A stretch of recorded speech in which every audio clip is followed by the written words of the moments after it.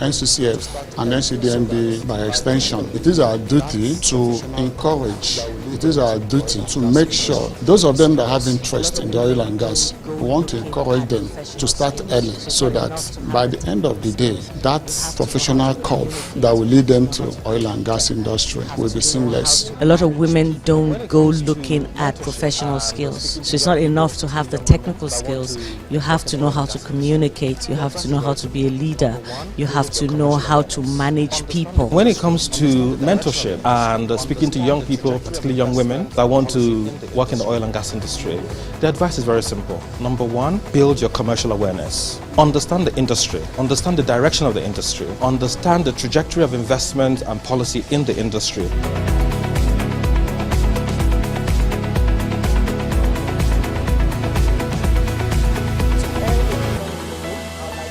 Welcome to 2026 Women in Oil and Gas Conference, sponsored by NCDMB through the NCCF. To all the women in the room, I'd like to say welcome to 2026 Women in Oil and Gas Conference, sponsored by NCDMB through the NCCF and the Diversity Sectorial Working Group. Today is not just a celebration of progress, of leadership, but of possibilities as well. We do need to feed the pipeline from entry point with female candidates, female professionals who then grow within organizations to take on leadership or even technical roles, board level responsibilities. One of the good places to start are events like this, because this is where you acquire knowledge, you get information, you network, you meet people who could potentially open the door for you, who could give you opportunities or platforms to then explore those interests that you have. To us in NCCF and NCDMB by extension, it is our duty to encourage, it is our duty to make sure those of them that have interest in the oil and gas, we want to encourage them to start early so that by the end of the day, that professional curve that will lead them to oil and gas industry will be seamless. A lot of women don't go looking at professional skills. So it's not enough to have the technical skills. You have to know how to communicate. You have to know how to be a leader. You have to know how to manage people. When it comes to mentorship and speaking to young people, particularly young women that want to work in the oil and gas industry, the advice is very simple. Number one, build your commercial awareness. Understand the industry, understand the direction of the industry, understand the trajectory of investment and policy in the industry. We're met. So when I come to you, I would appreciate if you introduce yourself, and also you can tell us how you got to know about this event and tell us your expectations. So there's a beautiful lady just smiling at me. Fantastic. Yes, women to all the supporting women women. in I the love room, that I'd like already. to say Okay. welcome to 2026 Women in Oil and Gas Conference, sponsored by NCDMB through the NCCF and the Diversity Sectorial Working Group. Today is not just a celebration of progress, of leadership, but of possibilities as well. We do need to feed the pipeline from entry point with female candidates, female professionals who then grow within organizations to take on leadership or even technical roles, board level responsibilities. One of the good places to start are events like this, because this is where you acquire knowledge, you get information, you network, you meet people who could potentially open the door for you, who could give you opportunities or platforms to then explore those interests that you have. To us in NCCF and NCDMB by extension, it is our duty to I heard about the encourage. Herbers program, okay, from LinkedIn. Yeah, I just saw the post on LinkedIn. I'm like, okay, it's something I want to be part of. I just registered and I'm here. Thank you. Thank you very much. So I believe there is an official LinkedIn page for this particular event. So please do follow and follow to stay connected so that you're up to date with all the information and all the good events that are being curated for you. So who do we go? Let's go over to the next table and meet someone. I think I've been speaking to ladies in white, so let's speak to someone in yellow. Good morning, everyone. My name is Naomi Jetro, MSc Petroleum Geoscience. Well, still searching for something to do. Yeah, that's why I'm here to also, network, get mentored, and at least get some experience from seasoned people in the industry too, so I can, start up my life. Thank you. Fantastic. I do also want to say this. Yes, please support her. Ladies on the table, thank you. It is also very important that whilst we seek mentorship opportunities, we must also be willing to put in the work. When you receive the guidance that you will get from your mentors, you should also be willing to put in the work. It's just like pouring water or pouring into a vessel. You don't just want to contain it, but you also want to be a channel. You have to put in the work to ensure that you're exceptional at everything we do.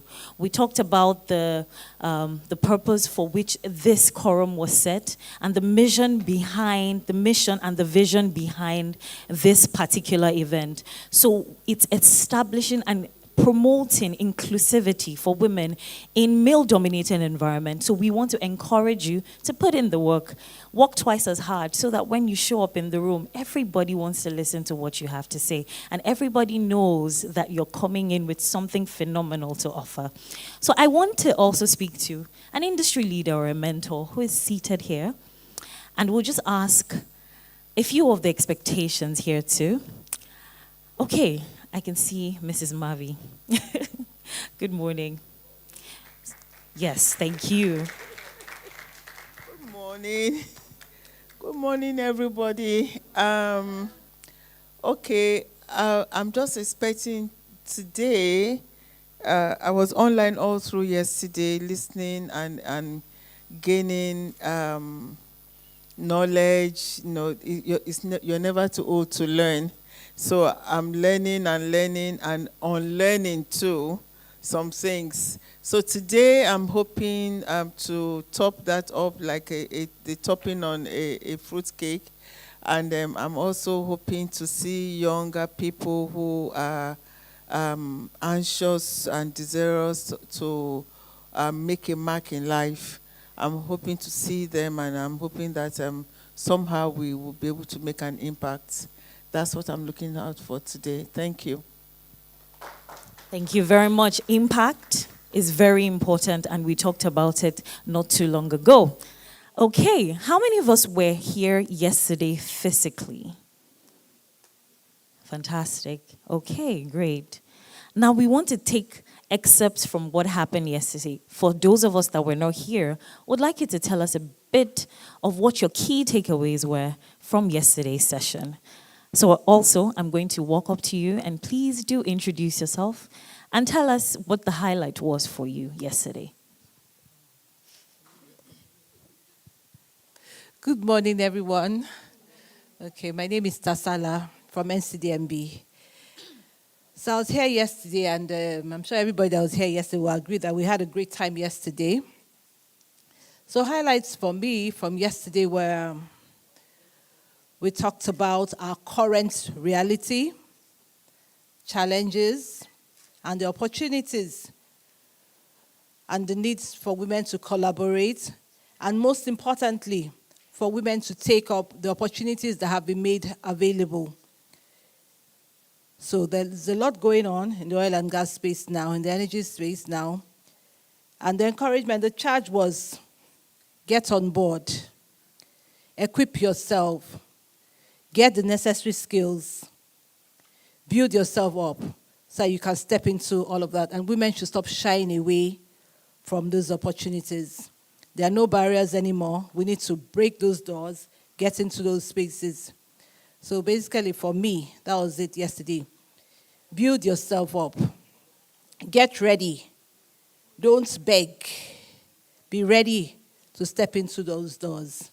Thank you. Thank you very much.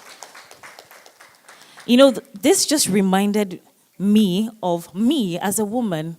And I remember that anything you commit to a woman, she multiplies it. Give women the right guidance, the right opportunities, they would show up and they will show out. Look at the different sectors in Nigeria and how women who have risen to high positions have transformed those industries. So I want to tell you that you're a triple threat. So when you show up, remember who you are and remember to show up and show out. Fantastic. So I'm also going to be testing with someone else who was present here yesterday. Please introduce yourself and tell us what your key highlights were from yesterday. Oops. Thank you. Good morning, everyone. Good morning again for people I met yesterday. My name is Ren Jupi Igbeka from Geoscape Limited. And Talela has touched on very important things that they mentioned, but especially about women coming forward. I remember that Joyce, our compare, had given an example. She said she had heard a story from another NCDMB program where they said, oh, men usually have 10 years ahead of women in getting rejections. So up until you're 25 as a girl, you probably don't get told no a lot, because you get away with a lot of things, concessions from home and all that because you're a girl. But as you start maybe applying for work, you get your first rejection, and so women do not know how to process that. However, boys have had years, of experience of being told no, especially maybe when they're toasting women. In fact, somebody said, I think it was Joyce who also said, oh, somebody asked her out, she said no, asked her younger sister out, that one said no, that's okay, do you have a friend? So men have learned, to be persistent and not let no's deter them. In addition to that, in the breakout session, my segment talked about the PIA and opportunities, gems within the PIA that will favor women. And one of the things that we said, we donated to the communique that will be issued, in terms of advocacy for women, would be to ensure that the boards of the communities, I forget now, the host communities boards, yes, must, as a matter of fact, host an equal opportunity for women to sit on those boards. I think it was Dr. Duni Owo who also mentioned that right now on the board of NMPC we do not have any women, even though a few years ago we had a woman as a chairman, and that so policy culture must shift. I remember that Dr. Austin Peters also mentioned, in Domalong, that as a matter of fact, they have more women in leadership than men do, than men in their organization at the moment. So they have to find a way to rebalance it, as it were. So we look for people who are capable. We feed the pipeline so that we have just an equal number of capable women as there are men. Okay, so that there's a balance, and women get the representation, that they want. But no one is going to bring it to them. They have to fight because men fight, all the time, and they don't get deterred. Thank you. Thank you very much. So I really honestly hope that everything that has been said here is only just preparing and whetting our appetite for what is to come today. Today is a mentorship workshop. So please be prepared to ask the right questions, connect with the right people, and just form genuine relationships that would help you and guide you into the next phases of your lives. Welcome once again. We will be starting in a very short time, so please exercise some patience. Use this opportunity to walk around, meet new people, and please ensure that you don't leave here without knowing the next person's name. So the person seated to you, get to know the person a bit more. Someone mentioned that I haven't introduced myself. Well, I'll do that as we progress. Or should I do that now? What do you think? All right, my name is Barbara Duba, and it's my pleasure to be your MC or your host for today. I think I deserve a round of applause. Thank you. We will be starting in a short time. Please give us some time. Thank you.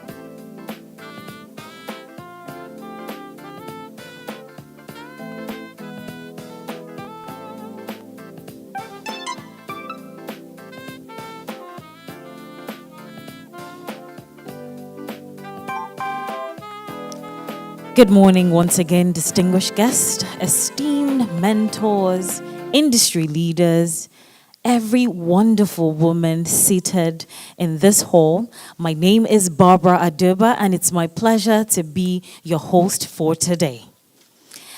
Welcome to the NCCF. Is someone going to say something? Okay, so welcome to the NCCF Diversity Sectoral Working Group Mentorship Workshop 2026. Can we get a round of applause, please? Fantastic. The Diversity SWG was established with a clear and compelling mission to promote inclusion and increase the participation of women and underrepresented groups, particularly in sectors that have traditionally been male-dominated, such as the STEM, energy, and of course the oil and gas sector. Today is more than just a workshop, but it is a bridge. It is a bridge connecting ambition and experience, a bridge connecting potential and opportunity, a bridge connecting young women who are passionate about STEM and energy careers with seasoned professionals who have walked the path and are willing to say, hey, hold my hand, come walk with me, and let's go on this journey. It is often said that when we empower women with the right guidance, with the right knowledge, opportunities, and industries transform as a result of that. Innovation also expands, and this future becomes a lot more inclusive. Sisters holding hands in hand, creating more opportunities for women. Today, I like to encourage everyone to lean in, to build connections, take notes, and also, most importantly, believe that there is space for you at the table. And even more so, that there is room for you to lead it. Welcome to a day of growth, a day of possibility. Welcome to NCCF Diversity Sectorial Working Group 2026 Mentorship Workshop. Can we have a round of applause, please? We would like to start by establishing some ground rules. Please be informed that we do not have any planned drills for today, so if you do hear the fire alarm, please make your way to the emergency exit and go gently down the stairs. Do not rush, do not push anyone over. Please just make your way gently down the stairs to the muster point. There will be officials there at every point in time to usher you down to the muster point. Also, we would like to encourage you to please put your phone on silent mode. It's very important that we also connect and get to know the names of the people seated next to us. We have a Slido link that the details will be shared on the screen and subsequently would re-echo the code for today's Slido session. Please feel free to ask questions where necessary. Feel free to ask the ushers who are dressed in very lovely black dresses. Ask them questions where you require clarity. So at this moment, I'd like us to please stand for the national anthem.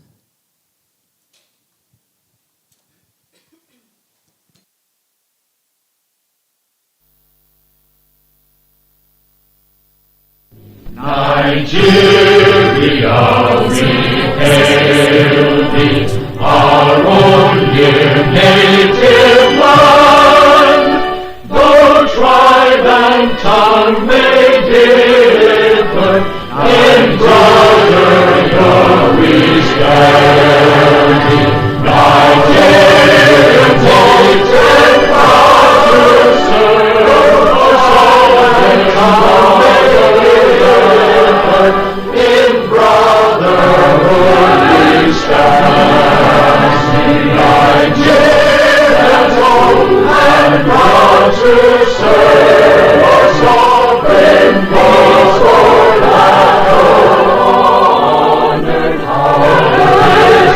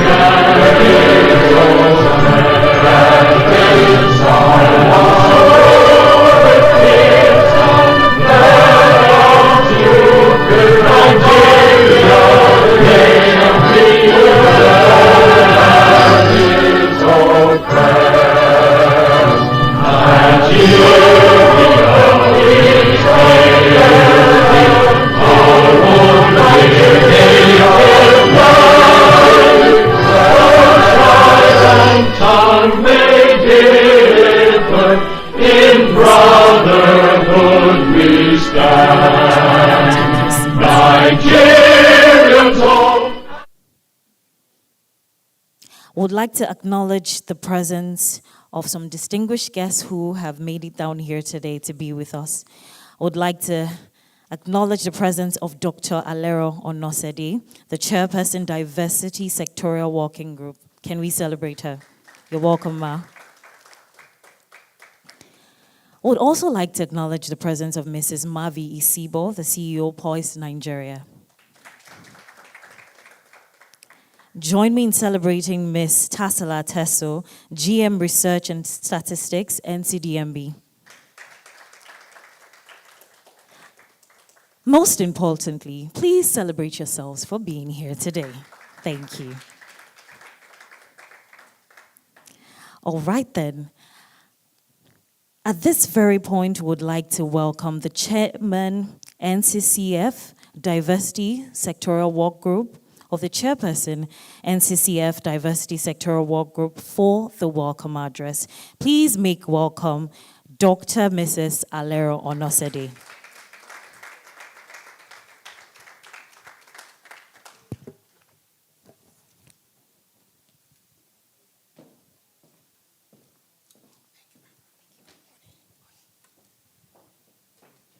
Good morning, distinguished ladies and the few gentlemen in our midst. I'm wondering if a few more have disappeared, but it's really a pleasure to have you here today. And for the second day of the Women in Oil and Gas Conference. Today we're focusing on mentorship. And I'm really delighted, to have you in the room, particularly the mentees who are signed up for the mentorship program. This is our first in terms of adding on mentoring to the Women's Conference. And this is coming from a place of knowing that it's important that we don't just take care of today, but that we ensure that we pass on the baton and equip the younger ones coming into the industry. For some of us who have been in the industry for a few decades, I think if I look back now, it's 36 years, wow, in the industry. It still feels like yesterday. But when you do recollect, you have your stories of the journey that you've been on, the good, the bad, and the ugly. I remember the early days of when women started to go into the field, and there were no facilities for women, so they were sharing and bunking with the guys for those who were able to brave it out in the field. But we do know that, things have moved along a lot since then. And part of the essence of this mentoring program is to ensure that those who come into the industry today are better prepared, have a better understanding of what to expect, and they are supported on the journey. Our essence is to ensure that you don't go through the same pain that we have gone through, but that you come at it from a very stable and equipped position, positioned to succeed. We are convinced that all that you have to succeed, you already carry. The key is how do we use it? How do we deploy it? What do we need to pay attention to? How do we ensure that we secure the right learning opportunities, the right job opportunities, the right coaching opportunities and sponsorship that gets you to the top? The essence of today is to ensure that your potentials are not aborted and that you don't give up midway. So what we are committing to do, particularly with the younger ones, is to work with you side by side and ensure that you do get the right support that allows you to be all that you can be. One of the things we've been advocating for is ensuring that we get parity in the oil and gas sector. But sometimes our discussions are weakened because if the entry is not equal, then it becomes difficult for you to expect that at the top of the house, you will get equality. And so we're committed to encouraging as many young women as possible, particularly in the STEM area. Because I'm in human resources, and when you come in the corridors in the office and you see women, they are either human resources, external affairs, admin, we do all the support things. But to be honest, the people who run the sector are those who are in the technical space. And so it is important that for our young girls, who have the ability. From the beginning, you are lined up to run the industry. And so we are looking to ensure that we do support you. If you make the choice to study a technical course, whether it's engineering, any of the sciences, that we do support you together. And for those who are not in the technical space, don't give up. Don't give up, because there's still room for you to get to where you need to get to. And I think Dr. Amao made a good point yesterday as she talked about the fact that in the world of digitalization, regardless of where you are, you need an element of that tech savviness for you to succeed in the world of today. So a lot of what you'll be hearing today is, what do you need to be doing to get you to where you need to go? And then when we come to the mentoring and pairing session, is to provide you hands-on support for that journey. We don't want you leaving school or giving up halfway and then ending up in the bank because that appears to be the only place where you can succeed. The oil and gas sector is making room for you. There are women who are now blazing the trail. They're CEOs of oil and gas companies now, and our intention is to make sure that there are even more as we go forward. And I hope that as you go through this, you are taking out, but I also hope that today builds capacity inside of you to also give to others. Because as we start this journey, we'll be going into secondary schools, we'll be going into primary schools to ensure that we catch the young ones also as early as possible. What we're looking at is, how do we ensure we feed the pipeline that allows us to compete? And we don't want tokenism.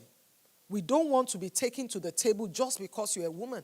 Our intention is that every woman who gets a seat at the table is fully equipped to represent us and to ensure that they bring others into the room. And that's really the essence of today, is to equip you so that when you get there, you are able to have the voice that invites other women into that room. So I do hope that we make the best of the opportunities today. Again, I must say a big thank you to Madam Michelle Branco-Ayegusi for all the work that has gone into this. It's been a lot of work over the last 2 days, and I'm hoping that we take utmost advantage of the opportunities that are before us. And I will be around, come back later, just to be sure that we're on course. But as I said yesterday, she takes all the glory. Anything you're not happy with, I take responsibility. And again, I apologize in advance. But having experienced yesterday, I'm sure you have another blast today. And I just look forward to the outcomes, particularly beyond this room, as we continue to build the next generation and pass on the baton. You can succeed, and you will succeed if you make the effort and the investment in your own development and face your fears. We are all afraid of something, but the difference is that when we're equipped, we keep moving despite our fears. And that is my encouragement to you. Don't give up, we keep moving, because that's the only way we'll take the territory and take the industry and take Nigeria by God's grace. Thank you very much. Thank you very much. Can we celebrate our chairperson once more?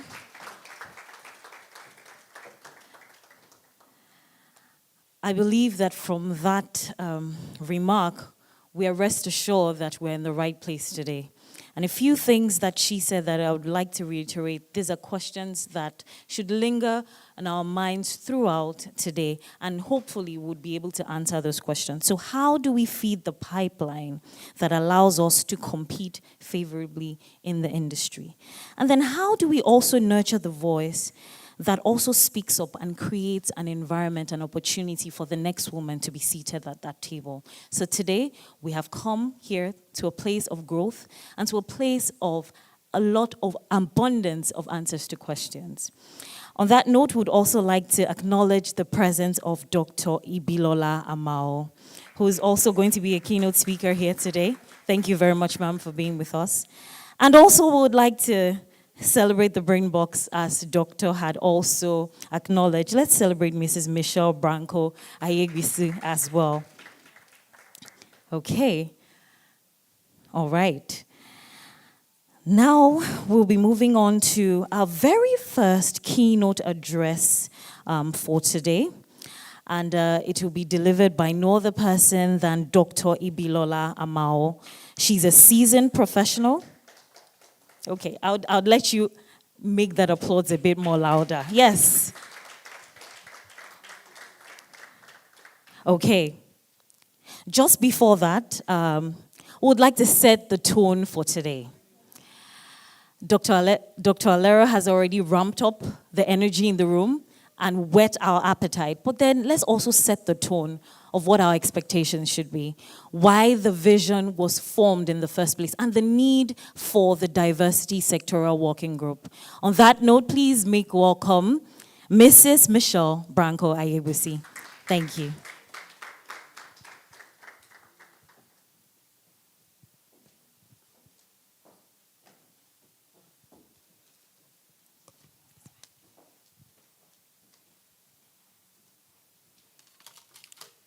Good morning, distinguished ladies, and the he for she's in the house. Abisoye, Mr. Abisoye Akinlade, we acknowledge you this morning. He's a he for she. Barbara was going to skip me because Dr. Alero said it all, didn't she? Yes. All right. Why are we here? Before I go into why we are here, I was reading through the responses that we got from the mentees, those who applied to be here this morning. And out of about 37 responses, some of them struck me. And after we listened to them, I'm sure you would agree with me that there was a need for this mentorship program. I have them here.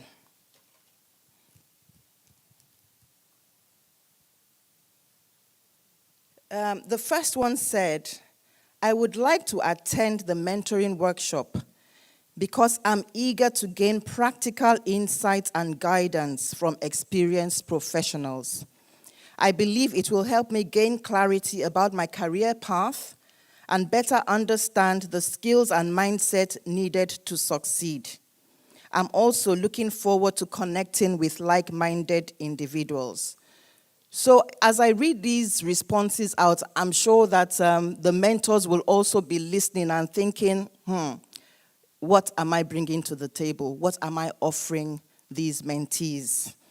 The second response here is, as a young aspiring professional, I know the oil and gas industry is changing, especially with the global push for sustainable energy.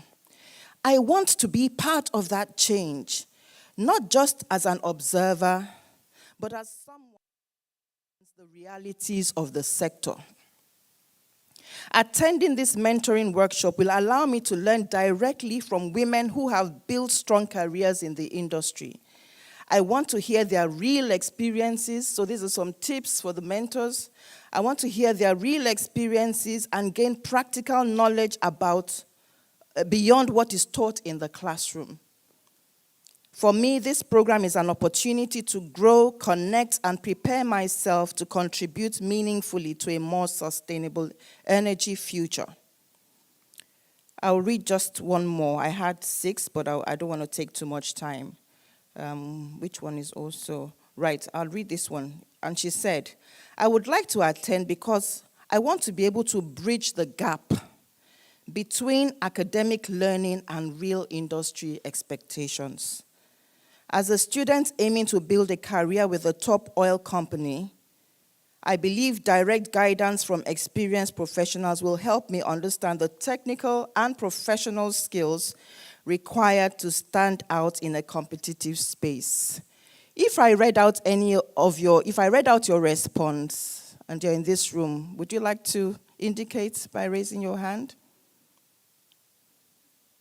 Anyway, you are there? Excellent. So whether I read your response or not, you are in the right place, and you can rest assured that everyone, every professional, every experienced woman in this room is worthy to be your mentor. And we are trusting that the aspirations that you have will be met. All right. I also have a few quotes. I love quotes. And this one says, and we're speaking to the mentors and mentees, it says, find a great mentor who believes in you, and your life will change forever. Many of us will not be here today if we didn't have good mentors. So it's really very important that you find a mentor who believes in you. A mentor is someone who sees further than you can see. A mentor is someone who sees the potential in you, who sees talent in you, who sees greatness in you, and equips you by supporting you with all that you need to be able to attain that which you want to achieve. Another quote here says, a mentor is okay, I've read that, said that. A mentor empowers a person to see a possible future. A mentor empowers you to see a possible future and helps you believe that you can obtain it or that you can achieve it. If I ask in the room if anyone here knows how this whole concept of mentoring originated, I wonder if anybody here knows. But interestingly, it all started with Greek mythology, where the Greek warlord Odysseus, he was going to war. He was going to the Trojan War, and he had to commit his household and his son, I think the son's name was Tychicus or so, to his trusted friend, mentor. So Odysseus' friend his name was Mentor, and he handed his son over to him, Tychicus, to watch over him while he was out at war. And it is said that Mentor helped Tychicus to build leadership skills. He just helped to train him and to build his leadership skills. So really and truly, that is where it came. That's where the word mentor came from. And now we can understand why a mentor is someone who is trusted. A mentor is someone who sees in you potential. A mentor is someone who will hold your hand and be ready to walk the journey with you. As we say, follow who know road. Yeah? Follow who know road. They say if you want to know how the journey ahead is, ask those who have gone ahead of you, those who have been there before you. And basically that is what this is about. All right, so I want to come now to the details of this NCCF Diversity Sectoral Working Group Mentorship Program. The goal and the objective is to work with undergraduates or fresh graduates with 0 to 3 years experience. And the plan is to have you paired with industry professionals. Now, the professionals do not necessarily have to be in STEM, because a mentor is someone who can point you in the right direction. So they don't necessarily have to be engineers. They don't necessarily have to be have science backgrounds or be science professionals, but they can point you to the engineers if you need an engineer. They can point you to the professional, the right person to help you deal with whatever questions you have, with whatever situations you need clarity on. They are able to do their research, and point you to the resources that you need to help build you along the way. All right, so that's the plan, pairing with industry professionals. And then, of course, they'll be here to provide guidance, support, and career advice. I'm sure that where they do not have the answers, they know who to call to make those inquiries on your behalf. It has to be a structured interaction, so we're expecting that there'll be regular meetings and communication between the mentors and their mentees. We're expecting that the mentors will be open enough to share their own learning experiences along their own journeys. This will also be an opportunity for you to network and access industry insights through this mentorship program. It's also an encouragement. This workshop today is an encouragement for open dialogue. So please don't hold anything back. Mentees, don't be afraid to ask questions. And we believe that the mentors will also be open to share their real life experiences, because you cannot have got here as a mentor or an experienced professional without going through your own challenges, in the course of your career. So we are expecting that we will share real life experiences in the room today. With the matching, which is going to happen later this afternoon, which will be right after lunch, we'll be having you share, the mentees now, engaging with the mentors, sharing what your career interests are, what your goals are, and then, of course, with the mentors also bringing to the table their areas of specialization and expertise as much as possible. But now our initial plan was that there should be geographical proximity, but that may not necessarily be the case now because we have technology. You can have your meetings virtually, and so your location shouldn't actually be a hindrance to this mentorship relationship or to your mentorship relationship. Right.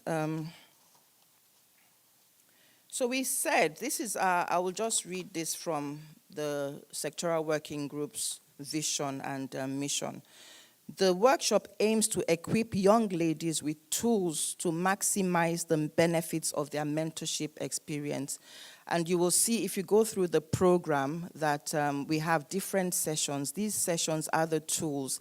The people who are coming to speak, the distinguished ladies who are coming forward to speak, are also bringing, we would say they are resource persons. There are resource persons today who will be sharing tips and tools to help you with this whole process.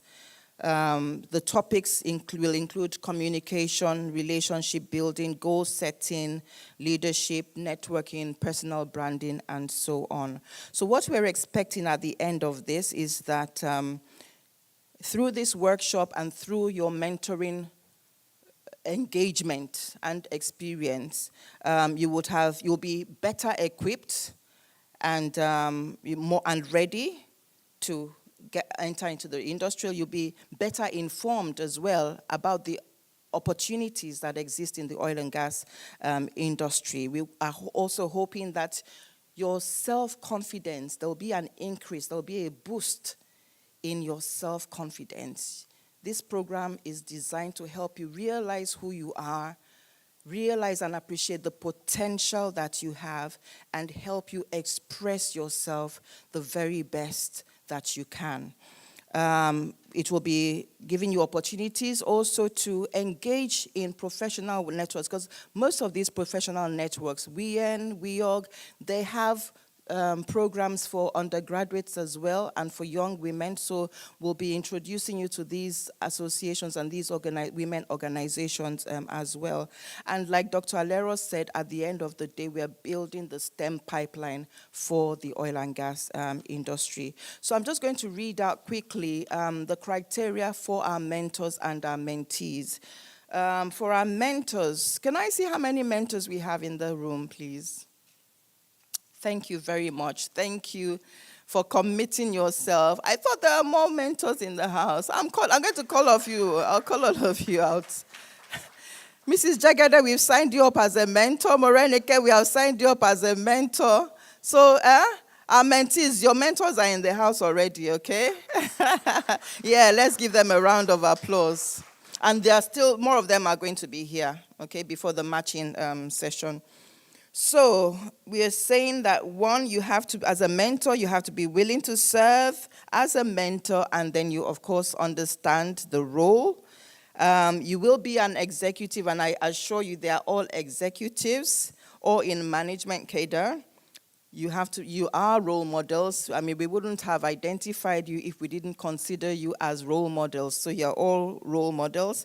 They should have a minimum of 10 years work experience. They are good listeners. They are passionate about teaching people, and I can assure you that every woman in this room, every experienced woman in this room, I've experienced and I've engaged them at different times and in different spaces. And I would tell you that, yes, they are passionate about girls and they are passionate about teaching.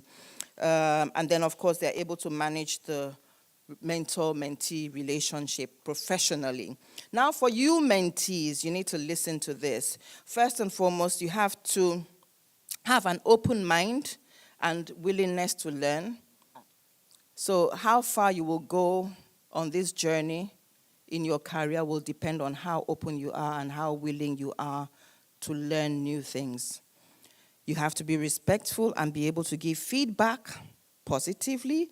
Talking about feedback, as part of the tools that we will be sharing, we will also have mentor and mentee feedback forms. So your mentor will give us feedback on your performance, and you also will be expected to be open and honest enough to tell us whether this relationship is working or it's not working, okay? But we're hoping that you will get the best out of your mentors. You have to be responsible for your own development, so there's that element of self-development as well. You will be following through on agreed tasks and assignments.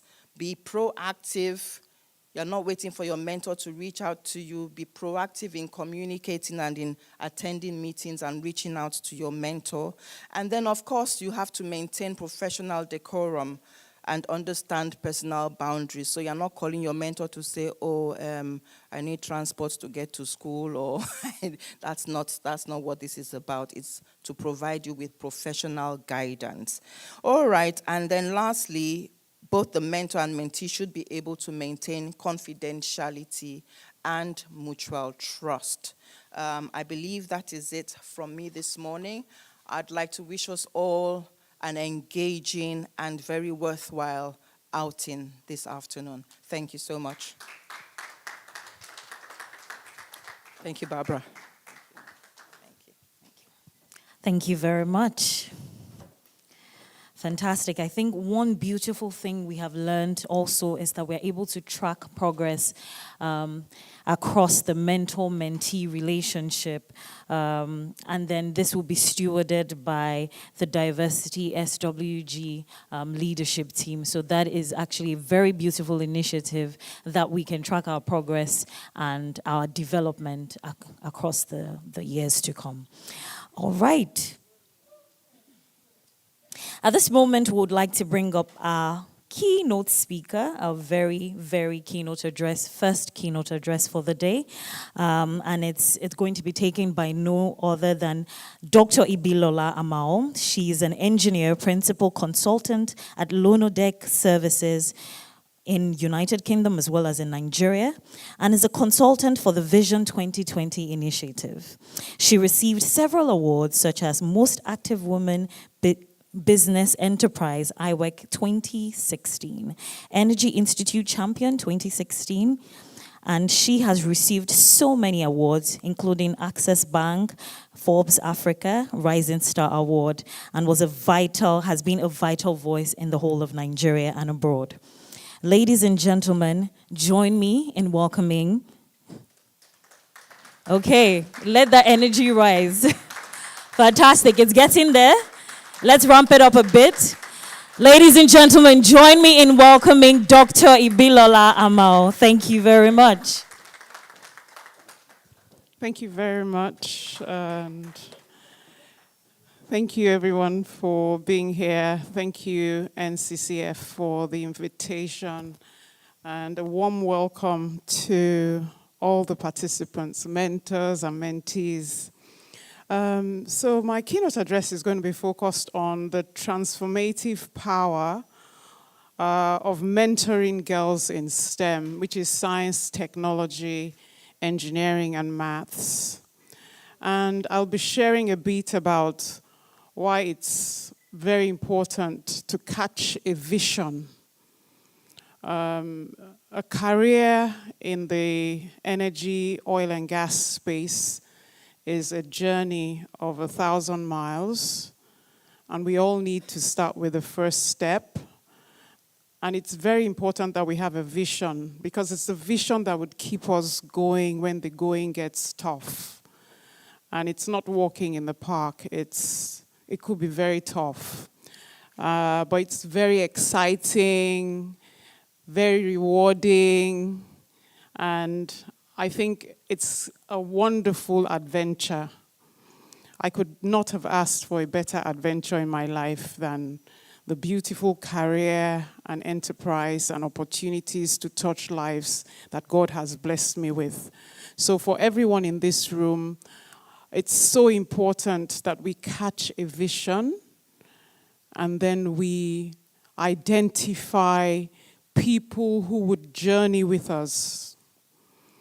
So on the personal side, on the family side, on the career side, on the business side, and even on the community level, we really truly need people of tangible substance. I mean, you could have thousands of people or hundreds of people on your phone, but really and truly, where are those dependable, qualitative, human capital asset that could walk this journey and adventure with you? So the vision is so important. Nigeria is such a blessed country. The Niger Delta is one of the most prolific hydrocarbon jurisdictions in the world. There's guaranteed reserves in terms of barrels of oil or molecules of gas. There's so much to explore and exploit. So I'd just like everyone here to congratulate everybody next to them that you're in this room, because the opportunities are limitless. Limitless.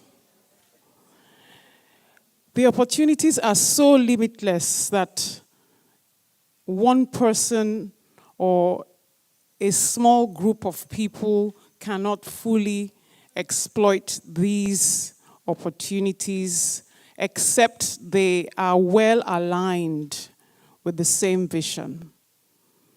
And it's catching the vision, recognizing people who are well aligned with you in that vision, and collaborating, cooperating, and coordinating resources together to hit the bullseye. So you could be throwing darts and missing the bullseye.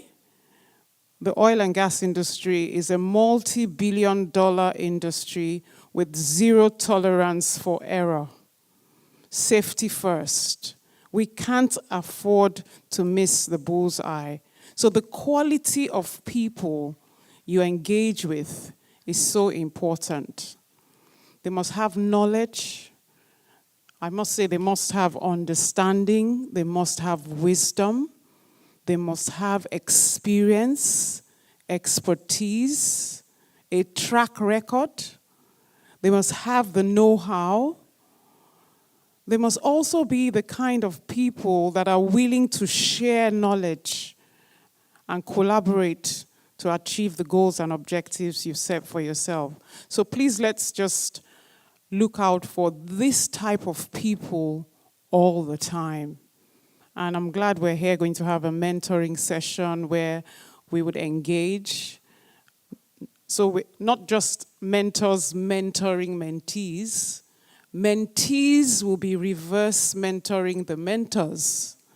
Because I must tell you, as a mother of young adults, the way my young adult children work and share knowledge with me is like, oh, wow, I learn from my young adult children all the time. So I'm always telling them in my office or in my communities, you guys think I'm smart, but I'm like a dumb person when it comes to engaging with my young adults because they think differently.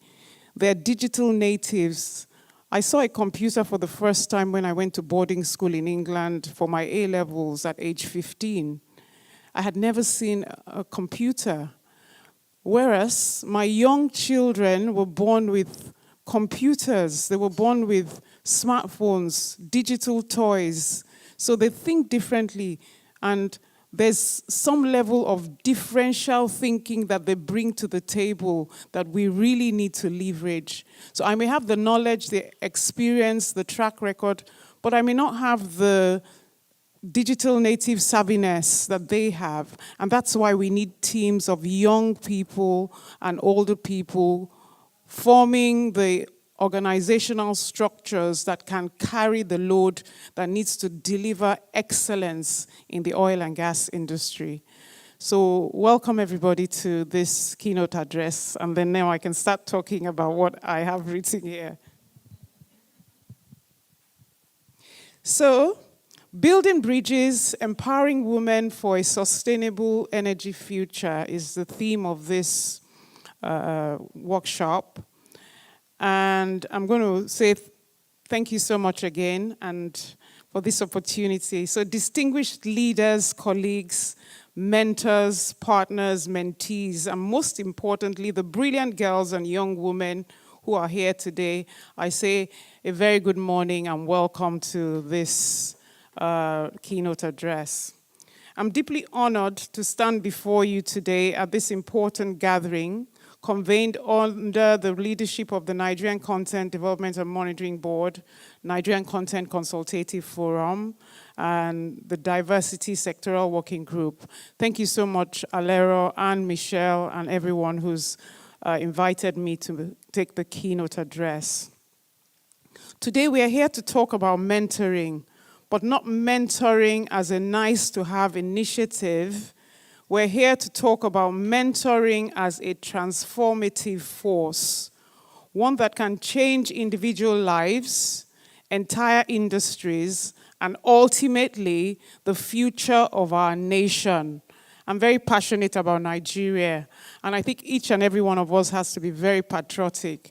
Nigeria is a country blessed with mineral, natural, and human resources.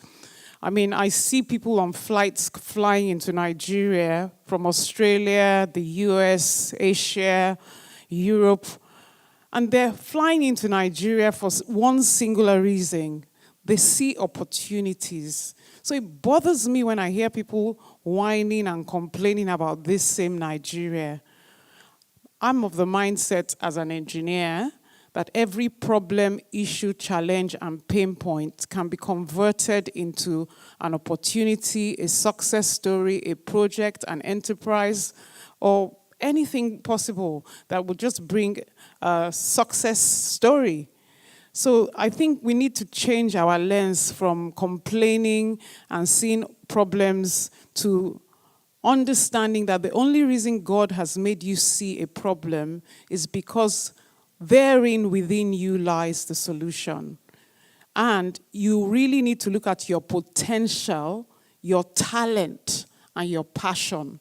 So when you align your potential, your talent, and your passion with a problem that jumps at you, it's either you can solve it or you can partner with people in your community who can see the same problem, who you can express that problem to and can catch the same vision with you.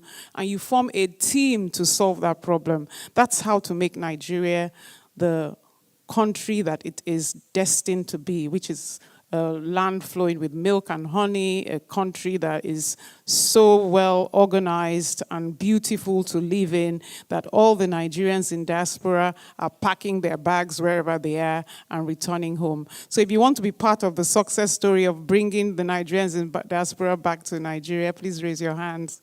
I want to be part of that success story. So I think each and every one of us should just tell the person sitting next to you, I want to be part of that success story, and join me in becoming a part of this success story.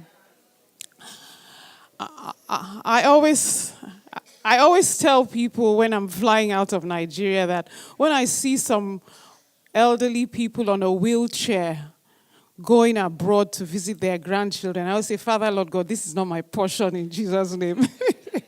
I'm not going to visit my grandchildren abroad in a wheelchair. I'm not even going to visit my grandchildren abroad in good health at my old age. I want my children to come home and my grandchildren to come for Sunday lunch after church in my house, and I'm having a good time. All these going for winter and all this. I mean, I don't mind traveling abroad for projects and for assignments, but I mean, I spend quite a lot of time outside the country and living out of the country for a long time, that when I turned 60, I decided that no way, I'm retiring back to Nigeria. This is where it's happening. So I'm so pleased that even a year after I settled down here, I'm really, really beginning to see so many opportunities. And I think this is such a beautiful country to be. And we all need to join forces to make it a place where all the Nigerians in diaspora are looking forward to coming back. So, science, technology, and mathematics are the backbone of the energy industry and the gateway to entrepreneurship in a rapidly changing world. Yet too many girls still believe these fields are not for them. Not because they lack intelligence, not because they lack curiosity, but because they lack access, exposure, encouragement, and visible role models. So mentoring and this event today is to bridge the gap between their potential and possibilities. So the power of mentorship for visibility is to believe in yourself and to connect with a mentor and see yourself as a mentee that would bring value to the table. Because the sustainability of your mentor-mentee relationship is hinged on value addition, value creation, and collaboration and joining forces to enrich each other's lives. So whoever you choose to be your mentor or whoever is your mentee, let's look at it as a long-term relationship of mutual benefit and value addition or creation. So mentorship does these three critical things. It demystifies the journey and take, for example, people think engineering is hard, people think energy, the oil and gas industry is tough. But like I said yesterday, as digital natives, if you're tech savvy and you're in this room and you're not an engineer, you're already an engineer. So give yourself a round of applause. And sorry, I'm not. And the reason why I'm saying that is because technology has empowered everybody to leapfrog from a non-engineering qualification into engineering. Because if you're a digital native and you're IT savvy, you can drive technology, whether it's augmented reality, virtual reality, mixed reality, extended reality, Internet of Things. These are already programmed engineering solutions. It simply requires even a non-technical person who is a digital native that can interpret data. So if you're very good in prose and very good in literature, for example, and you have an eye for detail, and you can look at data analytics, which artificial intelligence can provide to you, you can leverage that like you're an engineer with 20 years experience, because machine learning has already put engineering knowledge and expertise into technology for you. So I want you to think differently. So don't say, oh, I'm not an engineer, I'm not an engineer. If you're digitally savvy, you can leverage machine-learned engineering experience and expertise to achieve significant goals and objectives.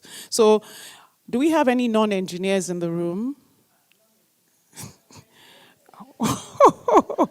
Okay, so I thought this was a STEM and tech mentoring session. So if we have non-engineers in the room, all you need to do is take some micro-learning courses in terms of digital savviness. And then you can leverage what engineers know and do. So I would like you to explore that and do these micro-learning courses. Some of them 2 weeks, 5 days. They're short courses, Coursera, edX, different programs, and some of them are free. Microsoft, AWS, there's so many. There's LinkedIn Learning, there's so much e-learning out there, so let's take full advantage of that. And for those of us who are the older folk, let's not be embarrassed. Let's ask our children to teach us what we don't know. I mean, I can tell you for a fact, I mean, when it comes to connecting the Wi-Fi in the house to the DVD in my house to watch movies, I know I have to be honest with you, I haven't been able to figure it out. I'm an engineer, I haven't been able to figure that out. But my son, who is not an engineer, does that in 2 seconds. And because I'm not a telly watcher anyway, I just haven't bothered myself. But I'm just trying to say that if somebody who is not an engineer can do something much faster, much more efficient, and much more productively than an engineer, then you should see that technology truly is an enabler. And you'd have no excuse whatsoever if you're not an engineer not to be in the STEM and tech space.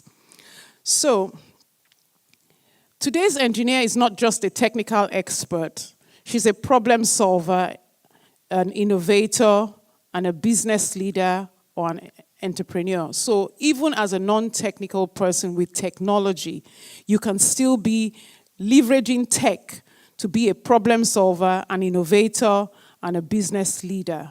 And this is where the excitement of technology comes to play. We're in the age of sustainability and digital transformation. So let's all leverage technology to have these successful outcomes. At Lonadec, we have seen firsthand how early exposure and consistent mentorship can transform young women into confident professionals and entrepreneurs who are shaping Africa's energy narrative. So WIMBIZ has an internship program, where a mentorship program, where if you want to be an entrepreneur, you can sign up with a female-owned business for a 6 months internship. So I've had 2 ladies from WIMBIZ who want to set up STEM engineering-related businesses come and work as interns for 6 months in Lonadec, basically to see how a woman runs her business and how she coordinates things.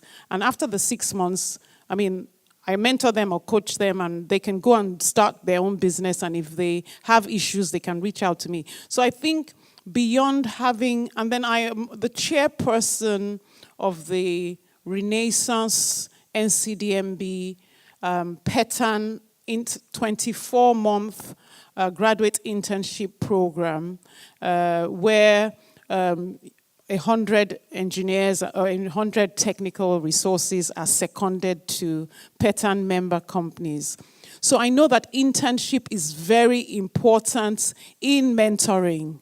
So mentoring could either be one-on-one mentoring in terms of individuals, or mentoring could also be mentoring for people who want to start their own business. So putting a mentee in the organization of a woman-owned business to see how a woman-owned business is run and how the woman as a leader runs the business, I think is a good idea in terms of giving them hands-on knowledge and experience.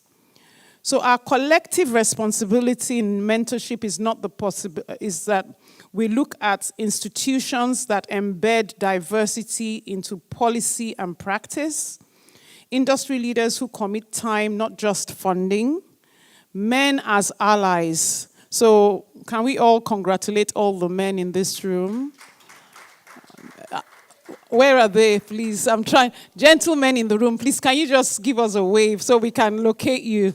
Men in the room, please. Oh yeah, because we need male allies. Please, can you wave to us if you're a male man in the room? Okay, we have only a few of them today, so let's do more next time, and let's try and bring some more men. So next year, I hope we can bring like 10 men at least for every session. And then we need mentors who are intentional, patient, and accessible. Every conversation matters in mentoring. Every internship offered matters. Every young girl encouraged to try engineering matters. So I want each and every one of us to just reflect on what are the barriers that are holding us back from being maybe the top executive or the top business owner in the oil and gas industry. So can we just pause for like a minute or two, and can we have some people from the audience tell us what is the greatest barrier, or what is a barrier that bothers you? I just want like 2 or 3 people. I'm sorry this is a keynote, but I like to be interactive. It's either I'm making a presentation or I'm engaging people. I have somebody over there. Can you please share the mic with her?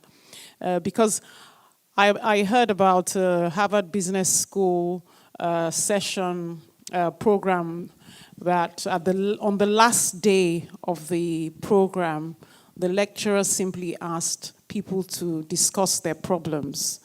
And at the end of the program, the solutions was in the room. Only about 2 problems couldn't be solved. So I think even within us here, there may be something that looks like a huge problem to one of us here that is a piece of cake to somebody else. And I mean, I must also share again, I have a friend who is very knowledgeable about geology. She didn't study geology, but she spent a lot of time in the geology space in the oil and gas industry. Uniquely, she thinks in billions of years. I mean, so how many of us in this room can think in millions of years? So it's a gifting based on her discipline and what she studied rocks and studied how to find oil and gas for so many years that naturally, because of the way the rocks are structured, she can tell you this is Paleozoic or blah, blah, blah, blah. I mean, I'm just trying to, if you're a geologist here, you know what I'm talking about. So geologists are nurtured and trained to think in billions of years. I think in probably tens and hundreds of years at the most. So for me, that is a limitation. Whereas I have a friend who thinks in billions of years. So one thing I can tell you for sure is pick your friends wisely, because your friends must complement you in your areas of weakness. And this is so important. Okay, so this is something we have to do.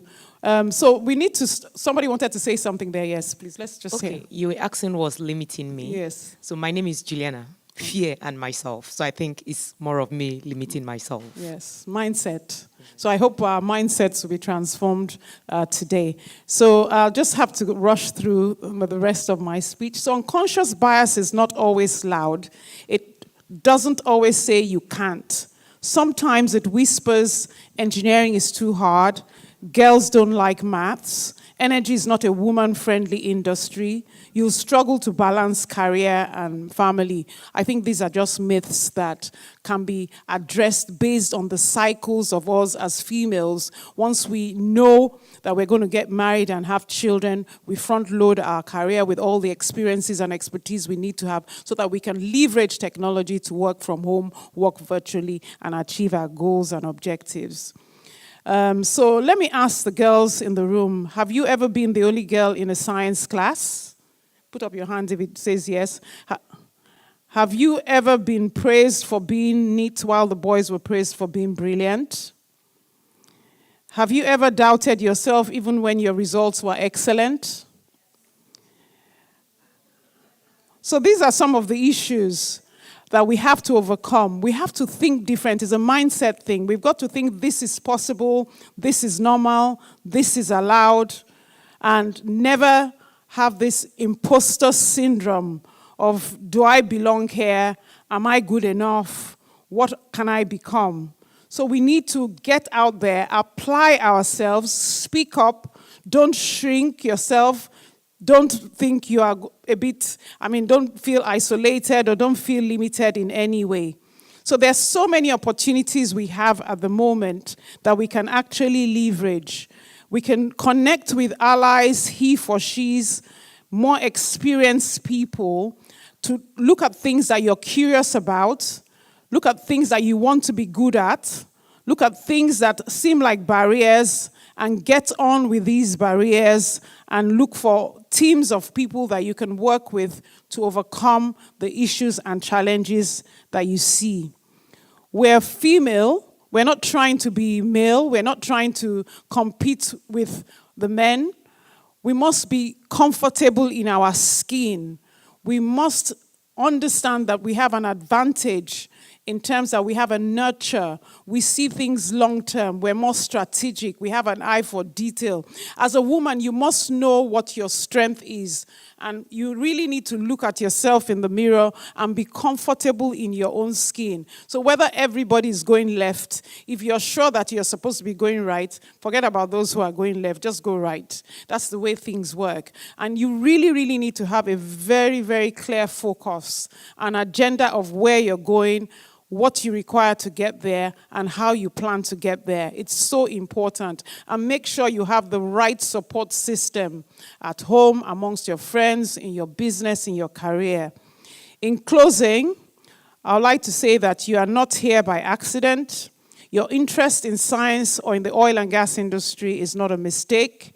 Your questions are not weakness. You belong in the room. You deserve to become a leader and a world-class entrepreneur in the oil and gas industry. Your coming here is going to ensure that you partner with the right mentors to get you to your destination. I'm very happy to also say that when I was 7 years old, we went on a program in my primary school, Lagos University Staff School, Akoka. We went on a field trip or a visit to Shell office in Marina. And they took us to the Sydney Center and they showed us a video on how oil and gas is explored. And that stayed in my subconscious. So for one reason or the other, I want you to open your minds to today's experience. Whatever experience you have today, whether it's useful now or going to be useful in the future, it's going to be in your subconscious. So let's be very attentive today. Let's pay attention to what people say and what is not being said. Let's engage and connect fully with our mentors and our mentees, because we have no idea the huge potential that is in this room and the huge opportunities that we can come together to achieve. As the team says, it says together each achieves more. I'm very excited that today is a day of mentoring and we're going to learn from each other, reverse mentoring and mentoring, and together each of us will achieve more. Thank you so much for listening.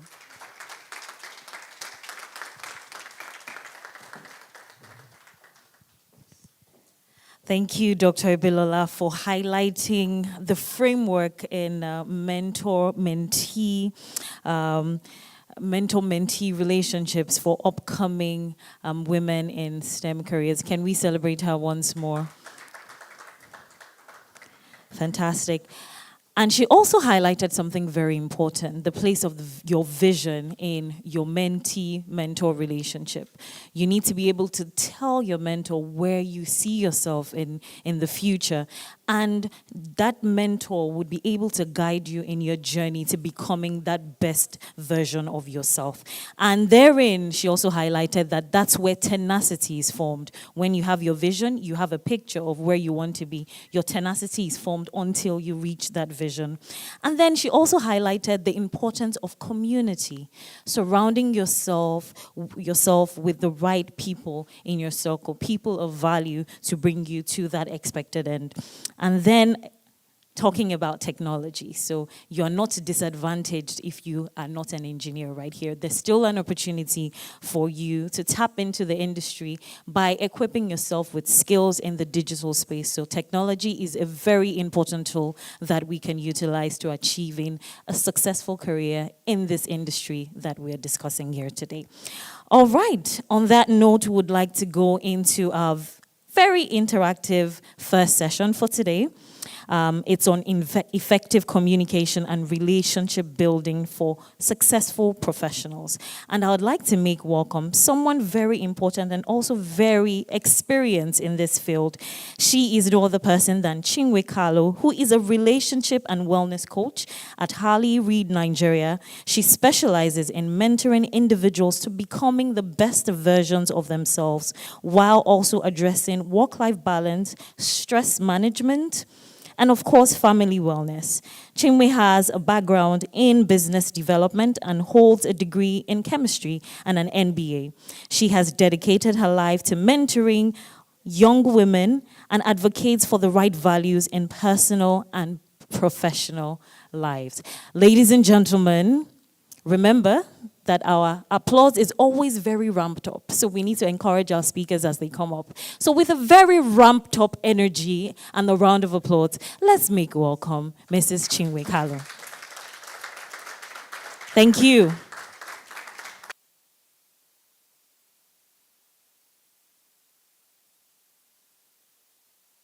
Clapping, don't stop applauding her. Thank you.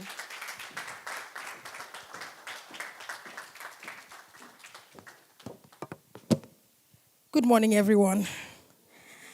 I'm really glad to be here. It's such a privilege to be among such brilliant women. I believe that we're going to have a good time talking about effective communication and relationship building for professional success. And I just ask that you open your hearts, especially those of us that are mentees, to really understand the importance of communication and building relationships in the workspace.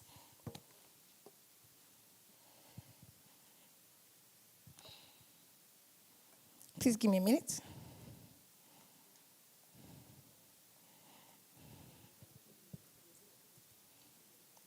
I'm going to be sharing my slides. I hope the media team, it's right there. Okay. So once again, thank you so much for this opportunity. I think it's a brilliant initiative by the Nigerian Women in Oil and Gas to mentor women in their space, to bring them to that place where they become what they have called the pipeline for the professionals in the future, especially with the girls. So, and I'm also very excited about the fact that it's about women supporting women. So today, if you're in the room and you are a mentee in particular, you need to take away as much as you can, because you'll be shocked that as you get into the workspace and start to prove yourself in the workspace, all the information you get in here today, and even from yesterday, will add value to you one time or the other. You will need the information you get. So please pay close attention to the things that we're going to be sharing today.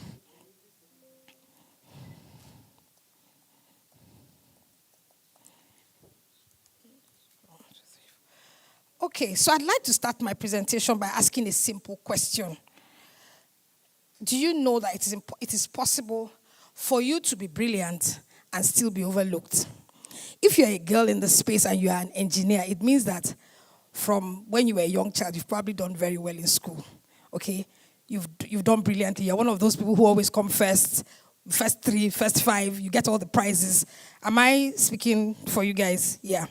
But it is so possible for you to be as brilliant as you are and yet be overlooked. All right. And so you must begin to ask yourself, what more do I need beyond my brilliance, beyond my intellectual competence to get along, to get by, to succeed in the workspace? What happens in school is different from what happens in the workspace. And you must realize that. Okay, and you must be mindful and conscious of it, because if you depend solely on your intelligence and you get into work and say, I'm just doing my work, I'm just minding my business, I'm just doing my work, you find that you'll be doing your work, but you will not be growing as fast as you really desire to. So it's important that you recognize that you need a little more than your brilliance. Your brilliance gets you through the door.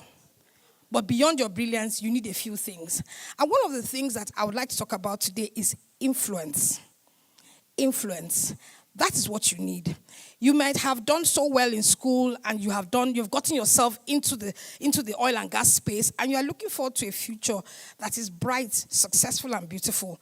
However, without influence being added to your competence, your intellectual competence, your brilliance, you find that you'll be there, but you will not really be getting the best of the industry that you are in.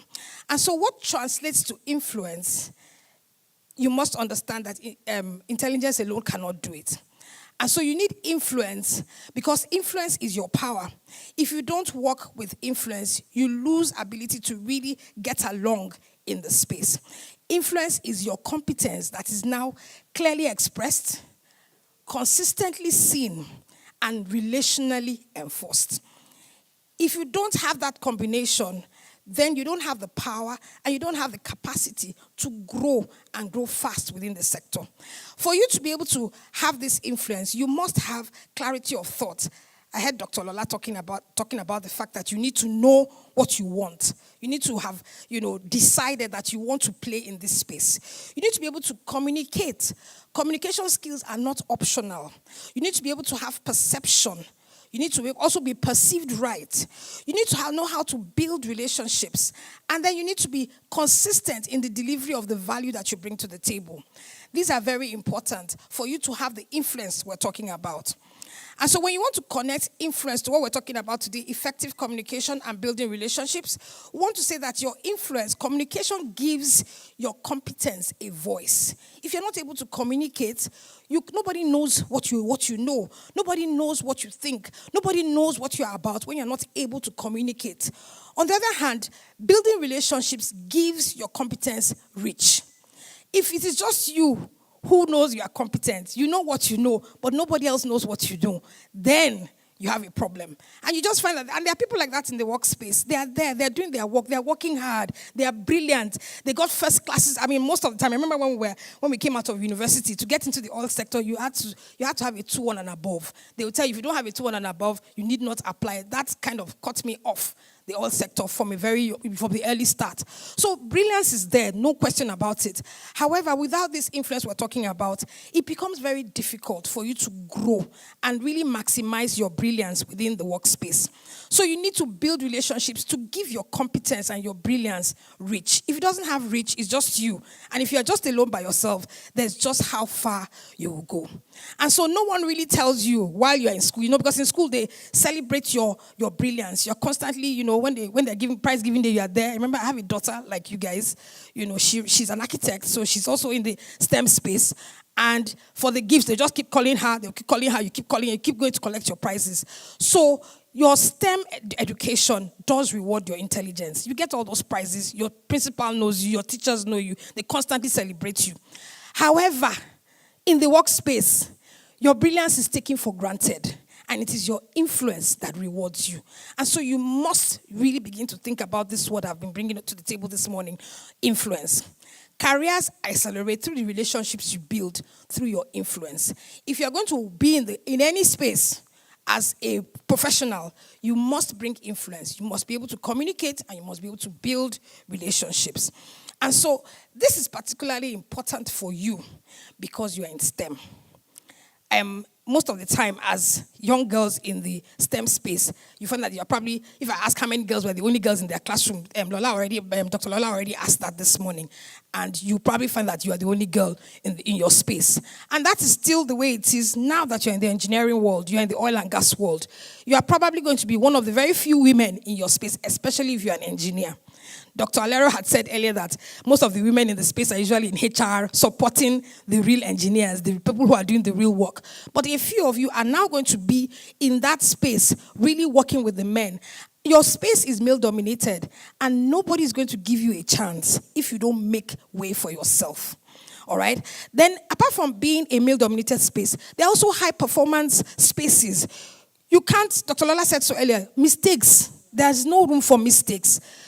It's exact. A small mistake can cost you billions and billions of dollars. And so nobody's going to give you any opportunities because you're a woman. So it's a high-performing space, and you need to be able to create your own pathways when you enter those spaces. Another thing is that there's very low margin for misinterpretation of the things that you say or you write or you communicate. So you must be able to do them effectively. You must be able to do them properly. Otherwise, you shoot yourself in the foot, and that's just how far you can go within the sector that you have chosen. And so when we talk about communication, we're saying it's multidimensional. We're not just, when you think communication, you're thinking about I'm talking. But there's more to communication than talking. It's the way you write. It can be verbal. How you speak. My media guy is not going along with me at all. Please, you are very far from where you are. Thank you so much. Okay. So, it can be verbal, how you speak. All right? You're at meetings. You have conversations with your colleagues, your superiors all the time. You are speaking publicly like I am right now. You are doing interviews. There's always opportunity for you to speak. All right? How do you speak? When you are talking, are you able to hold people's attention to hear what you are saying? All right? It can be how you write, your written communication. That's one area that the younger professionals really fall short. I'm hoping that the ones in this room, because you are the brilliant ones, I don't fall into the same category. But we see people who write emails and say, dear somebody, and everything is in small caps or everything is in capitals. Okay? We see people who can't punctuate their documents. We see people who can't write simple letters. We see people who can't write simple proposals. We see people who can't, writing is just such a problem. But if you're in the workspace, you have to write. It's part of the way you communicate. And so if you don't write properly, it totally speaks against you. And so it becomes a hindrance to you. So it is something you need to think about. What about listening? I teach communication normally, and we used to talk about verbal, non-verbal, and all those written and non, but we need to talk about listening. But in recent times, we find that we need to talk about listening, because that's how you build relationships. How you listen. Do you pay attention to what people are saying to you? I can be talking to you now and you are in the room with me, but you're not necessarily listening, you're not necessarily paying attention. So when I bring up the same topic next time, what do? You don't remember. And so that makes me feel like what? You are not paying attention to me. And how does that work in my relationship with you?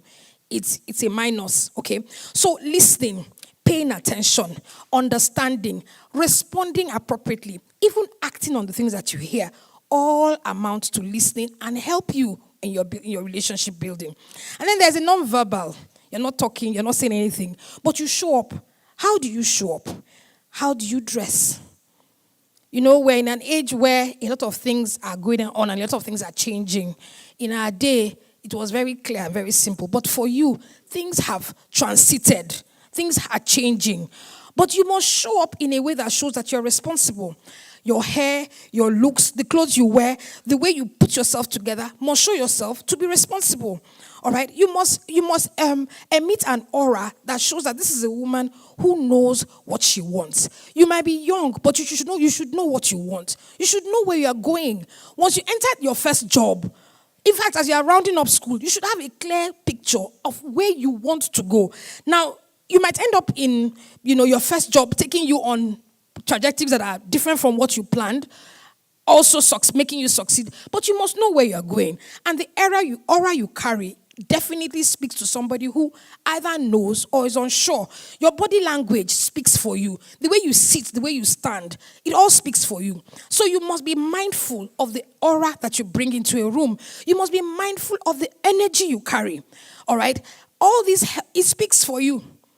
If your energy is negative, fearful, like I heard the lady say that she's afraid. When you walk into a room and you're afraid, people will know you're afraid. So you need to be careful about the energy you carry. Let it be positive. Let it be endearing. Let be the person that everybody in the room wants to say hello to. That's the kind of energy that works, that helps in building relationships. And so at the time you are building, you are forming your communication skills and making sure that you're able to communicate yourself properly. You understand that it's a complete picture. It's not just how you speak. It's not just how you write. It's not just how you listen. It's not just how you show up, but a combination of all.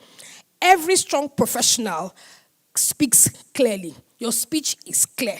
Your writing is crisp. Your listening, people know that you are listening. So you're a deep listener, okay? And when you show up, you are composed. So communication is not just a skill now. It has become a professional signature. And so because you are able to do it effectively, people are endeared to you. It helps you build your relationships.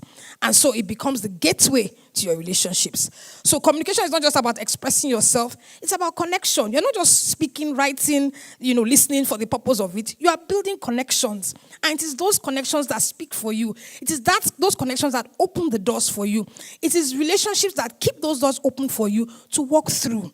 And you are not too young to know these things. The earlier you know them, the better. So that you start to play your game from the first day. And it's not about, some people say, politicking. It is not politicking. It is not politicking. It is you bringing your best foot and your best self forward at every point in time. People are endeared to you because of that. So if you would just do that, build your relationships, they keep those doors open. They keep those opportunities open for you. And so when we're talking about relationships at work, what does it look like? We're talking about building trust over time. As you keep communicating with people and relating with people, what happens? You are building trust. You are building professional familiarity. People now know that this person knows her onions. This person, I can rely on her professionally. If I give her something to do, I am sure that she can do it. But that's because they've gotten to know you. If they don't know you, they haven't heard you speak, they haven't heard you. You go to meetings, you are quiet, you don't say a word, you come out, that you are left with yourself. And when you are left by yourself, what happens? You're not growing. You will stagnate. Okay? And so you want to be that person people want to work with. You are becoming that person that everybody wants in their team. Okay, so when they say, we want to do this, everybody's saying, you come and be with me, you come and be with me. Why? Because they know that you are a value add to them. All right? And it is from this kind of relationships, trusting work relationships, professional relationships, that you begin to accelerate your career.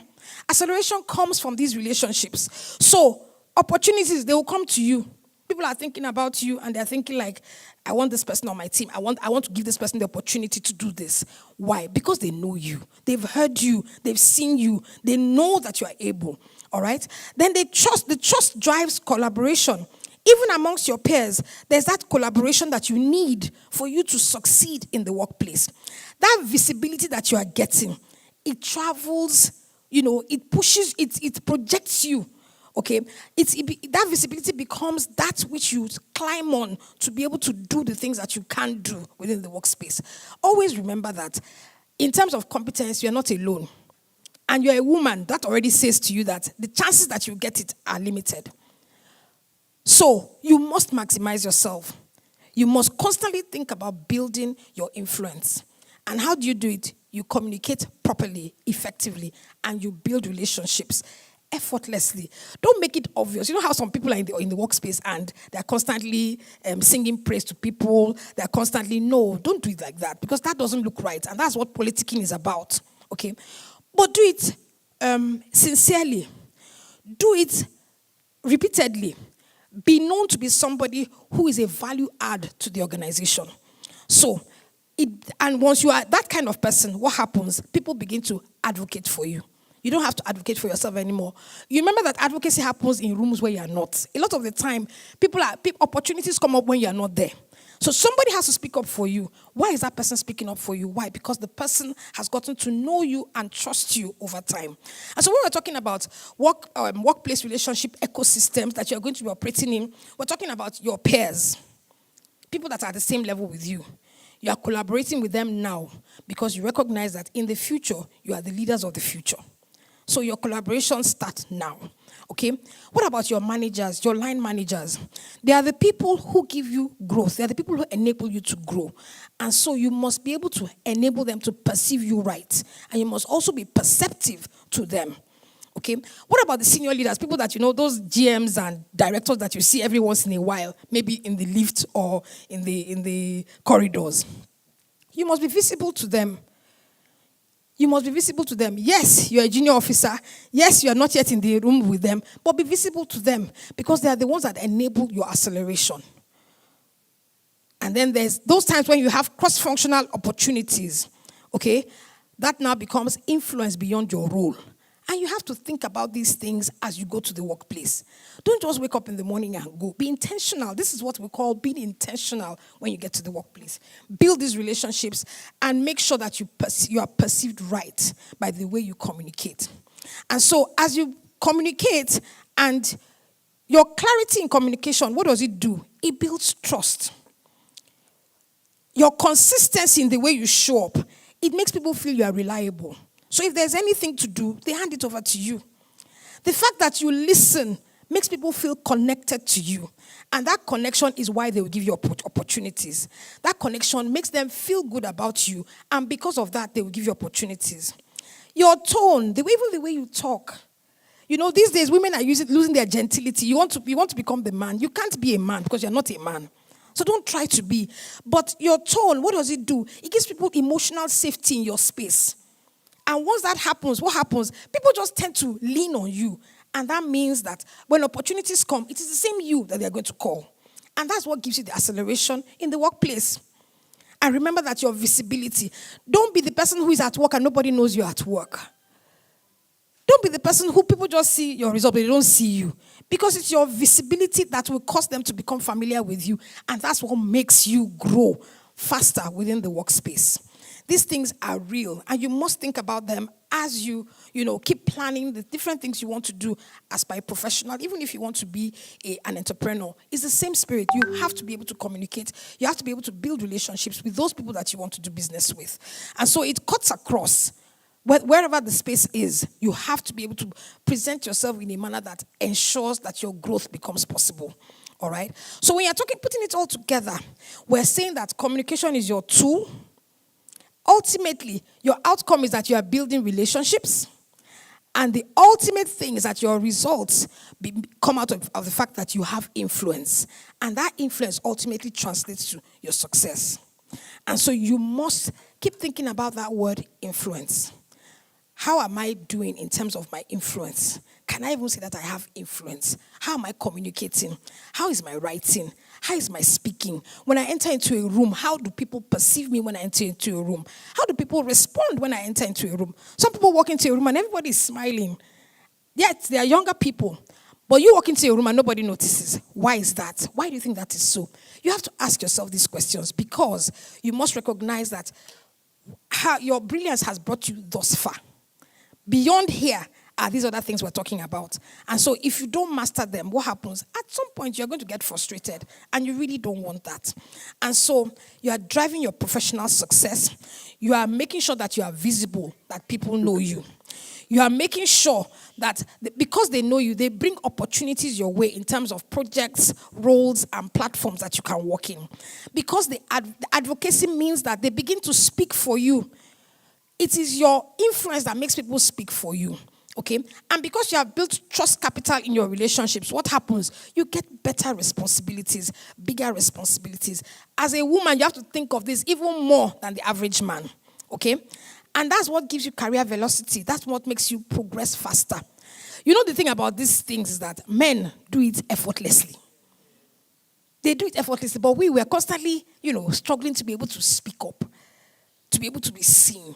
It's like, where as a young girl, you are raised not to be seen. Be quiet, But when you enter the workplace, the rule changes. You must be seen. That's the only way your opportunities will come your way. You must be heard. So when you are speaking, don't talk foolish talk. Don't talk carelessly. Think. Because when you're in the workspace, everything you say, write, everything you do in terms of communication is held against you. It's either for you or against you. So you must be careful. Don't just speak, because communication in the workspace is important. It's not like gisting with your friend. And because we are relationship people as women, what happens? We tend to gist. Gist is not for the workplace. Communication is the workplace. And when you're in the workplace, communicate effectively. So when you talk professionally. I heard somebody from the videos yesterday saying, you must know your onions.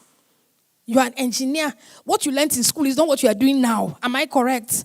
What you learned in school is just the foundation on which you can now build. So what is happening in your industry? Do you understand it? Are you on top of it? So when you're speaking, speak from a place of knowledge, or a place of great understanding, because you're already intelligent women. So your communication matters. How you speak also matters. How you write matters. Don't be careless.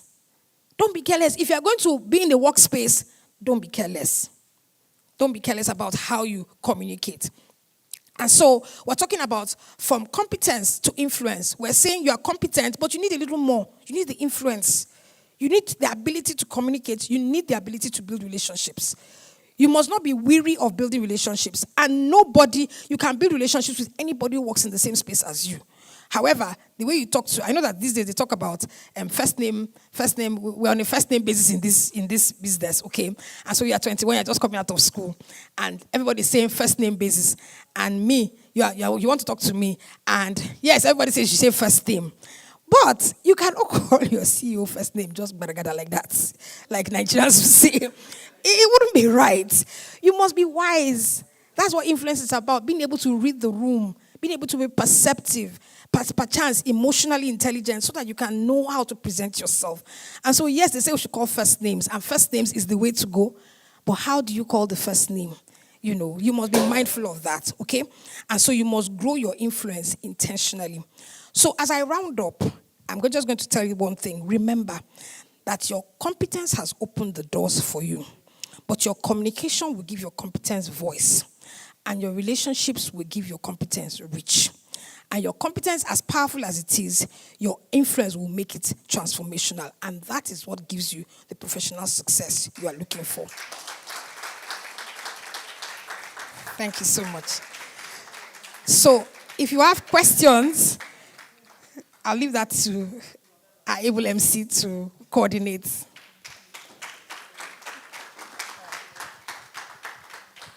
Wow, such a packed session. Effective communication in the workplace. I would like to ask one of the ushers to kindly hold up a microphone and just walk through the room.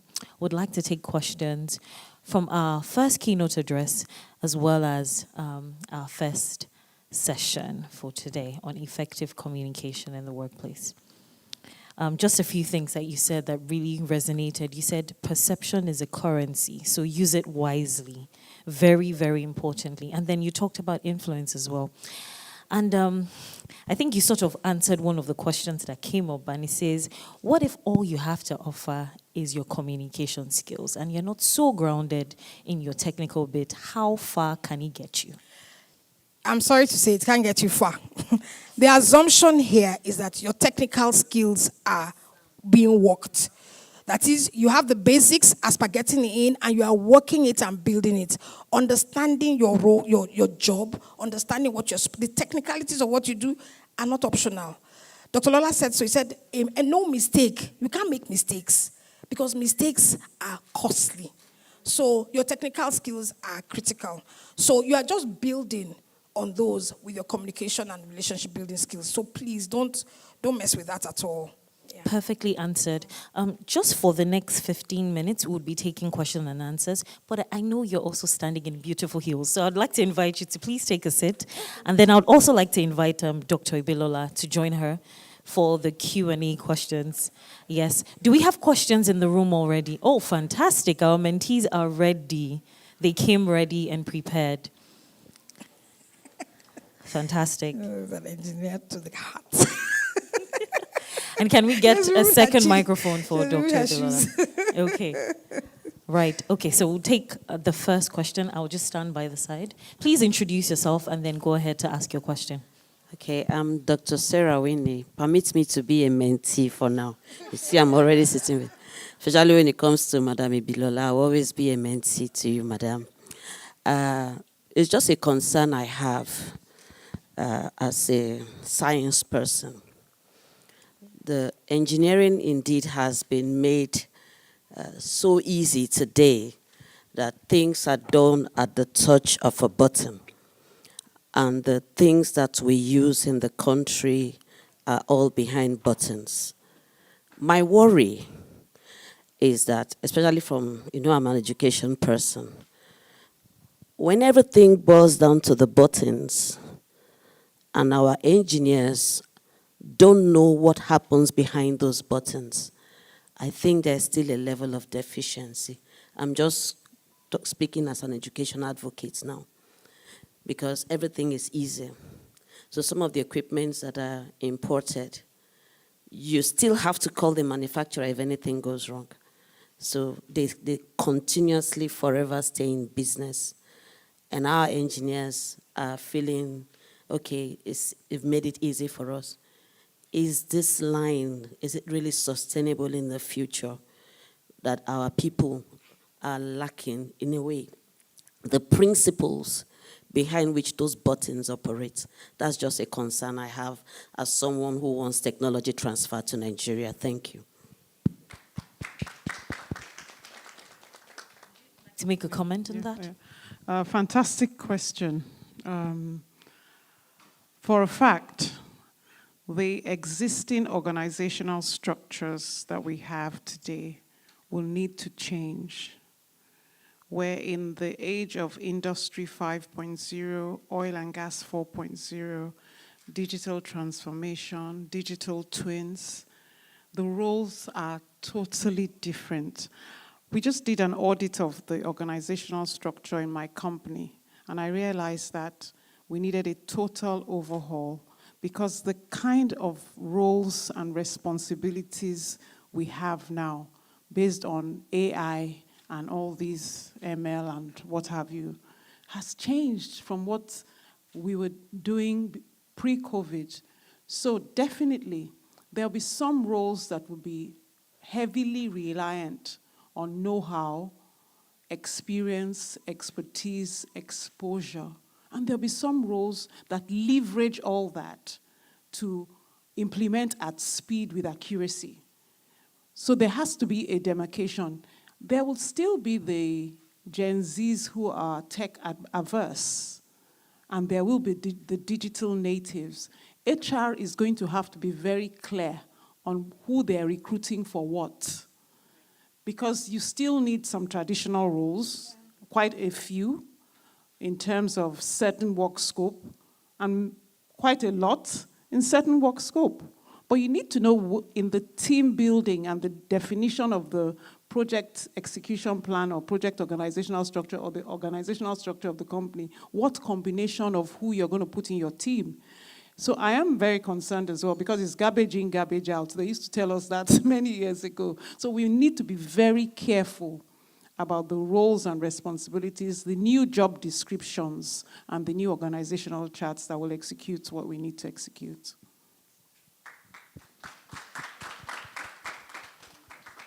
We have a follow-up question to that, and it says, what trends are shaping this industry over the next 5 to 10 years? That's for you, Dr. Bilola. So, I mean, like we all heard, I mean, technology is doing so much, so fast, that this is why what you said about relationships, building trust, and collaboration is so important. There are certain things I can't do that my children can do without even thinking. You know, I think we just need to be brutally honest with ourselves and know our limits and seek for help where you need help. You can't really be, I mean, I always tell people, as much as I have a PhD in computer-aided design and drafting and specialized in oil and gas facility, my PhD is 1985 to 1988. It's totally irrelevant today. So that's why, I mean, sometimes, you know, if you say you're a doctor or you're a PhD, that means at the point in time you wrote your dissertation, you had superior knowledge and expertise in a very narrow field. Come on, 30 years, 40 years after, come on. I mean, I need to rely on the real people who are doing the PhD right now. So this is where technology and knowledge will have to come together. Thanks. Thank you. So I would also like to acknowledge that we have mentors in the room. We acknowledge you and we appreciate you for joining us today. But very quickly, we are going to take a quick pause for our tea break. And then once we come back, we would continue with the Q&A sessions. I see that we have very eager mentees that want to ask their questions. So please just hold your thoughts for now. And then once we're back from the tea break, we will continue with the T&E questions. Okay, so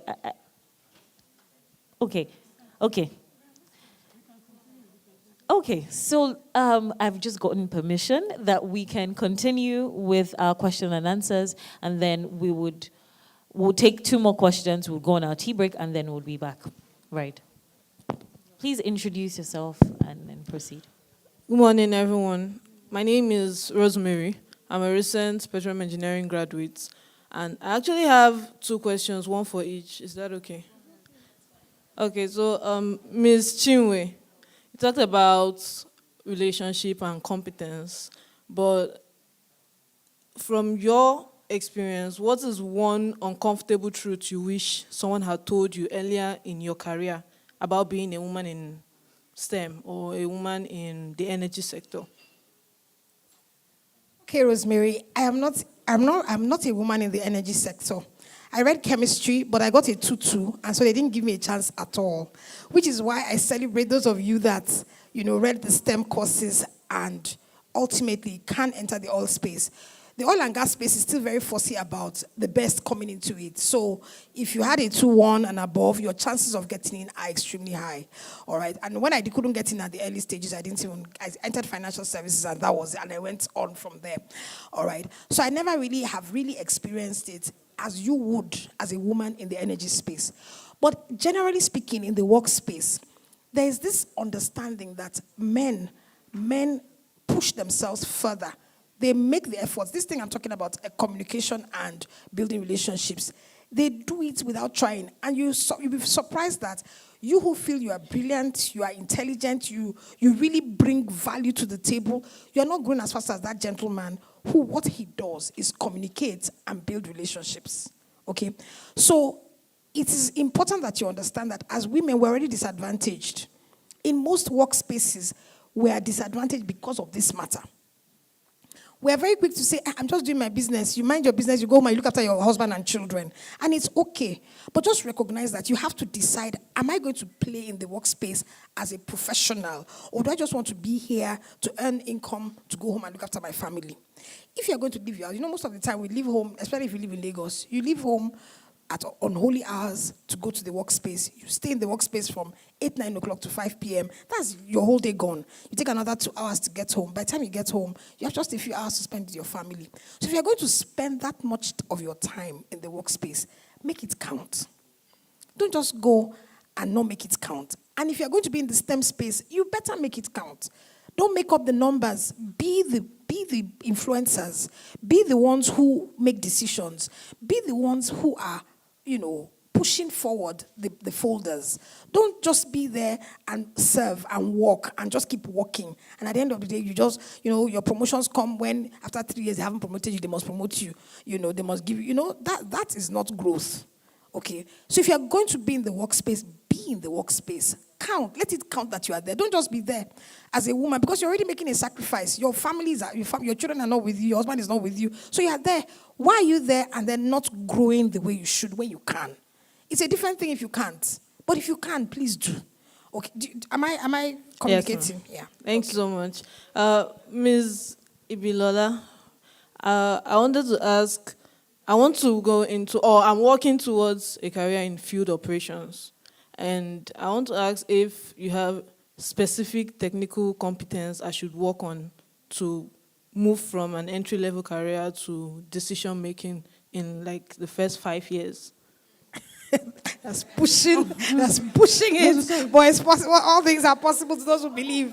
Yeah. You said we should look at our vision. That's my vision. She's defining her vision. We talked about it earlier. She's painted. She says she wants to know if you can enlighten her on specific skills she needs to equip herself with because she's trying to move from an entry-level career position to a decision-making in the space of 1 to 5 years. Okay, fantastic question. Well, if you want to move from an entry-level position to a decision-making position in 5 years, it's possible, very possible. The routes to achieving that very quickly would be running your own business and owning your own business. Very, very possible. One thing I would say is you need to sign up for a graduate training program to accelerate you seeing the entire length, width, and breadth of the industry you want to play in. Usually 2 or 3 year graduate training program, and routes to chartership to become a certified chartered engineer with SP, NSC. You do your continuing professional development program. I went through a continuing professional development program. Even with a PhD, my late father insisted I need to go through graduate training. 18 months in the design office, 18 months on site. I saw the length and breadth and the gamut of the industry. I knew where my strengths were. I knew what I enjoyed, what I didn't enjoy, so I was more focused on what I was going to achieve and how I was going to achieve what I want to do.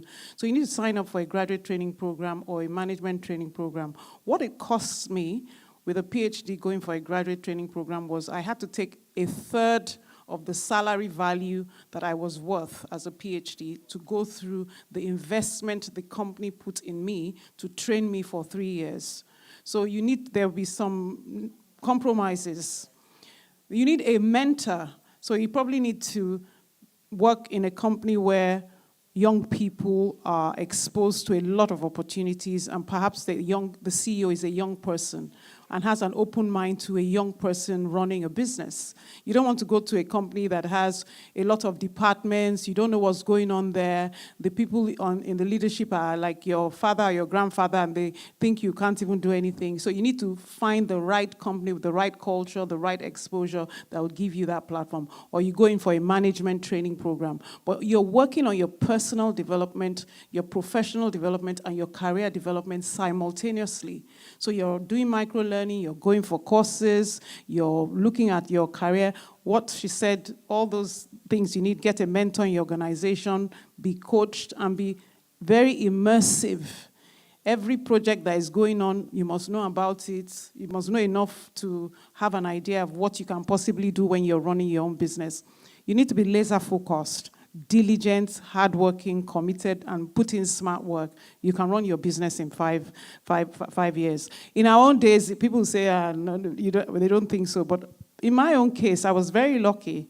After training for 3 years, I came back to Nigeria for my NYSC and started a company. Even though as tough as it was 35 years ago when I started my company, I mean, it just happened. So I don't see anything wrong in anyone wanting to run the business, your own business, and be in a decision-making position in 5 years. Very possible. But go on LinkedIn, do some research on who are these people that have achieved so much in so few years. Look at them as the models you want to replicate, and make sure you're in the right environment with the right culture and the right encouragement. You want to be around people who will stretch you and point you in the right direction to achieve your goal at speed. Thanks so much, ma. Thank you. Do we have any other question? Okay. Good day, ma. My name is Nosirat Ajayigbe. I'm a graduate of chemistry. My question is directed to Dr. Ibilola. In line with being a patriotic STEM Nigerian, where do you see the biggest gaps in Nigeria's climate innovation space? And how can emerging STEM professionals position themselves to fill those gaps?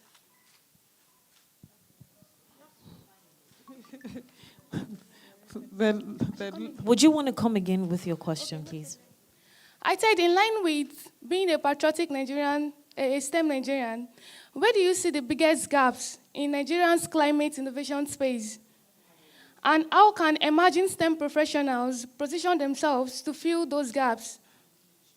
So identifying gaps in climate innovation, and how can you position yourself to be a problem solver? You know, Dr. Timmy talked about it. So to be a problem solver, how can you, and also, do something for yourself, how can you position yourself?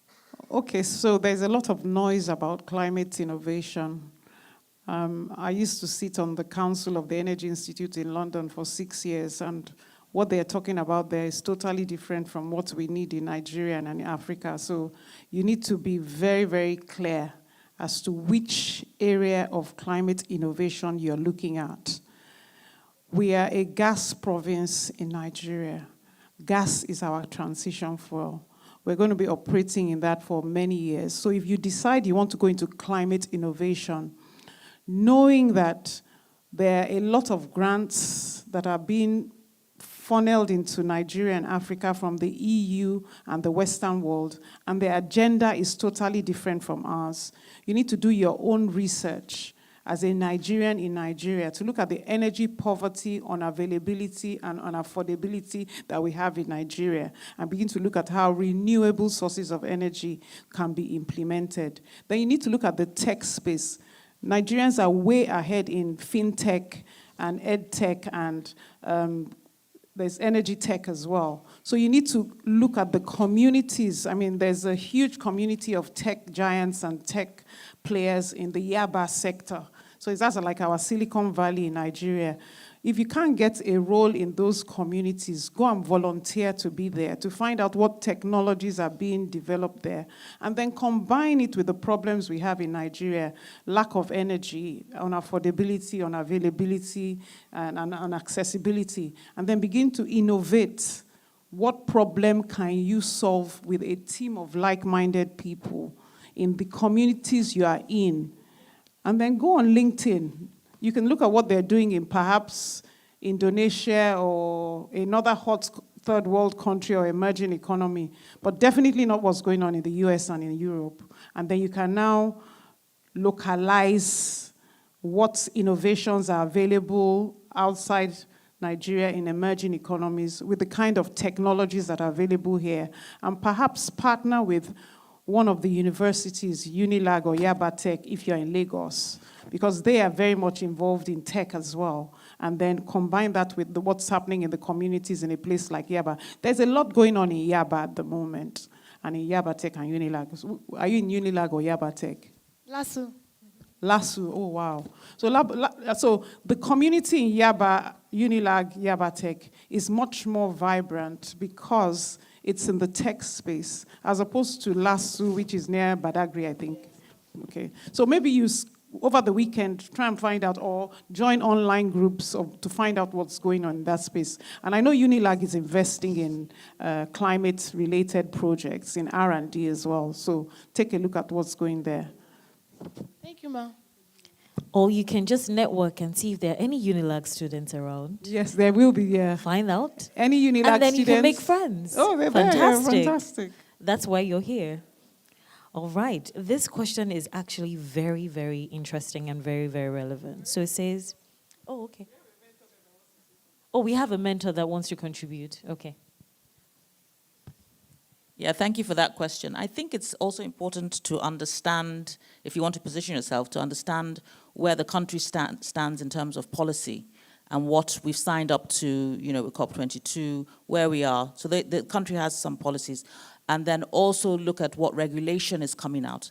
We know NUPRC is coming out with regulation for climate. That's the IFRS S2. Is on climate. Same with, we know SEC NGX has that. So they're doing that already for listed companies. There's a deadline to 2026.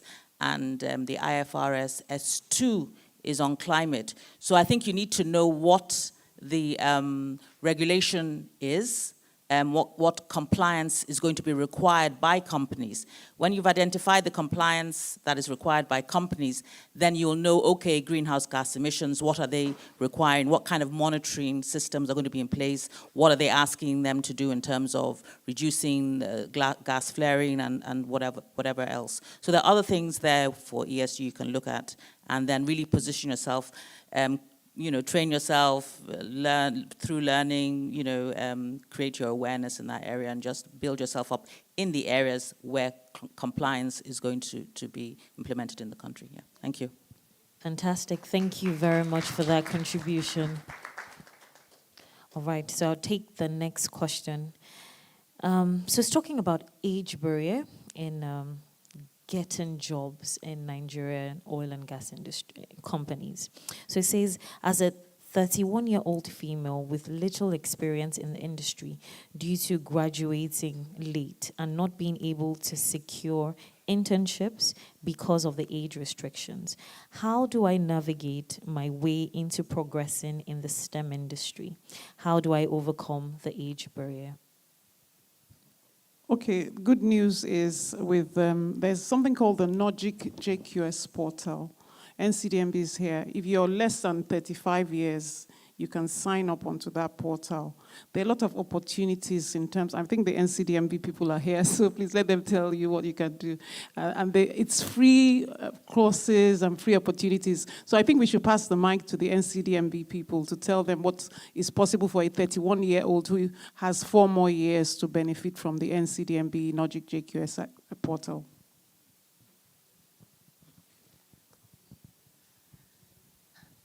Thank you, Dr. Amau.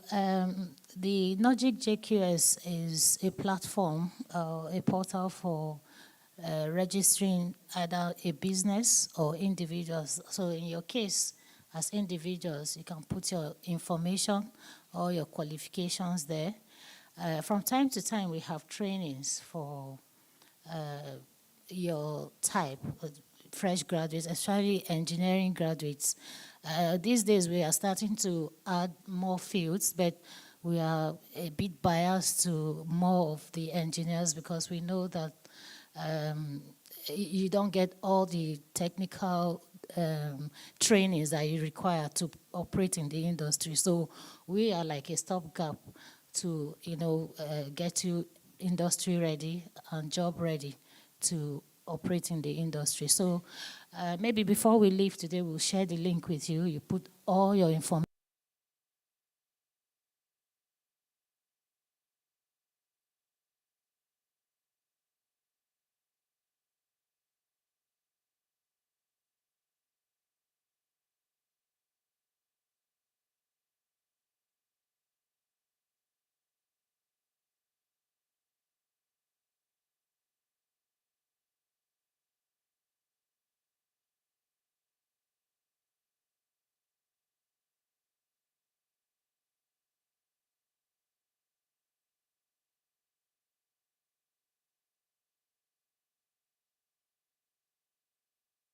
Shell Renaissance NCDMB PETAN 24-month free graduate internship program. We couldn't find enough women. We had too many men. So, there was a shortage of females. So I think this is a problem solved. Because if we are getting a shortage of women in the short list that we're getting to choose from for the internship program, that means we need to encourage more girls in engineering and STEM to register on the Nordic JQS portal. And then when we are shortlisting for these opportunities in future, we should kind of say at least 30% or 40% of them should be female, so we get more women into the opportunities. Thanks. Thank you very much, Dr. I'd also like to add that, to the lady who says there's an age barrier, 31, don't keep your heart, this is now motivational in the sense that don't allow it to stop you. If you have everything else you need and it's just the age barrier, sign up, but at the same time, don't give up. Sometimes you might also need to do what Dr. Lola said, take something to just, start work. Don't be too insistent on the financial gains. Sometimes even intern for free so that you can get the experience you need to be able to get the jobs you need. But please don't allow the fact that you're 31 become your barrier in life. No, please. Very much, Mrs. Chinwe. Can we celebrate our panelists in this very short Q&A session? Thank you. You're far too kind. Thank you. So we will now go on a stretch break. Please stand up, exercise, take walks. Do indulge yourself with the light refreshments we have behind. And we'll be back in 10 minutes to continue with our question and answer session. Please ensure that you have your questions well articulated on paper and ready to share. Thank you.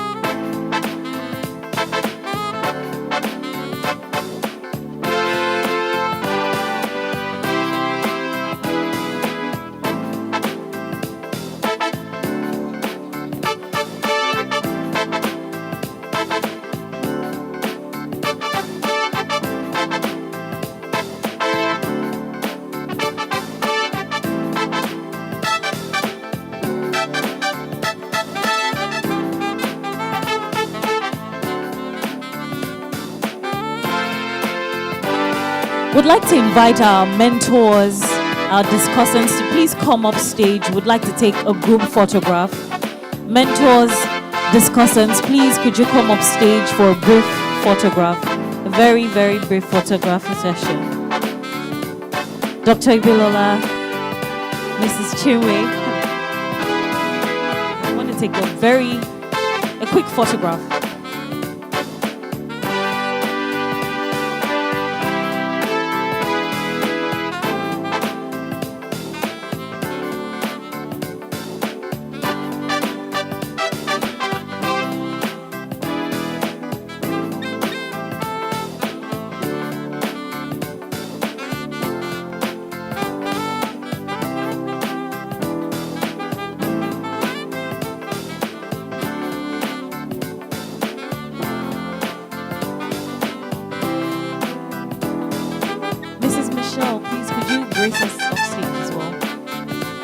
Please, our mentors would like to have you up stage for a photograph.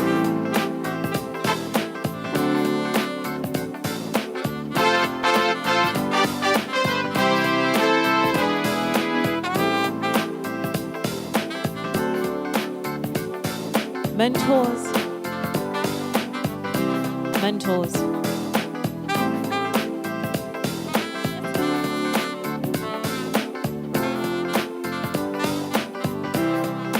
Mr. Shagun, can you direct us? Do we need to move inside?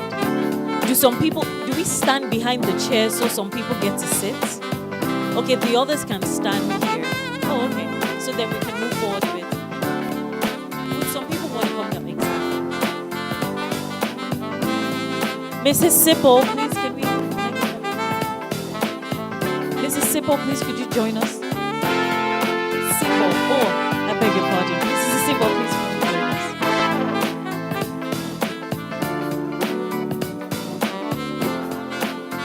Miss Ivy, please join us. Thank you.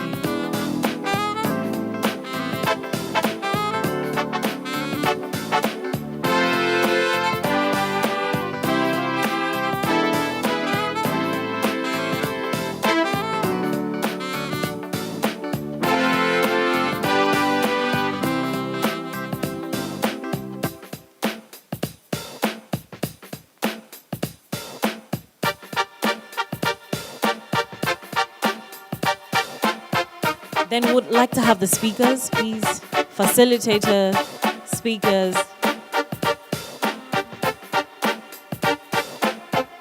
Panelists, facilitators, speakers. Please would like to have a photograph with you now.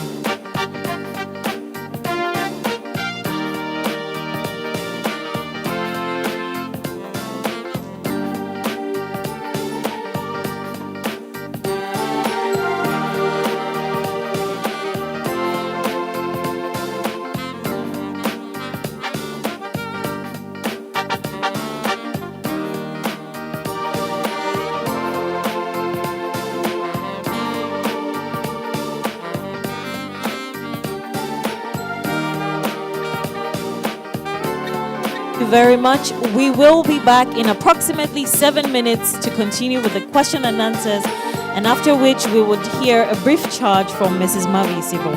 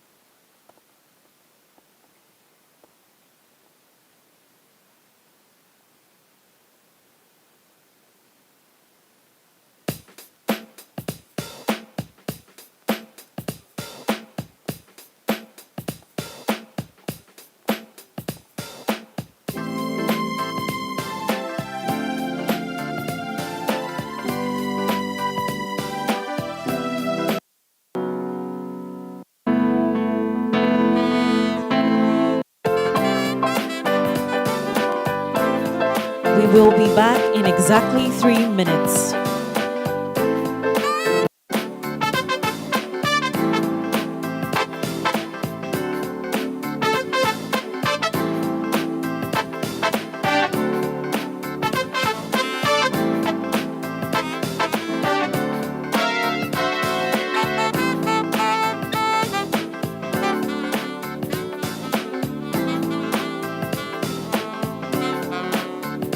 Please get settled in your seats. We'll be back in 2 minutes.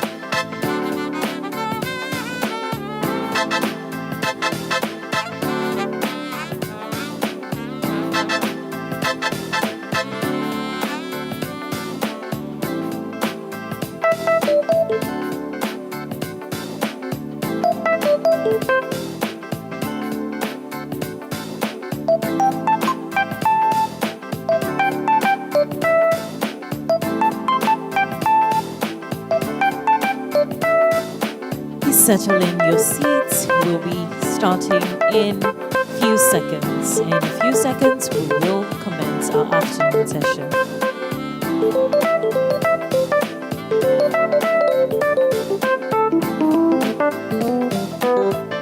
Ladies and gentlemen, please encourage your seat partner to settle into their seats as we will commence in exactly 59 seconds.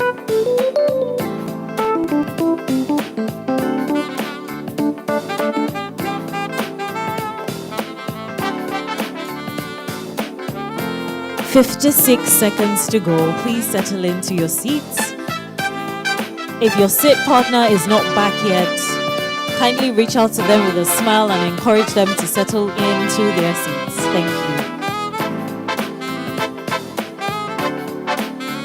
We would have enough time to network and have conversations at the end of today's session.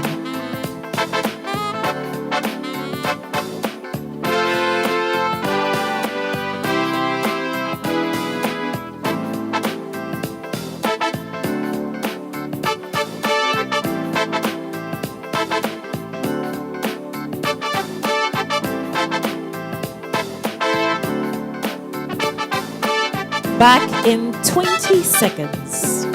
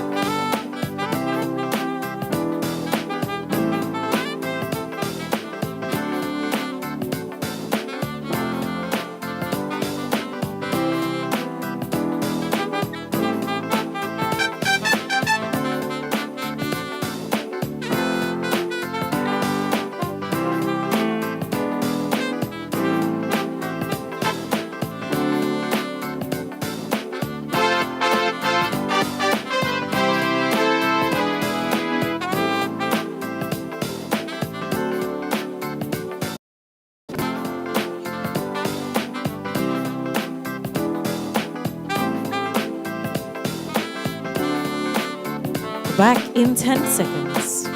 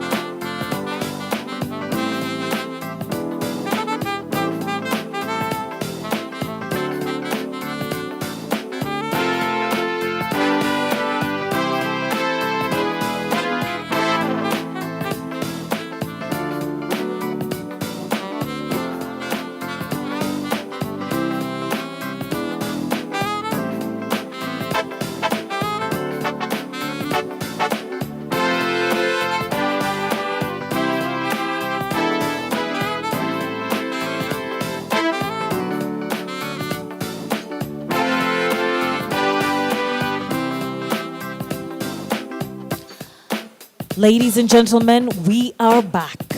And to commence the afternoon session, right before we start off, I'd like to invite everyone who is outside the hall to please come in.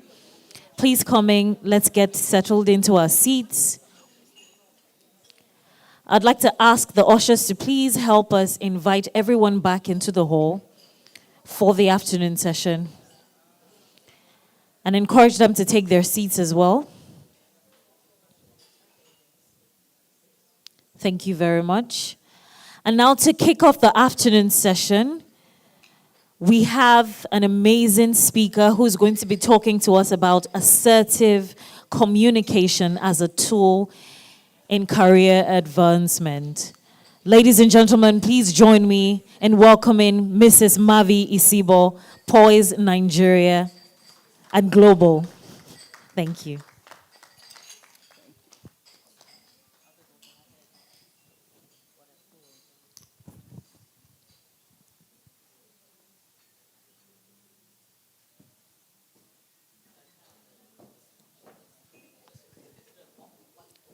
Okay, good afternoon, everyone.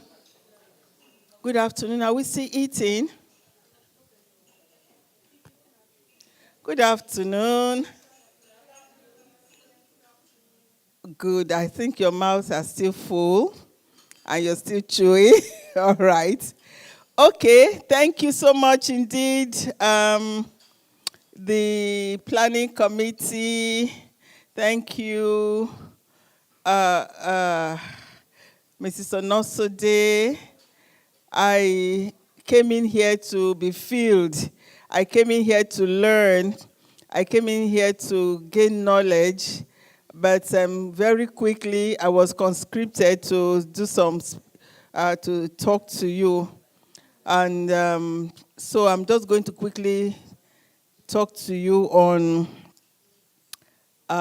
assertive communication as a tool for leadership. It's a leadership tool. The reason why I'm here, Poise is not normally in the oil and gas sector at all. We only train in the area of personality development and things.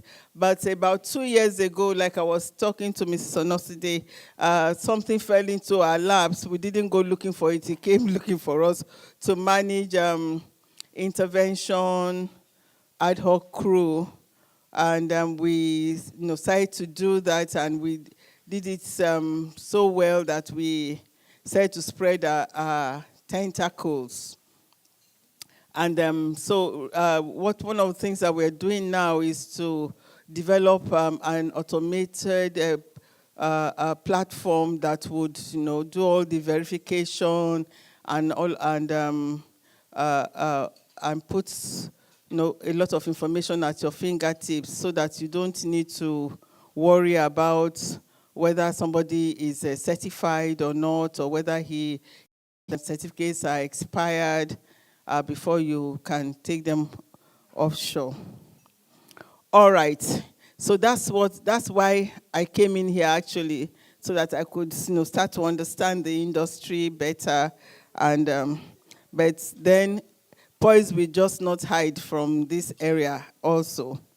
So I'm talking to you this morning or this afternoon on assertive communication as a leadership tool, especially for ladies. Especially for ladies. You know, we have softer voice. We are brought up to understand that a lady, if you were brought up like somebody like, if you had a mother like mine, you know, she no, don't laugh like a prostitute. Don't know all the don'ts in this world. Walking, don't drag your feet on the floor. Tucking your tummy, pulling your tummy, you know, and all of that.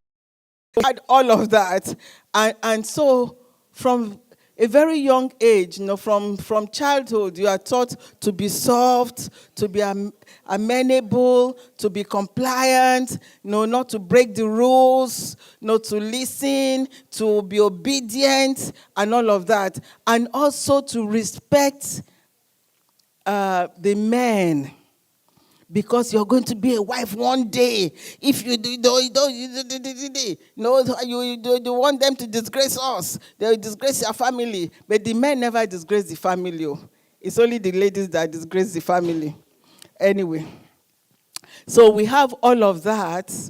And so when you're coming from that background, very quickly, there are a lot of things you need to unlearn.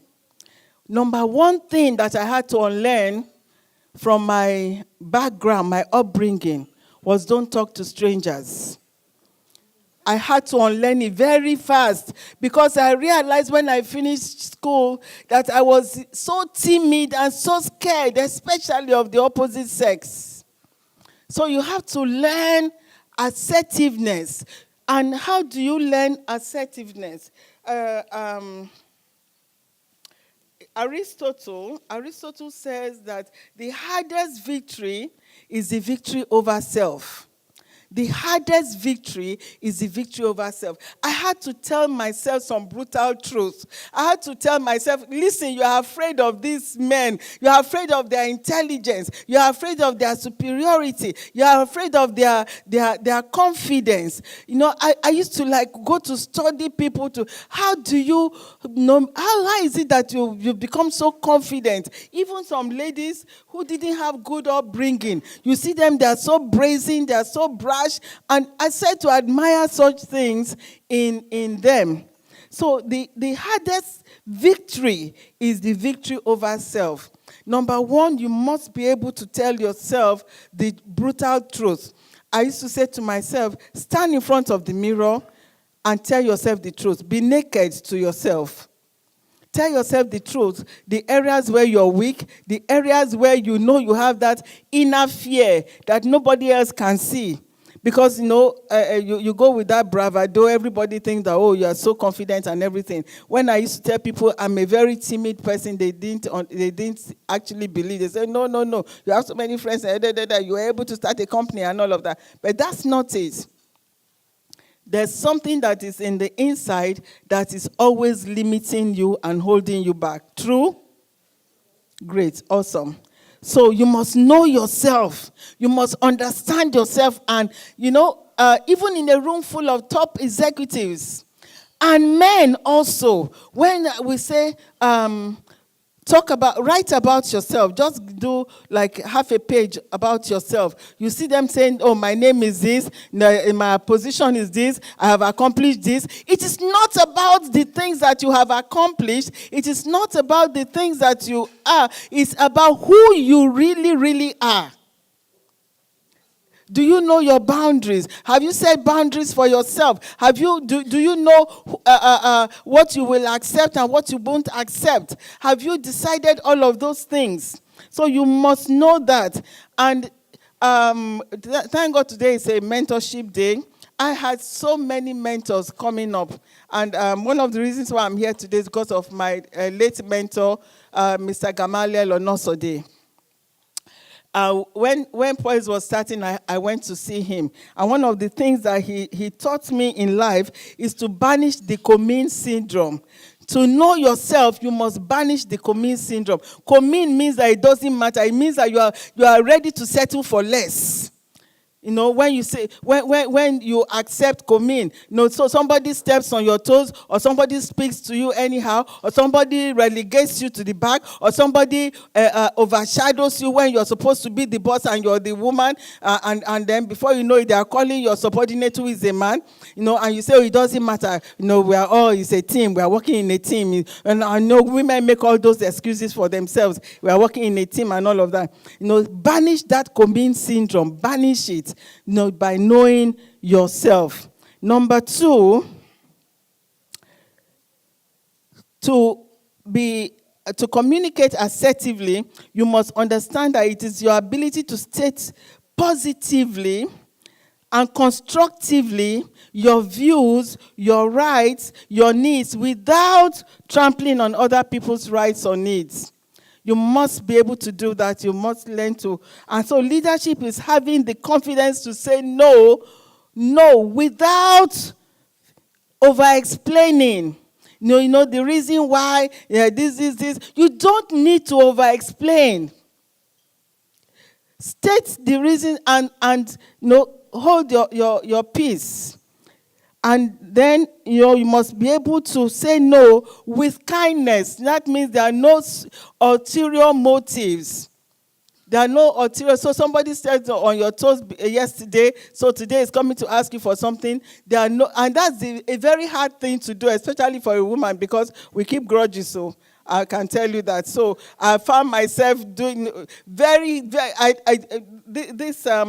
saying no with kindness, very difficult thing to do. But you must get to that place where you are able to do it. And every time you achieve this small victory over your innate self to react the way you would normally react, you must give yourself a pat on the back and celebrate yourself. All right? So number 3 is saying no calmly. And people call that gravitas. Gravitas is grace under pressure. To be able to, you are in a very difficult situation. You have to make decisions. You need to be able to say no, but you must say it calmly. You must say it with self-confidence to stay, to stay calm under very high pressure. You must learn to manage your emotions.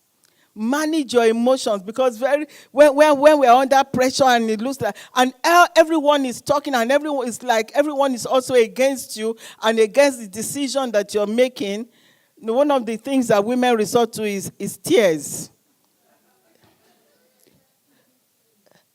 Crying is a major giveaway. It doesn't remove from your femininity, that you are not able to cry. You can go into the toilet and cry very well. Enter your car, wind up, and scream. But when you are sitting at that table, you must wear that gravitas like a cloak. Calm in the face of a storm. So you must learn to manage your emotions. No crying in public. And how do you do that? Number 1 is compartmentalization. How to manage your emotions and not indulge in outbursts. Compartmentalize. Just like there are several rooms in this hotel, that's how there are several rooms inside of your mind. You see, and the best way for me to explain it always is a woman has issues at home. Maybe you wake up in the morning, that early morning quarrel between you and your husband. You quarrel. The man leaves the house. As soon as he shuts the front door and he enters his car, he has switched. In fact, he doesn't remember the quarrel anymore. And he gets to the office, and the front desk man says, good morning. He says, oh, good morning, Nkechi. How are you today? Oh, my goodness. And then he goes in there and says, what about the file? No, he's in work mode. But the woman, she gets to the office, And he said, good morning, ma. I said, no. And what betide you if you're a man that is saying good morning? No, he said, that's how you people are. That's how you people are. No, and before you know, so it's very key. No, you must learn to shut the door. Shut the door and put situations and circumstances into different rooms and shut the door until you're ready to deal with them again. When you get back home, you can go back and deal with it. When you're both sitting down with your feet up in front of the television or in your bedroom. Learn to shut the door against things that will trigger your emotions. All right? Number 2, build resilience by build resilience. Number 1, by knowing your onions. Knowledge is good because once you start to talk about what you know, you will find out that emotions recede to the back. You start to talk about what you know. So build resilience by knowing your onions, have knowledge at your fingertips, and stay on that knowledge. Stay on it. Stay on it. Separate logic from sentiments. Learn also to walk away from issues. I remember when I used to be a banker, and I was third in command, and I was the only female. The only other female was the secretary. I was the only female, and I was third in command. It was the most difficult, and that was in the mid-90s. It was the most difficult thing because I was fighting, against my imposter syndrome. I was fighting self-confidence, and I was fighting all this multitude of men. When you give instruction, in fact, a messenger told me that time, he said, Madam, I have somebody like you at home. Yeah, a messenger. So it's important that you must learn to walk away. Walk away, especially from fights that are not worth fighting. Walk away. And then engage the power of visualization to stop you from crying. Engage the power of visualization. Just imagine yourself somewhere where is pleasant, something that is beautiful, something that brings a smile to your face, a situation, an experience, an encounter that brought smiles to your face at one time. What I used to do at meetings then, when we are sitting down there, and they will. And they're trying to talk down at me or to make me feel like as if my place is in the kitchen, and what are you doing here? Can you see any other woman here? Or they say to me when there are other younger and junior men around, junior executives, they say to me I should take notes. I should because that's I'm supposed to be like secretary, and I say no, that's not possible. So one of the things I used to do when they are going on like that, I just transport myself back to maybe my children, my husband, the day I got married, or the day something, and before you know it, I have a smile on my face. I remember my boss telling me one of those days, wipe that smile from off your face, Mrs. Sibo. And I did. Okay, I'm almost amazing. Can we celebrate Mama Sibo? This is amazing. Practical steps on how to be assertive. Communicate assertively in leadership. Can we celebrate Mommy Sibo one more time? Thank you so much, Ma, for being here. Thank you. Thank you very much.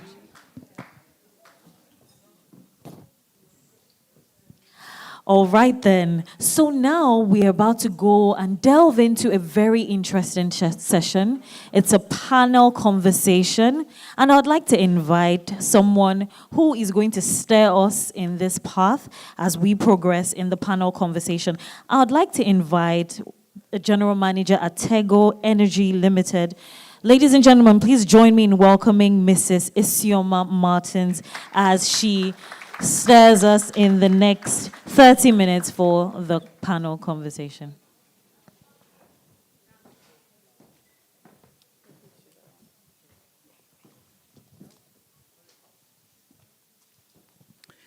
Good afternoon, everyone. It's a very exciting day for me to be here. Mentoring is something that I'm very, very passionate about, and I'm so grateful to, the Diversity SWG Group and NCDMB for arranging this program and giving me an opportunity to be part of it.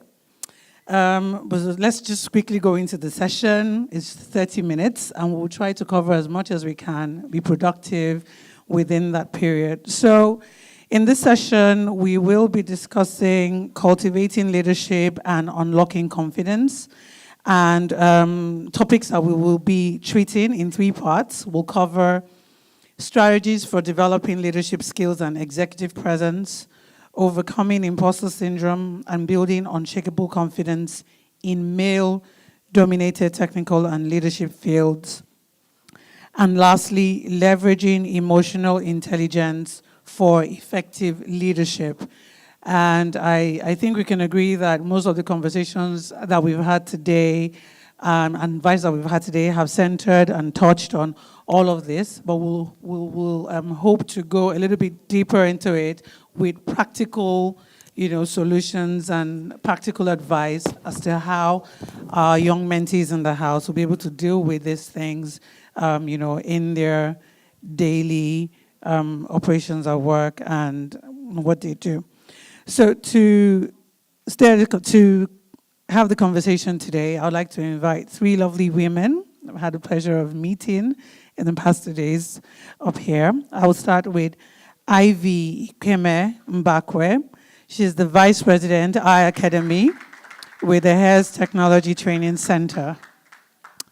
Please clap to support us to come up. We're nervous up here. Don't think I'm shaking, so please clap and encourage us. Thank you. Anyone, you can take anyone, that's fine. Okay, next up I'm going to call Dr. Zoerat Asekome with NCDMB to join us up here. Please, let's keep clapping until she gets on the stage. Thank you. She's coming. She's coming. Thank you. Okay. And last but not least, we have Dr. Sarah Winnie. She's the head of Linkages, Exchange and Partnership at the Petroleum Training Institute. Okay. Thank you very much. Okay. So like I said, we have 30 minutes to do this, and we're going to do it in 2 parts. So we'll try to be very fast, very concise as we go on. Okay. So on the first, let me just sit down, sorry. In the first part, we'll be talking about strategies for developing leadership skills and executive presence. I will start with Ivy.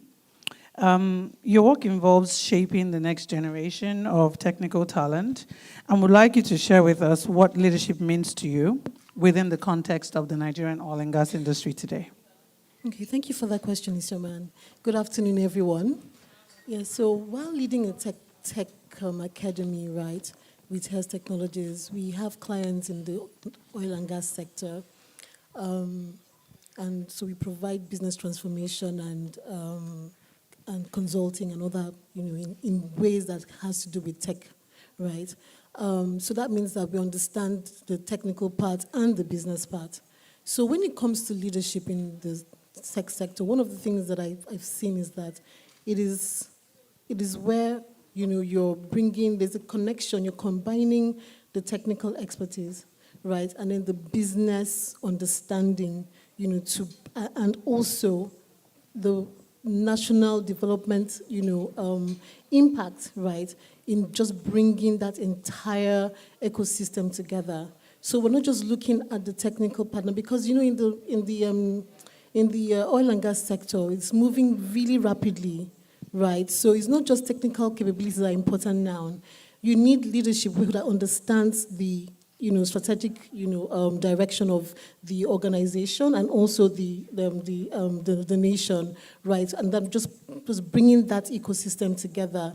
And so that means that as a leader, you don't necessarily have to have technical expertise. And I'm even speaking to ladies as well, to understand that in the tech space, right, what we've seen is that the men have gone further than the women.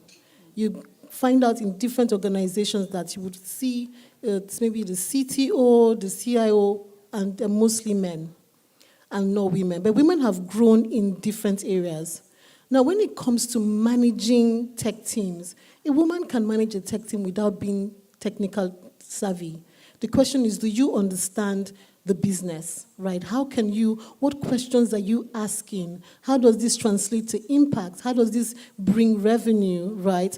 And also, women make fantastic leaders as well when it comes to managing, teams. So if we put the emotional intelligence in check, right, you can actually manage the team of men, which is something that I'm doing right now, and manage effectively and still deliver, So the question is, what is the strategic focus? What are you, what are the outcomes you're meant to deliver?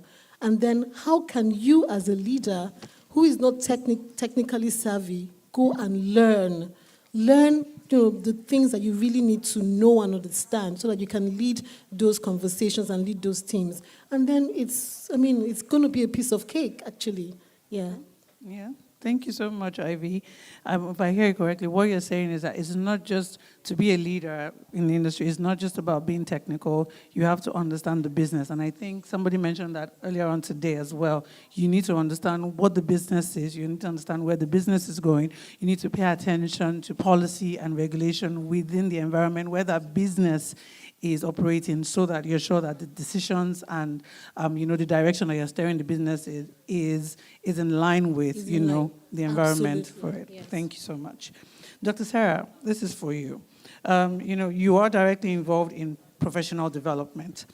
Can you share with us what practical steps or experiences were most critical in helping you develop your own leadership capability?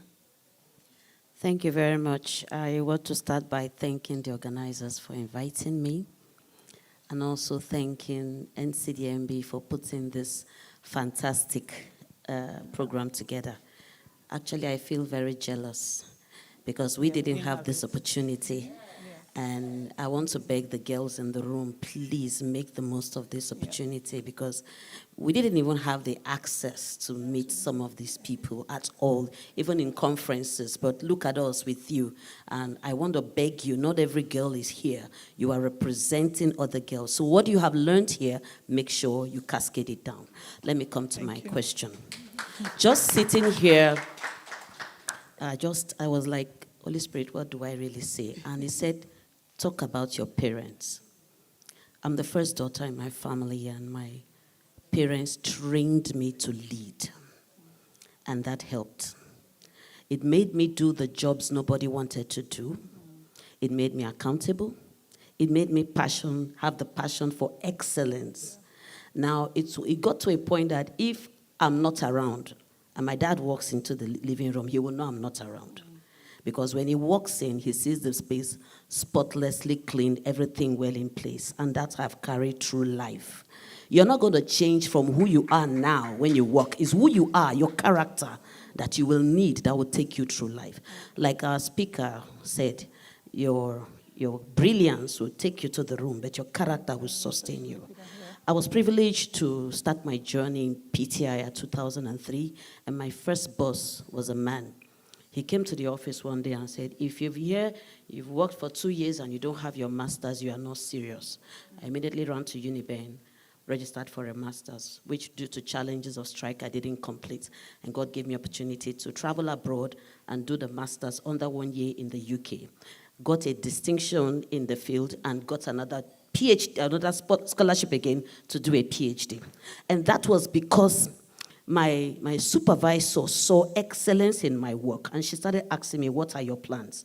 And it so coincided with an opportunity that came to the office, and I leveraged on it. So we can't talk about leadership without talking about character.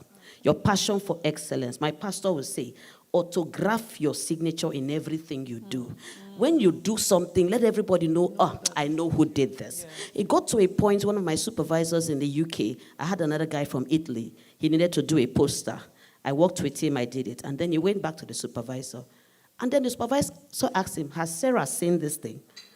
He said, yes. Did she say it's okay? It's okay. He came back to me. The Italian guy came back to me to say, this is what he said. And I said, what? I got scared. I'm like, how am I portraying myself before these people? It gave me a concern, and on the other hand, I was happy because they now know what I stand for. So ladies in the room, don't dodge. Do the work nobody wants to do. No matter how difficult it is, that is the only way to learn. And I still want to talk to mothers and upcoming mothers. The best place to train a child to develop acumen, cognitive reasoning, is household chores. Yes. That's where I learned. I'm sorry, because I'm beginning to appreciate human factors above even our technicals. Anybody can get technical skills, but not everybody can get those skills you learn in the home, where you're sweeping outside the house and some things are not following you, and you're digging it because you want it clean. You say, okay, this thing is not following me, let me pour water. That's the way you are learning and you are building skills. The workplace is not a place for politics. I've worked with several CEOs now, and every CEO that comes retains me in that position. Why? They have seen my work. And when I go to see my CEO, I go for work. I don't discuss people with any leader I find in the system. And that's where I have built trust. They know this one is not coming to gossip. She's coming, what do we do? How do we get this done? How do we get this done? And that's it. I want to beg us. And the woman thing is not what you will use to get up there. You may use it to get up there, but it will not sustain you. And even if you manage to get up there and develop teams, okay, I need to go and speak somewhere. You put the address for me. You do that. You are just showing incompetence because you don't know who is going to call your name in the room one day. It can be a megad. It can be the cleaner, because they have engaged with you and they know that you know your onions. And again, you have hearts. You have empathy. Empathy is another thing that is lacking today. Let's have empathy. You're concerned about people. A colleague is not well, not at work. You should be the first to call and if possible, visit. So it's all round. Leadership is not just one straight jacket. And as John Maxwell will say, it's all about influence. How do you build influence? You don't build influence bribing people. You build influence showing that you care.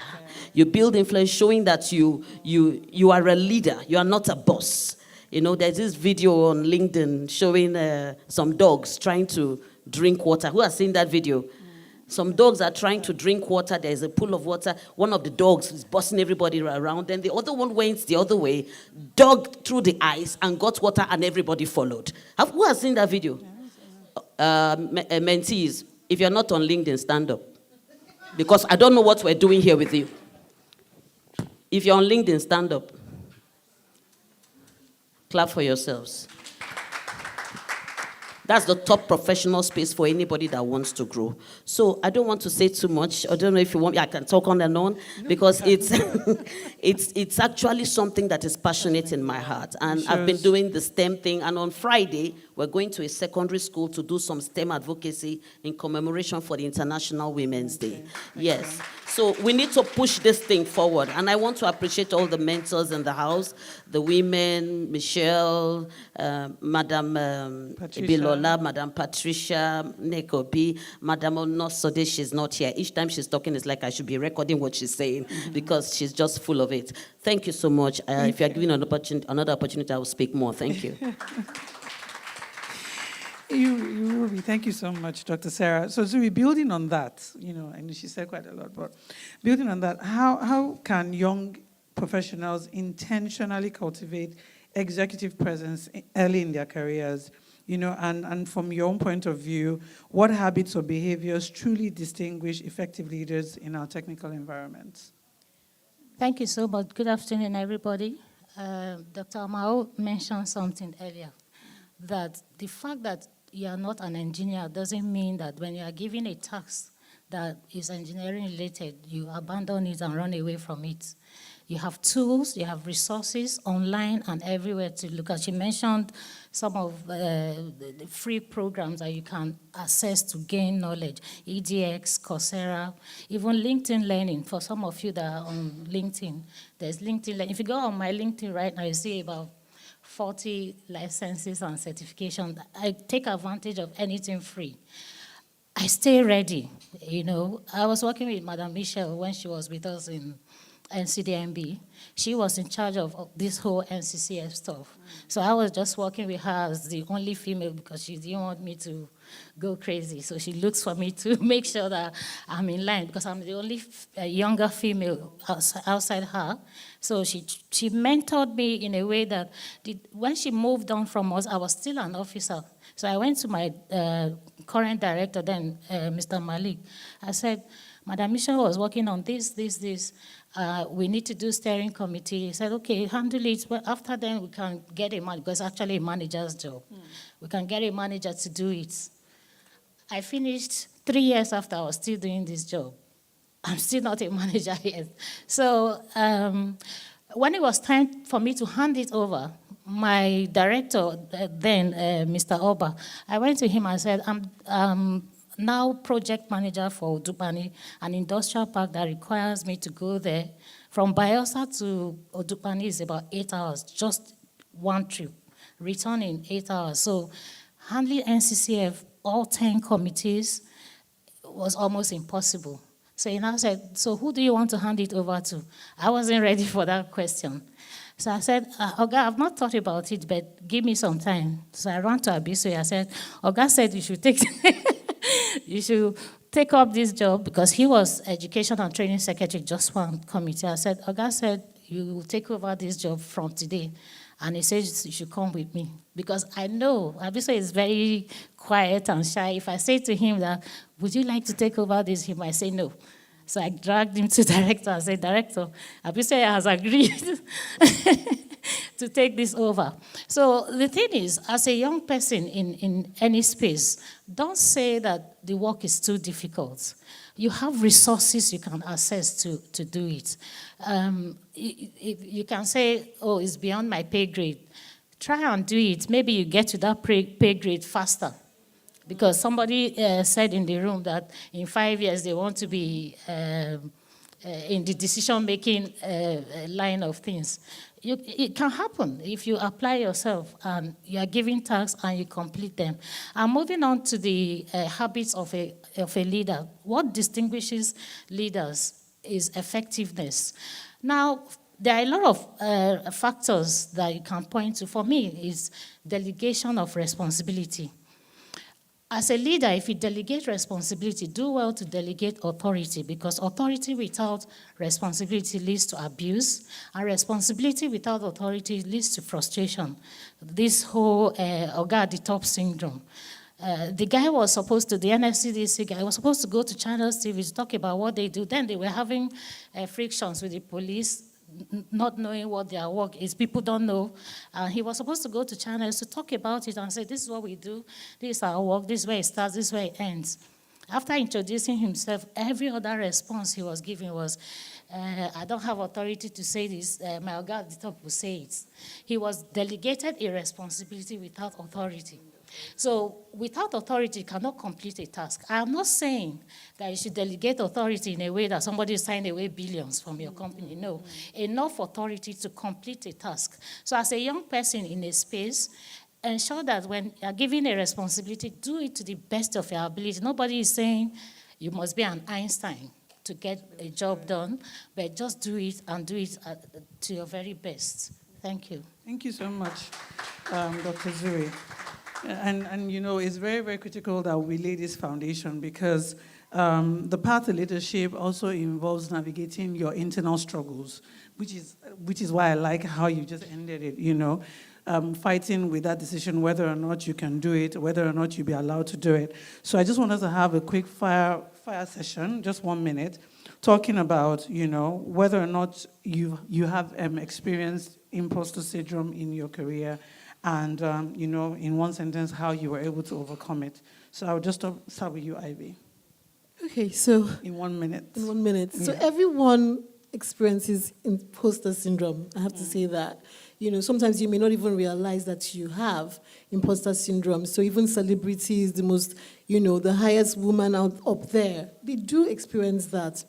One of the things that I've learned, to help me, because I've gone through that as well, is, first of all, what's my triad of belief?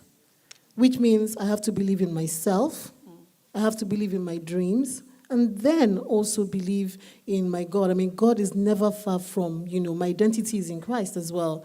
I have to, say that. But who am I, right? Every time in life, you may feel that you shouldn't step into a room, but you belong in any room. You belong anywhere that you believe that you belong. So what are you telling yourself internally? So check your self-talk. That's the best way to beat imposter syndrome, by checking your self-talk. What do you tell yourself when you look at yourself in the mirror? If you say you can do it, then you can. But if you say, oh, I can't, then you will never be able to do it. And guess what? Even though you're thinking those negative thoughts, right, and you think nobody's seeing it, believe me, it's showing in your body language, in your facial expressions, in your voice. So you begin by looking yourself in the mirror every single morning and saying, I've got this. I belong in that room. I can do it. Say it until you believe it, right? And then when you believe it, keep saying it, because something will happen along the way that will make you doubt yourself. Yeah, so that's what's your triad of belief? Believe in yourself, believe in your dreams, and then if you believe you have a faith, believe in your God. And thank you. Zuri, in 1 minute. I'm kind of smiling because I remember saying that I have never experienced imposter syndrome because I stay ready. That's how I operate. I am very ready. I like to learn. I'm very open. I tend to, I'm not saying I'm the best expert in the room. I know my work, but there are certain things I also pick along the line to make sure that if there is a conversation, I can join in and have it. I was in school in Belgium. My professor that was supervising my thesis said, oh, there's a company that wants to interview you. I think DEMI, they were some of the marine engineering company that Sunfield Eco Hotel. They wanted somebody that would go to Dubai and Nigeria. So I was asked to go there. I read up everything about marine biology, everything. I got there. The lady saw me and said, oh, you're Nigerian, so you're Mokachi's sister. I wasn't expecting that. These people worship that man in that country. I said, well, yeah, I know him. The whole interview was about Amokachi, and I know a bit of football. And luckily for me, I'm a Chelsea fan, and I know his history in Chelsea, so I was able to join in the conversation we're talking. The interview was over. I left. So while I was waiting, because I spent so much time with her, the interview was supposed to be like 15 minutes. I spent like 30 minutes, so I missed the bus. So I was standing in the sun, waiting. I was too shy to go back to wait in her office for the next bus. So a policeman was driving. He saw the bus leaving. So he reversed. He said, the bus will not come till an hour. I said, well, it's fine. I'm waiting. He saw, I always wear my Nigerian emblem anywhere I go in Europe. He said, oh, you're Nigerian, so you're Amokachi's sister. Come, let me take you to the train station. I said, I need to reach out to this Amokachi. I said, I need citizenship. Maybe you can help me get it. So by the time, in 2 weeks, they called me back to come for the job. I wasn't ready because my thesis wasn't done, because I was being lazy about it. Some people choose June to finish. I chose September, and this interview came in July. If I had done my thesis, perhaps I'll be one of those at Sunfield Eco Atlantic City, and one of the hotels in Dubai. So, yeah, out of laziness, I lost that job, but it wasn't for lack of trying or not getting it. Yeah. Okay. Thank you. Dr. Sarah. All right. Just before we go to the fireside chat with her, we would like to also note that our Slido link is open. I think, media, please, could you help us flash it? If you have questions regarding this panel session and subsequent panel sessions, would like you to put in your questions. If you're watching us online or you're physically here and you don't want to hold up the microphone, please use the Slido code. Just go to www.slido.com, use the code 3859577. Thank you very much. You may proceed. Thank you. And then we'll start the question and answers in exactly 3 minutes. Please go ahead. Okay. Thank you. All right, Dr. Sarah, please. Your own thoughts okay. on. A very interesting story comes to mind. And I'm sure Madam Patricia will be surprised to hear this story. Madam Patricia, I want to tell a story. Okay, years ago, precisely 2020, I got a call from NCDMB. They were trying to reach my CEO to send him a mail. And then I said, okay, I gave them the mail. And the person that called said, would you like us to copy you the mail? I said, why not? When I saw the mail, it was an opportunity for a board role in the Technical Advisory Board. I now called my CEO. I said, I'm interested. Now, the level that NCDMB requested for, by years of experience, I was 10 years behind it. So I went to my boss. He said, no, you should be the one to go. You should be the one to go. And then the head of HR said, no, look at what they wrote. She can't go. And then my boss kept fighting. And he got to a point, fighting for me. And it got to a point, they now called SCDMB. SCDMB said, well, you send whoever you want to send, as long as they can deliver.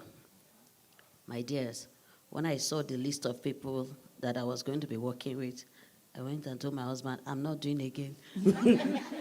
Now, this is a life story. I'm not doing again. He said, no, just go and try. I went on, and God helped me. And each time I spoke, it's like, professors are here, or that's what some of the other board members would be saying. And I didn't see myself like that. Do you know that after that tenure, I was given a letter of appreciation, citing everything I had done, and it was signed by the executive secretary of NCDMB. And as God will have it, when they had another tenure, normally they just write to the agency, send this, send that. In my own case, they wrote, send Dr. Sarah. We want her again. So that's the story I wanted Madam Patricia to hear.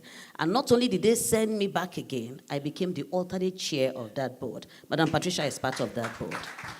And that is because I had my own, you just see names and you're afraid. Don't be afraid. Don't be afraid. You never know what you have until opportunity presents itself. So that's just a short story I want to tell. Thank you. And I think it's a way to wrap up as well. Thank you. Okay. Can I share something, please? Just yes, very please. quickly. Okay, so this imposter syndrome mentality or, thoughts is very limiting for women. Last year, because we trained for free. Last year we wanted to train 100 people in cybersecurity and in cloud. And for me, it's very crucial that gender, representation is actually achieved. So I'm always striving to increase. So over the years, we've increased from 29% to actually, last year we had 42% of women in our cohort. But let me tell you, when I launched that program, I gave a head start to women on a platform called WeTech, right? And I wanted more women to start applying before the men started applying. And women are so intelligent. But when I launched it on that platform, a lot of the young ladies that came to me were afraid. Their thoughts, this is what I kept on hearing, this is not for women. Cybersecurity is not, I don't think it's for women. Cloud, I don't think it's for women. And it really hurt me, right, to even hear that, because this is what we see every single time. There is a struggle. So you have to liberate your minds. Really, if there's any limiting thought that you have about yourself, you need to liberate your minds. Because once you tell yourself that it's not for me, it's not for women, right? I know the society may have conditioned you, and things, but you need to break away from that mold. Otherwise, the future will not be female, right? And we want to believe that the future is female. Yeah. So please, ladies, just break that mentality. Thanks. Okay, thank you, Dr. Irene. Okay, you said we have a question. To take a question on everything that has been said in this particular panel discussion. So if you have a question, please. Okay, do we have any questions on Slido?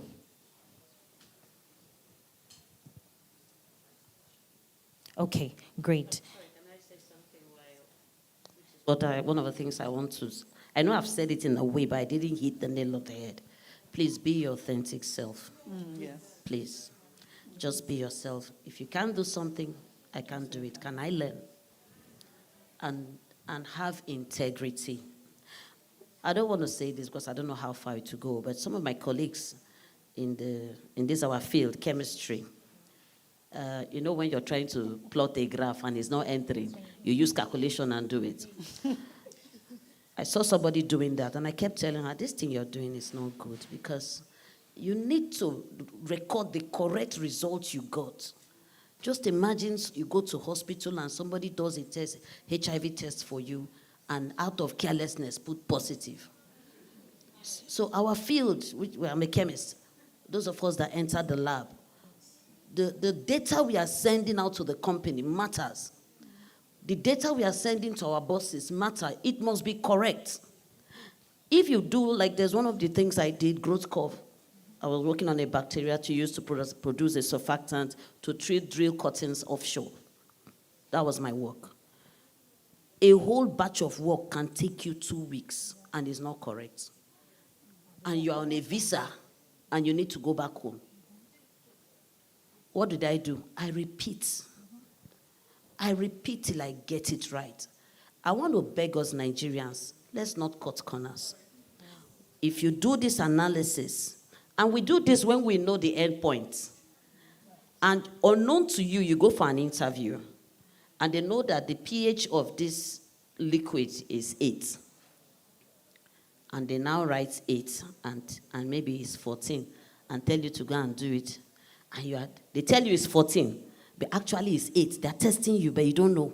You now dip your pH probe and you're getting 8. But they told me it's 14. You are getting 8. You do it how many times? Then you now go and write 14. You have lost that job. Yes. See, truth. In fact, I used to tell my children, my son, truth, part of why I'm still here today is part of telling the truth. Tell the truth. Even if it will cost you your job, your honor matters. Yes, your honor matters. Integrity is key. Too many people telling lies in this industry. And it's costing... Dr. Sarah... And it's costing the... Just imagine you get a badge. Because I was talking to some people about ISO 17025 accreditation. Now, the lab gets that accreditation. There is an oil spill, and now they want to... somebody is buying a cargo of crude oil, and they want to know the crude assay. And your staff is busy forging, and they now take that crude to, let's say, US. And the people in the US lab does their own analysis and say, no, this is not correct. Do you know that whoever is selling that crude is innocent? Is innocent. It's the lab results that they will use. So the lab is the one that will be probed. You say you have ISO accreditation, see what you did, you will lose your license. All the time, tell the truth, no matter the condition. Yes. That's where I leave it. It's pretty interesting. Yes. Okay. Oh, okay, Questions. fantastic. Hands are coming up now. So we are going to answer. We're going to have lots of time to throw more light on a lot of points, but we just want to take questions in the room. Okay. Yes, please. Can we pass on the microphone to her? Ushers, please, can you help us with the microphone to her? And then we have a question that's kind of staring us in the right of goal settings, and we're going to come back to you, Dr. Sarah, to answer that. But let's quickly take a question in the room.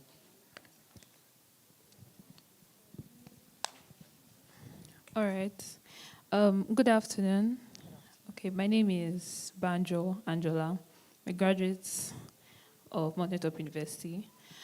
So, well, my question is just thrown to the ground because I have this imposter syndrome. I think it has been, it has been playing some kind of role in my life and that of my career too. So, as a geophysicist who wants to transition into the energy space, I got an admission to study, but to me, I feel like I'm not well equipped for me to go into it because I'm just fresh out of the university and I don't have experience or work experience that can make me, move further into going to go and do a master's. So I want to know, what can I do that will make me overcome this image I have of myself? Okay, so we'll take the other question, then we'll go back to our panelists. Please respond. So the second question that came up, someone had their hands up here. Barbara, on the first table. Okay. Okay. Yeah, the first table. She did. Oh, you wanted to? Okay. Contribution. Do we have any other question in the room? So we'll just take all the questions and then we'll go to our panelists and mentors to answer. Okay, that's great. So I think we can then take comments and contributions. Okay. Okay. Should we do the comment first or answer the question? So we'll take the comment. We'll take the comment. Okay. All right.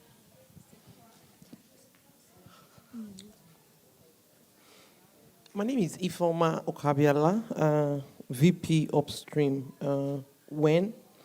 So just wanted to add to the conversation, very thought-provoking conversation I've had and experiences here. You ladies, make sure you're listening. This is the experience you're gaining. You can't buy this. Everything you've heard here, if you use them, is the experience you've bought. I wanted to just add something that is a leadership style that I see has worked for me. And that's a mantra I also carry. I'm actually writing a book on it right now. Be fair so that you can be firm. Be fair so that you can be firm. And it's all around emotional. I'm very happy you talked about empathy, emotional intelligence. We don't have it now. People are just very mean to each other. And as women, that's supposed to be some differentiating factor. So I'm talking to everybody here, including myself, But what do I mean by be fair so that you can be firm? It means that I've been recognized to be a fair leader. So when I say no, it's actually easy for me to say no.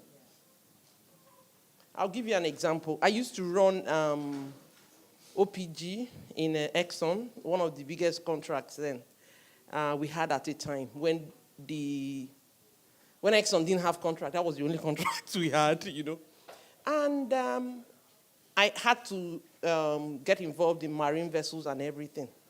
Mariners, just like you say, mariners are just a whole kettle of fish. But one thing I did with those contractors, that period, in fact, it looked like every work was going to come under that contract. It was like a $3.8 billion contract, and I was the one. I had an executive, but the executive just left it for me, and I was the one running it. Now, there were things I did differently, and I guess that's me. But it made me, how did I succeed in that role? Because when I left, questions came up. How did you succeed in that role? You'd never done this before. Apart from, I have a process of doing things. I'm an engineer. It was that fairness.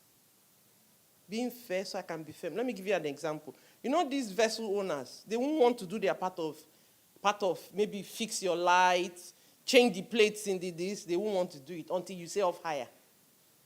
Because I had worked with them, with their project managers, when I say a vessel will go off hire, instead of their managers calling me to say, no, put my vessel on, they typically will call their project managers. One told me, I know Ifoma, you would have warned in different ways. You would have said, you would have written a letter, you would have warned, you would have encouraged, you would have done this.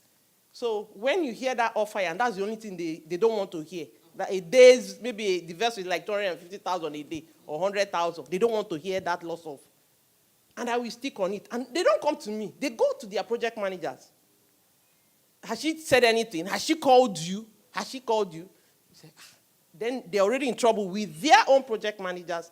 And then they come, when they now call me, I'll be like, go and fix. You know me, I'm very, very simple.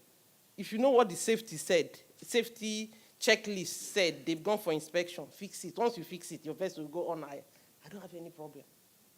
But how was I able to? I was fair to them when they are, because a lot of people, when I tell them mobilize this, I will get it done. When other project managers say it, they say no. When it's time to fight for you inside, they won't fight. We'll regularize the paperwork. But when I say it, if they don't hear from me, they won't mobilize because they know somebody is lying.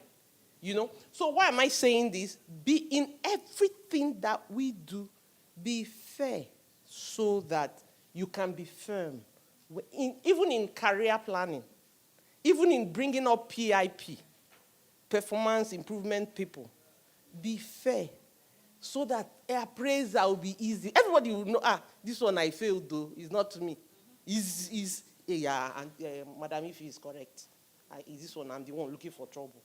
But you would have demonstrated that you're a fair person. And it takes time. You talked about character. That's where all that is packaged. I just thought to throw that into the conversation. Thank you. Be fair so that you can be firm. So we have a couple of questions that are stirring us in the goal setting, and I believe, Madam Ifoma, you'll be able to also lend a voice regarding that as well as our panelists. So I'll just take 3 of them and then we respond. This is, first of all, Dr. Sarah, how did you decide what to optimize for in your career? Money, impact, influence, technical depth, or flexibility? I'm a young lady at that point. The next question says, if you were starting again in this industry today, what would you prioritize? The third question says, how do you differentiate between a good opportunity and a right opportunity? So I have an opportunity to go abroad for my master's, but I also recently secured a graduate trainee program at an indigenous oil and gas company. And then the last one says, how far ahead do you set your career goals in a volatile industry? Maybe we can get more clarity as to the volatile industry, but this is how it's been structured. So, Dr. Sarah, I think you have the first question. How did you decide what to optimize for in your career? Money, impact, influence, technical depth, flexibility. I think we're skipping her question. Yes.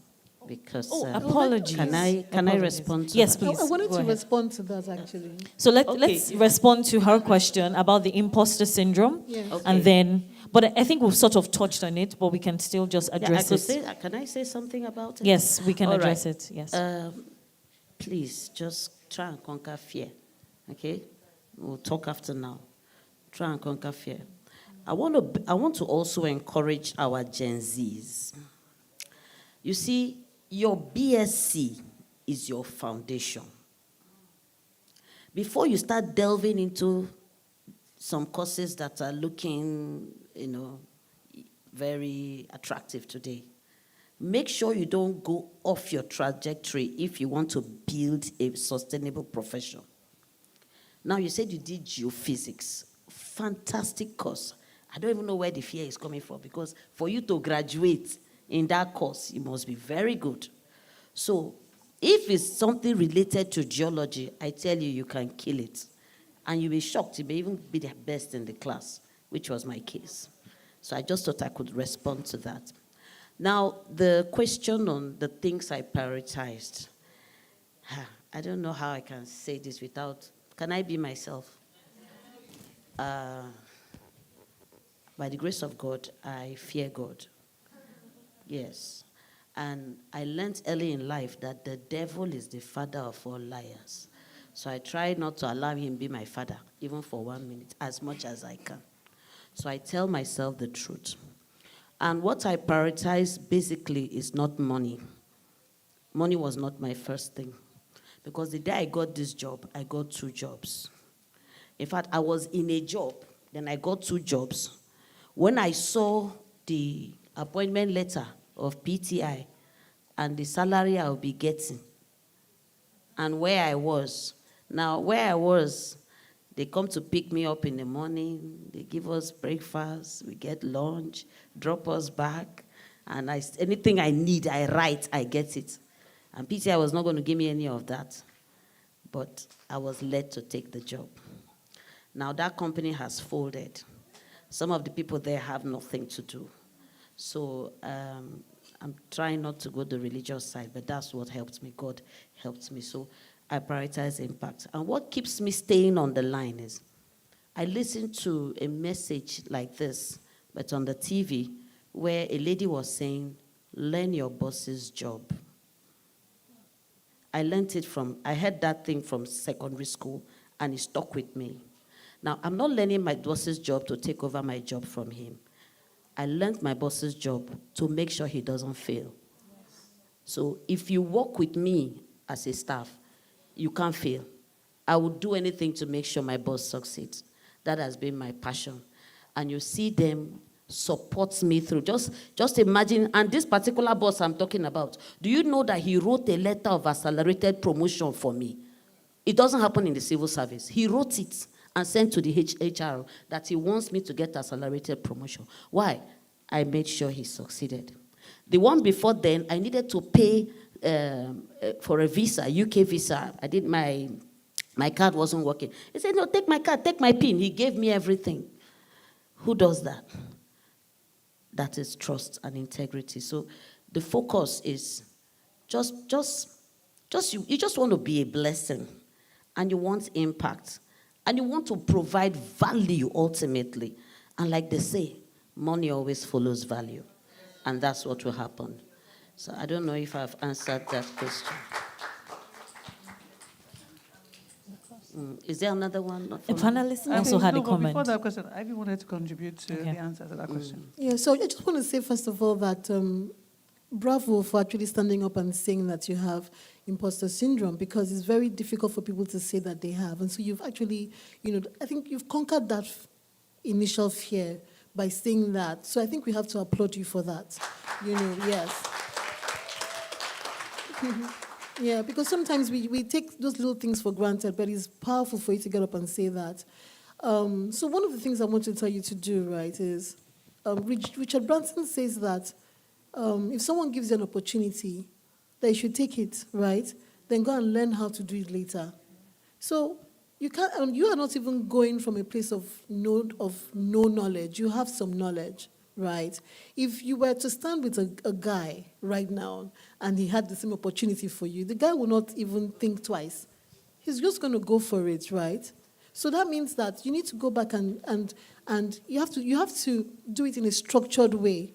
You have to combat this in a structured way where you're telling yourself, okay, I want to go in this direction. What are the things that I need to know? Then you go back and ask yourself what I already know. And you will find that you probably know about 40%. That's a good head start for you to actually go in that direction, of learning that you want to go for. And even if it's even 10%, 20%, it's okay. You're a vessel. So that means that you can learn something new and you add on to what you already know. So go for it. Just go for it, and combat your fears along the way. As they come, you combat it and you move on. Just have that focus and just keep going there in that direction. Yeah. Very well said. Very well. We also have she wanted to make a comment. Somebody talked about getting a graduate program and at the same time And getting a job, abroad. yes. I think I was in that situation. MTN came for me as soon as I finished university. I read industrial chemistry, by the way. So I just didn't think I was a fit for MTN because I got this scholarship in Belgium to do bioengineering. So even though the scholarship, there was a bit of stipends in it, but it wasn't much. But I was looking at having a master's degree in bioengineering. So I didn't even go for the second interview with MTN. So I traveled, and the rest is history because from Belgium, I got another scholarship in Italy. I'm one of the first people to do green energy MBA in the whole world. We're the first 9 people to enroll, and we got about 25,000 euros scholarship to do that course. So when I finished, the Italians wanted me to stay back in Italy. I said, no, I want to go back to Nigeria. They said, but you have 6 months program that we need to monitor that you are progressing in life. I said, can't you find a European company in Nigeria that will do that for you? So they started making calls around. They called GE. I didn't know I'll end up in Bayelsa. I didn't want to go to Niger Delta because I'm from Edo State. I didn't want to go anywhere outside Edo State, Abuja or Lagos. So eventually they found a German NGO that is into green energy, Heinrich Boll. So I was sent there for 6 months, and they forced them to pay me in euros while I was with them. So abandoning MTN interview and ending up the way I did, I think I didn't see that as something, even my mates were saying, how do you get an opportunity for an interview? I said, how did you know that I'll pass the interview? I'm not going to go. I want to go abroad. Even my elder sister was like, why do you want to go to a country where they don't speak English to do a master's degree? I can pay for you to go to UK. I said, I don't want to go to UK. This course is new. I want to do it. Bioengineering, I read chemistry is something that I can survive in. I ended up going there. So follow your conviction. I think your guts will tell you if you're doing the right thing. It might, to other people, look like you're being foolish, but your guts will tell you what to do. Yeah. Great. So Justin, in one sentence, I think that speaks to the last question. It says, if you were to start your career, again in this industry, what would you prioritize? So in one sentence, we'll just go around everyone and just get that. So in one sentence, what else would you prioritize if you were to start over in your industry? So why would... Okay, so we're rounding up. Okay.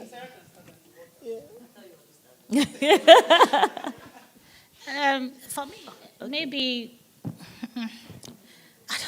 I don't know why I don't see myself as putting any foot wrong. It might be conceited to say such things, but even when I ended up with industrial chemistry, my parents wanted me to do medicine, so I bought the form. Because I had lost my father, my mother wasn't paying a lot of attention. I put chemistry there. So she didn't understand. She said, we don't have enough money to do, you go to medicine so you become big. I said, no. So if I have to do that over again, I'll still not read medicine. I'll still, because I want to be open I feel that reading medicine will make me so specialized in one spot. The things that I know outside science, technology, I probably not pay attention because medicine is intense. Kudos to those that are doing medicine. Yeah. It seems she has said all the sentences for all the panelists. So we'll just see if any mentors on the floor have any addition to that. Mentors. I think Mrs. Ifoma already talked about being fair to be firm. So, okay. I think we can then progress on that. Thank you very much. Can I add something to Mrs. Ifoma? Okay. We have something in common. So I'm going to add something to it. This is what I do. You're fair, you're firm, and you're friendly. So we want to add that. That's how I work.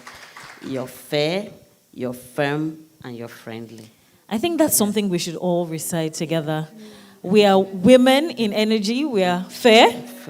We're firm. And we're what? Friendly. Can we do that again? Fs. 3 Fs. That's so we're fair, we're firm, and we are friendly. Can we celebrate our panelists as they go back to their seats? It's been a very, very insightful session. Moderator, I'm supposed to take a picture. But we can take another photograph. I know we initially took, but we can take one more photograph before we leave. Yeah, let's just quickly do that. And whilst we're doing that, we have a comment from one of our mentors here. She would introduce herself and please make a comment. Thank you.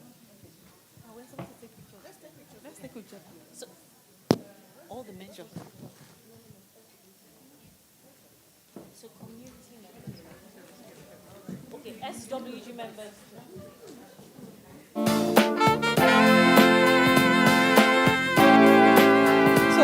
just wanted to say, good afternoon, everyone.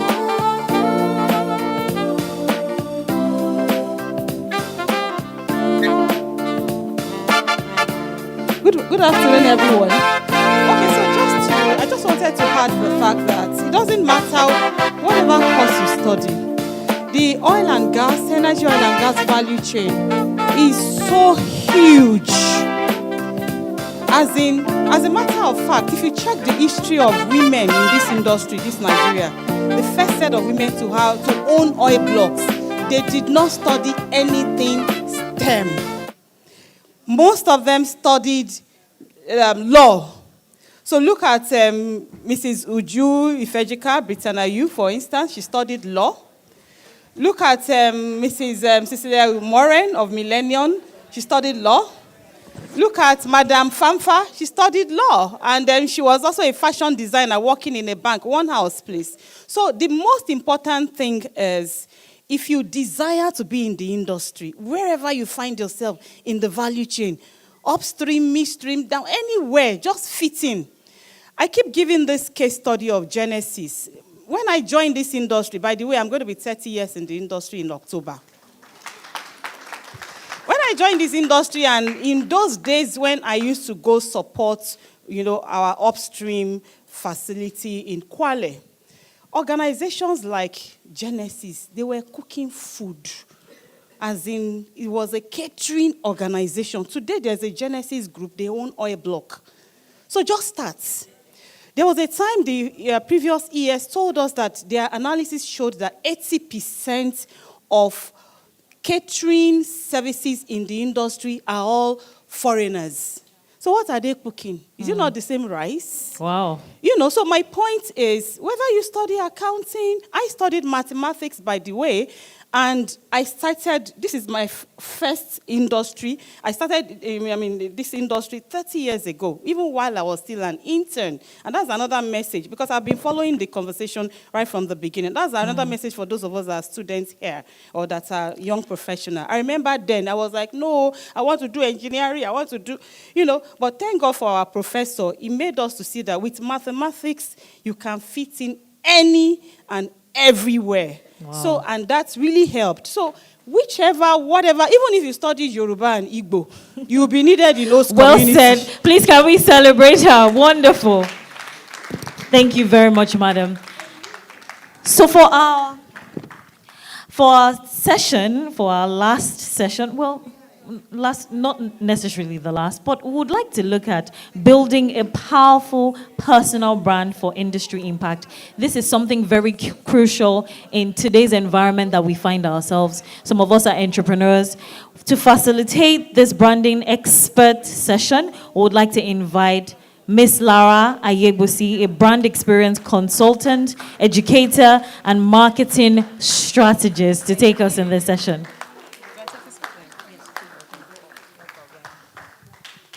Remember ramping up our energy in the room. Let's keep it going till she gets there. Personal brand is very, very crucial, and a conversation that would keep on going till we get it right and we reach our goal. Definitely, every day. Good afternoon, everyone. Everyone, good afternoon. Well, I'm going to set a goal and an intention before we even start this conversation. I'm hearing a doubt in this room, and I'm rebuking imposter syndrome for everyone in here. Okay. So I'm hoping that this session is actually really going to eliminate that doubt in the minds of each of you leaders in the room, because we're all leaders, we all have influence, and it's so important to honestly identify who you are, what you do, and therefore there will be no imposter syndrome that will come and find you. So that is what I first want to set the intention for. Following, I do want to thank the NCCF conference for inviting me to be on this platform and to encourage you and empower every single woman today, especially during International Women's Month. So this is also another added value, and I'm excited to be here. So let's get into this. First, I want to break down personal branding, why it matters. I'll share who I am and why it's a conversation that I am facilitating. And then I want to make this workshop a bit interactive, right? I want each of you guys to leave this conversation, leave this room, leave today, knowing your personal statement, knowing how to pitch yourself, knowing how to clearly, again, identify your value and speak on your value. So, personal branding, especially when navigating a male-dominated industry as an African woman in Nigeria, oil and gas sector. We are present, but we've had tons of conversations in the past 24 hours that has showed we are qualified, we are experienced, but we are still being underestimated. As of late 2023, women made up only about 18.6% of the total workforce in Nigeria's energy sector, and around 23.1% of leadership roles, despite being roughly half of the population. That means that even when women are technically qualified and experienced, we are still being underrepresented everywhere. So what that means, again, is in day-to-day operations and in leadership roles and in the positions of decision-making, we are still being underestimated. If you're not intentionally shaping how you're seen, remembered, and recommended, you risk being a part of that invisible 80%. So I'll repeat that. If you are not intentionally shaping how you are seen, remembered, and recommended, you risk being a part of that invisible 80%, no matter how brilliant you may be. So I'm going to leave this quote here, and I'm going to repeat it a few times. Expertise gets you hired. Visibility gets you promoted. And strategic branding gets you influence. I'm going to introduce myself now. My name is Omolara Ayabusi, and I'll start with my own personal pitch. I'm a marketing and communication strategist who is known for connecting brand vision and real audiences with engagement and revenue outcomes. I am committed to helping organizations communicate with clarity and with confidence as I work towards expanding my impact through solution-focused consulting and leadership roles. In short, I am a seasoned professional dedicated to building impact with brands and empowering individuals. I have over 10 years plus experience as a marketing professional. I'm also an adjunct professor at Drexel University. I am a brand strategist. I also help anyone who wants to show up and position themselves digitally online. Personal branding matters, and here is why. While navigating a male-dominated industry as an African woman in oil and gas, in this industry, yes, oil, gas, energy, engineering, but again, visibility is going to be your currency. For women, especially for those underrepresented, a strong personal brand is not just an asset, it's a necessity for advancement. Personal branding does the following. It enhances your professional credibility. It opens doors for new opportunities. It positions you as a thought leader. It attracts mentorship and sponsorship. Yesterday, there was a great conversation, and I wrote down this quote from, I believe it was the panel for effective advocacy and strategic networking, where the quote was, "One has to place themselves in the position to be sponsored." What does that look like? Let's get into it. So now that you understand a little bit about personal branding, if you've ever asked yourself or had an idea like, I don't know what my unique niche is. If you asked yourself, how do I promote myself? Should I mix my personal life with professional content? I feel cringe posting online, or I feel cringe showing up online. In short, it's time for us to define your professional identity. So let me introduce you to a framework. We're going to work on this today in this moment. I know that there are notepads, there are pens on every single table, so I want to see you guys actively participating in this framework. This is going to get you to a place being fully confident in your pitch, how you sell yourself, how you brand yourself, and answer the following questions of, oh, I don't know how to show up, I don't know what to speak about. This framework is going to assist you. So step one, I want you to write down 3 values that you refuse to compromise on. So think to yourself, what do you stand for?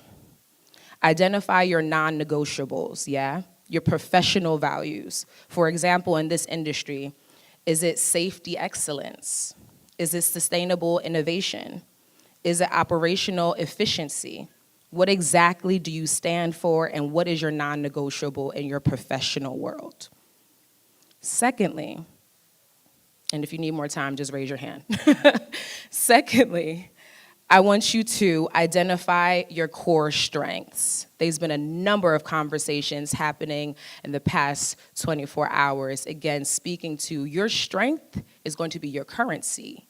So you need to identify, how do I show up in any team, in any room? So beyond your job title, and that's so important because there's so many roles, names, all this, and they're all sounding like the same thing nowadays in 2026. So beyond your job title, what problem do you solve for people? I think that that's an easy way for you to identify what your strength is. What do people come to you and ask you about? How do you solve something that comes so easy to you, yeah? So again, relating to this industry, is it cross-functional collaboration? That's what you stand firm on. That's a strength for you.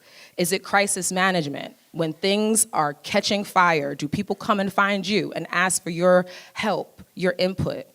Or is it regulatory navigation? Is it leading a diverse team? Think about what that strength is. I want you to list those unique things that you problem solve. And again, there's a quote I pulled from yesterday from Dr. Amayo. She said, echoed that she believes to be successful and sustainable, you need to play to your strengths. So again, to be successful and sustainable, which means we're going the long haul, not short term, long term.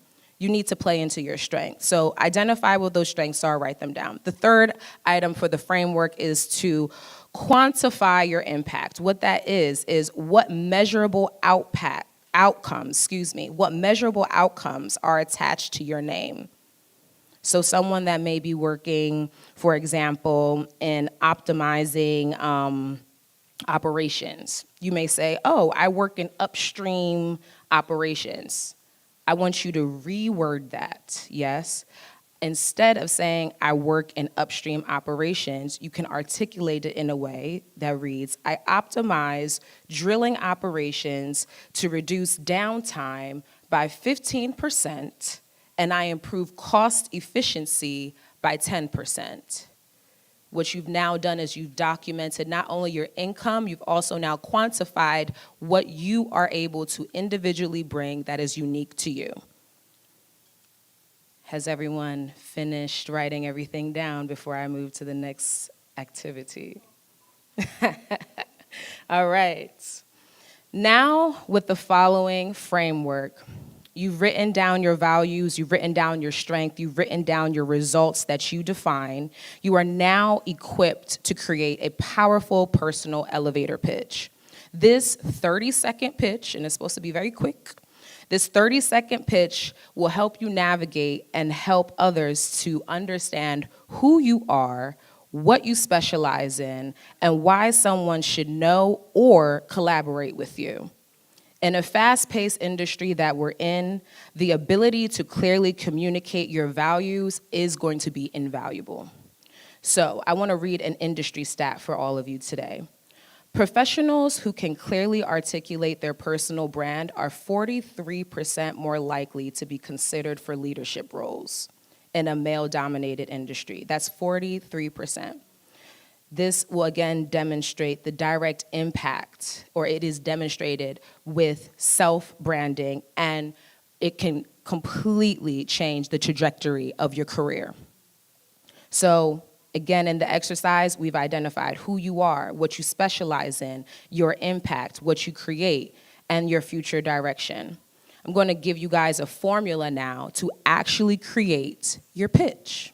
So the formula is this: I am, and now in the placeholder, you're going to put your role and identity, who is known for, and you will now add your core strengths, and committed to, you will then add your impact, your value. As I work towards, and you will then add your career goals. And I'll repeat the formula. I am, enter your role and identity, who is known for, enter your core strength, and committed to, enter your impact and value. As I work towards, enter career aspiration. This formula provides a structured way, again, for you to articulate your unique professional narrative. When you fill in the blanks, which you should easily be able to do after doing the framework, you have now gathered, in short, your values, your strengths, your impact. For example, I have one here. I am a petroleum engineer who is known for optimizing complex drilling operations and committed to reducing environmental impact through sustainable practices as I work towards leading global initiatives in respectable engineer development. It's an example, you can run with it, but the formula I've provided to you, your values, your strengths, you will plug them in, and you'll be able to comfortably, again, articulate who you are, your strengths, and that imposter syndrome of, oh, I don't know, or I don't think I can. You'll be able to stand firm on exactly what you can do. Let's take action now, because I have given you guys an exercise, I've given you a formula, and now the most important thing is to not let the gems and the jewels that we've been hearing all the past 2 days to just remain in this room. We want to now let this expand. We want to see this actually put into practice. So I want to leave you guys with a 90-day activation plan, if that's okay. Yes. So again, that quote that I started with, expertise gets you hired, visibility gets you promoted, strategic branding gets you influence. The power of influence is leverage. I'm going to say that again. The power of influence is leverage. Yes. I will. Expertise gets you hired. Visibility gets you promoted. Strategic branding gets you influence. And the power of influence is leverage. So 90-day plan. First thing I would like for everyone to do after you've taken time to review your strengths, your impact, and identify your own personal branded pitch, you're going to update your LinkedIn headline. Proactivity, yes. I want you to reflect on your impact, your unique value, and not just your job title. So when you go on LinkedIn, I don't want to see, oh, I'm an operation officer. Nope. I want for you to be very clear in your unique value. Let your headline tell a story so we know who you are, uniquely skilled, and what you are, uniquely skilled to do. The second thing in this 90-day plan, which is a lot of time, is to pitch yourself. And I don't want you to think, oh, you're going to do it today. You're going to pitch yourself today. I want you guys to introduce yourself to someone in this room using your new elevator pitch, and not only just sharing your elevator pitch in this room, also go ahead and share it as a status on your network, okay? Share it as a status on your LinkedIn page. We already just took a good surveillance of everyone who is a professional in this room should have a LinkedIn page. That is the appropriate platform for professionals to meet and connect. So share your pitch on your professional platform. So again, people know how to reach you. People know how to come and collaborate with you. People can also find out how they can sponsor you. The last thing is, if you're having any difficulty understanding who you are, what you want to brand, if you have a business or if you are self-efficient and really trying to get on your feet, I would love for you to book a phone call with me. I take on projects from all underneath the sun. I work as a marketing consultant, and really I stand firm in really helping anyone who wants to show up confidently online or anyone who wants to show up confidently within their target audience. I'm your girl. It's all within my wheelhouse. So feel free to book an appointment with me. I will leave my business cards as well on each of the tables. And yes, I really, again, want to encourage everyone in here to remove that idea of doubt. Everyone in here has such strength. First off, you stepped into this room today, which is already a testament to you want to do better, you want to do greater, you want to be grand. And that in itself, in this month of Women's International Strength, I really want for us to definitely, again, empower one another, encourage the person next to you to actually open up. I know networking can be a little bit uncomfortable sometimes, but once you master that personal pitch, you could talk to anyone underneath the sun. So that is all. I'm going to leave that with you guys today. I really hope that everyone today was able to at least start to learn how to personally brand themselves. If you have any questions, feel free to find me. I'm in the back middle table. Thank you. Thank you so much, Lara. We have indeed heard from a branding expert, and I'm very sure that we can apply the formula that we just got from her into our individual lives, our businesses, and our careers as well, to pitch ourselves better, to place ourselves rightly for the next opportunities that would come our way. So thank you very much. Do we have any questions before she leaves? Especially the mentees, yes. Do we have any questions? I see a lady eager behind. Please, Laura, you could also sit if you want to, but we have questions for you. Thank you. Can we get a microphone? Ushers, please, can you help get a microphone to her? Fantastic. Yes. Please feel free to take any of the seats. Ms. Lara. I have a question for the young women in the room who might be fresh out of their BSc programs. They might not have these titles yet that we're explaining in the elevator pitch. So what advice do you have for them to pitch themselves via their experience, whether it be through internships, education? What can they put in their elevator pitch that's going to make the difference to let employers know that they are young and may not have all of the experience, but they're eager to learn and eager to get out there? Thank you so much for that question, Devin.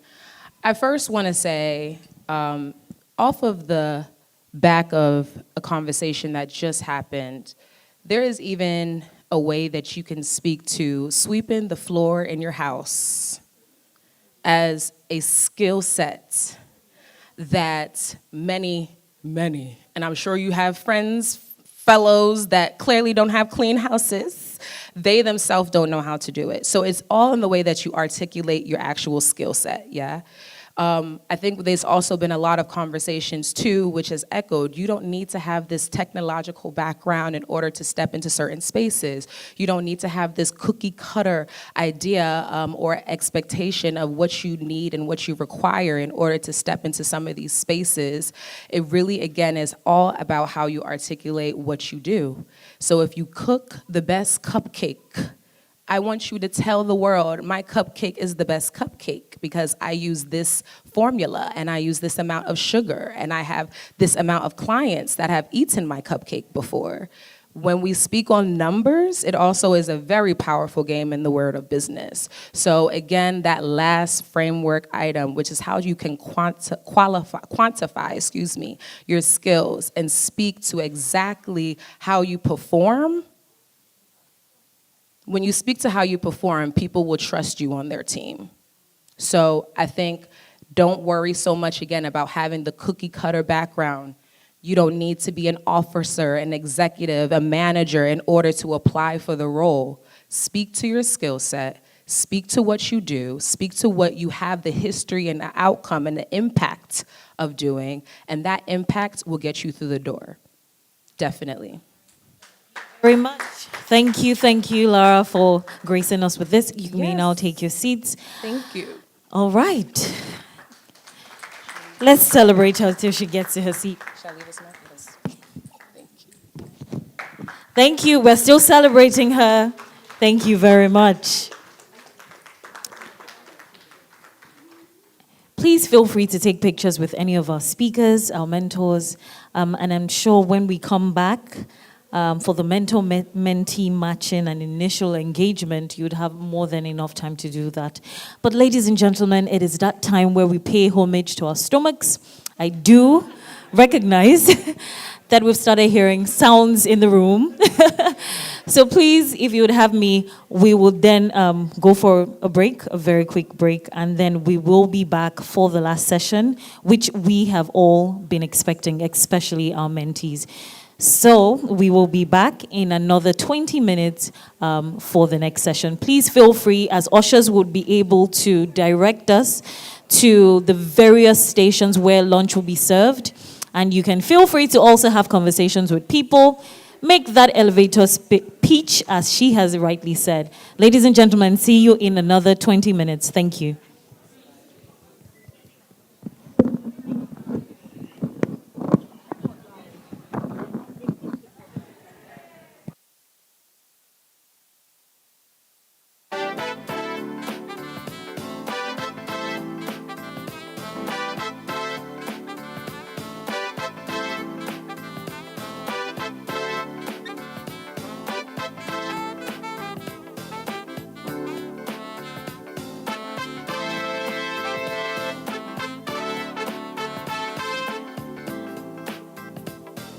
It is our duty to make sure those of them that have interest in the oil and gas, we want to encourage them to start early so that by the end of the day, that professional curve that will lead them to oil and gas industry will be seamless. A lot of women don't go looking at professional skills. So it's not enough to have the technical skills. You have to know how to communicate. You have to know how to be a leader. You have to know how to manage people. When it comes to mentorship and speaking to young people, particularly young women that want to work in the oil and gas industry, the advice is very simple. Number one, build your commercial awareness. Understand the industry. Understand the direction of the industry. Understand the trajectory of investment and policy in the industry.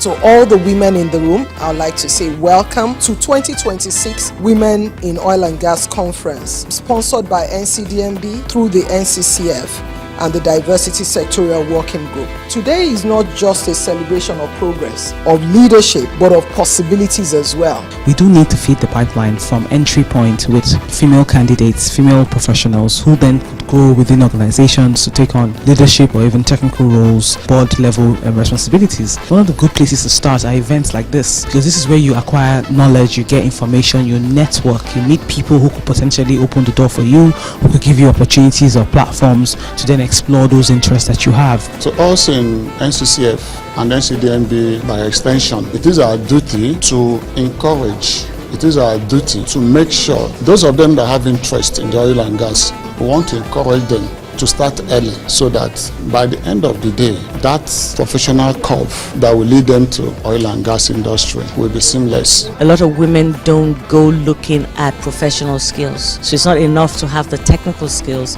You have to know how to communicate. You have to know how to be a leader.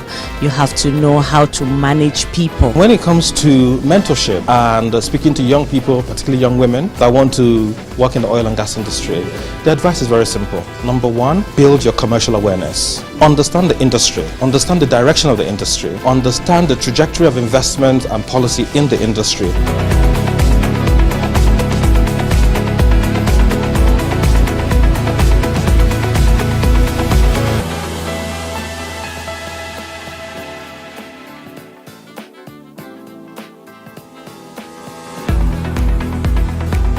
To all the women in the room, I would like to say welcome to 2026 Women in Oil and Gas Conference, sponsored by NCDMB through the NCCF and the Diversity Sectorial Working Group. Today is not just a celebration of progress, of leadership, but of possibilities as well. We do need to feed the pipeline from entry point with female candidates, female professionals who then could grow within organizations to take on leadership or even technical roles, board level responsibilities. One of the good places to start are events like this, because this is where you acquire knowledge, you get information, you network, you meet people who could potentially open the door for you, who could give you opportunities or platforms to then explore those interests that you have. To us in NCCF and NCDMB by extension, it is our duty to encourage, it is our duty to make sure those of them that have interest in the oil and gas, we want to encourage them to start early so that by the end of the day, that professional curve that will lead them to oil and gas industry will be seamless. A lot of women don't go looking at professional skills. So it's not enough to have the technical skills.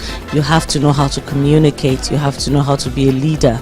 You have to know how to manage people. When it comes to mentorship and speaking to young people, particularly young women that want to work in the oil and gas industry, the advice is very simple. Number one, build your commercial awareness. Understand the industry, understand the direction of the industry, understand the trajectory of investment and policy in the industry.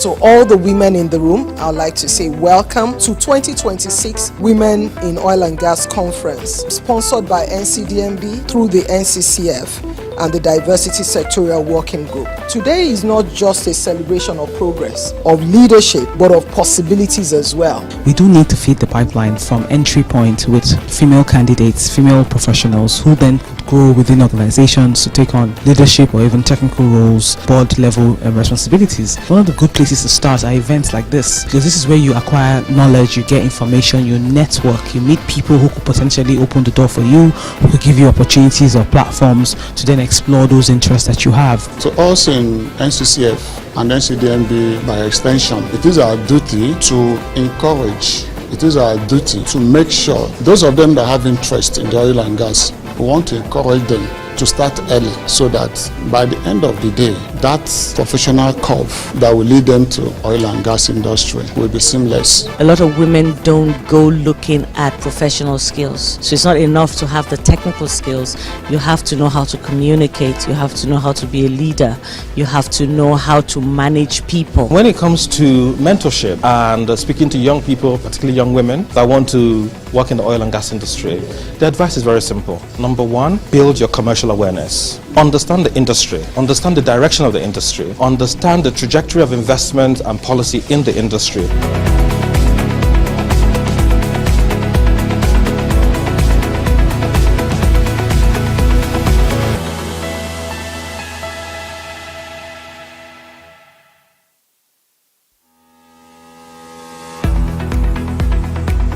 To all the women in the room, I'd like to say welcome to 2026 Women in Oil and Gas Conference, sponsored by NCDMB through the NCCF and the Diversity Sectorial Working Group. Today is not just a celebration of progress, of leadership, but of possibilities as well. We do need to feed the pipeline from entry point with female candidates, female professionals who then could grow within organizations to take on leadership or even technical roles, board level responsibilities. One of the good places to start are events like this, because this is where you acquire knowledge, you get information, you network, you meet people who could potentially open the door for you, who could give you opportunities or platforms to then explore those interests that you have. To us in NCCF and NCDMB by extension, it is our duty to encourage, it is our duty to make sure those of them that have interest in the oil and gas, we want to encourage them to start early so that by the end of the day, that professional curve that will lead them to oil and gas industry will be seamless. A lot of women don't go looking at professional skills. So it's not enough to have the technical skills. You have to know how to communicate. You have to know how to be a leader. You have to know how to manage people. When it comes to mentorship and speaking to young people, particularly young women that want to work in the oil and gas industry, the advice is very simple. Number one, build your commercial awareness. Understand the industry, understand the direction of the industry, understand the trajectory of investment and policy in the industry.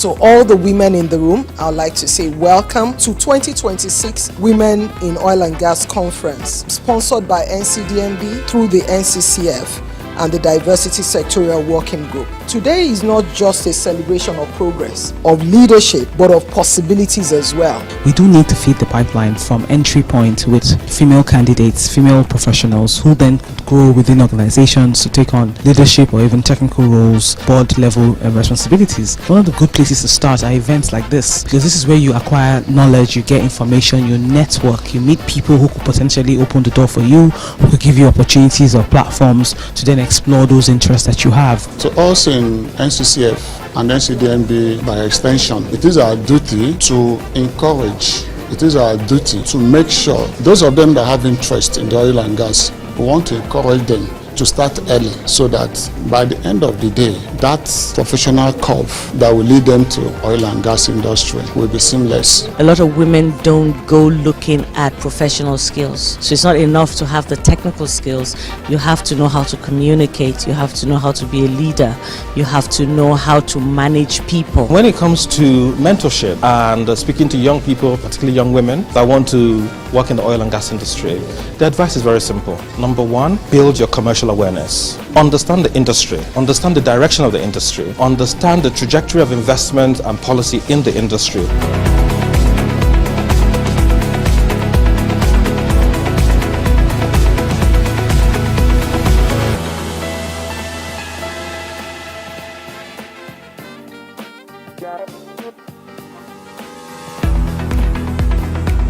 To all the women in the room, I would like to say welcome to 2026 Women in Oil and Gas Conference, sponsored by NCDMB through the NCCF and the Diversity Sectorial Working Group. Today is not just a celebration of progress, of leadership, but of possibilities as well. We do need to feed the pipeline from entry point with female candidates, female professionals who then could grow within organizations to take on leadership or even technical roles, board level responsibilities. One of the good places to start are events like this, because this is where you acquire knowledge, you get information, you network, you meet people who could potentially open the door for you, who could give you opportunities or platforms to then explore those interests that you have. To us in NCCF and NCDMB by extension, it is our duty to encourage, it is our duty to make sure those of them that have interest in the oil and gas, we want to encourage them to start early so that by the end of the day, that professional curve that will lead them to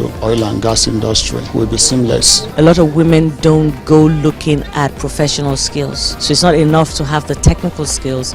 You have to know how to communicate. You have to know how to be a leader. You have to know how to manage people. When it comes to mentorship and speaking to young people, particularly young women that want to work in the oil and gas industry, the advice is very simple. Number one, build your commercial awareness. Understand the industry, understand the direction of the industry, understand the trajectory of investment and policy in the industry.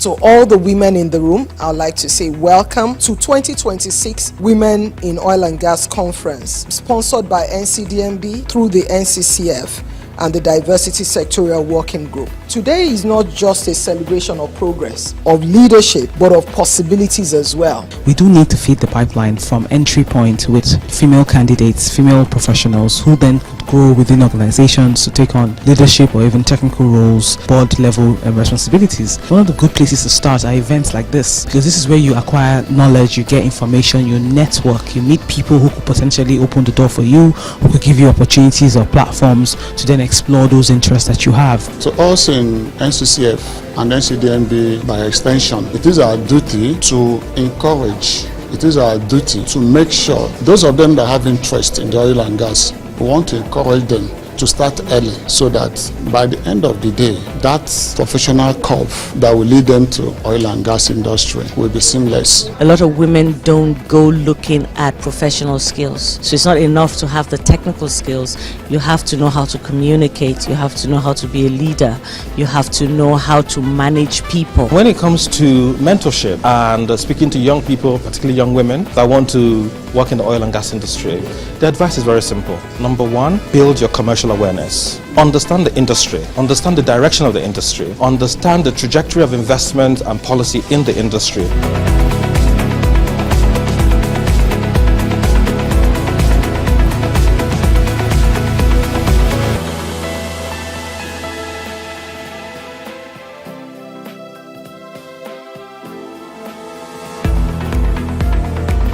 To all the women in the room, I would like to say welcome to 2026 Women in Oil and Gas Conference, sponsored by NCDMB through the NCCF and the Diversity Sectorial Working Group. Today is not just a celebration of progress, of leadership, but of possibilities as well. We do need to feed the pipeline from entry point with female candidates, female professionals who then could grow within organizations to take on leadership or even technical roles, board level responsibilities. One of the good places to start are events like this, because this is where you acquire knowledge, you get information, you network, you meet people who could potentially open the door for you, who could give you opportunities or platforms to then explore those interests that you have. To us in NCCF and NCDMB by extension, it is our duty to encourage, it is our duty to make sure those of them that have interest in the oil and gas, we want to encourage them to start early so that by the end of the day, that professional curve that will lead them to oil and gas industry will be seamless. A lot of women don't go looking at professional skills. So it's not enough to have the technical skills.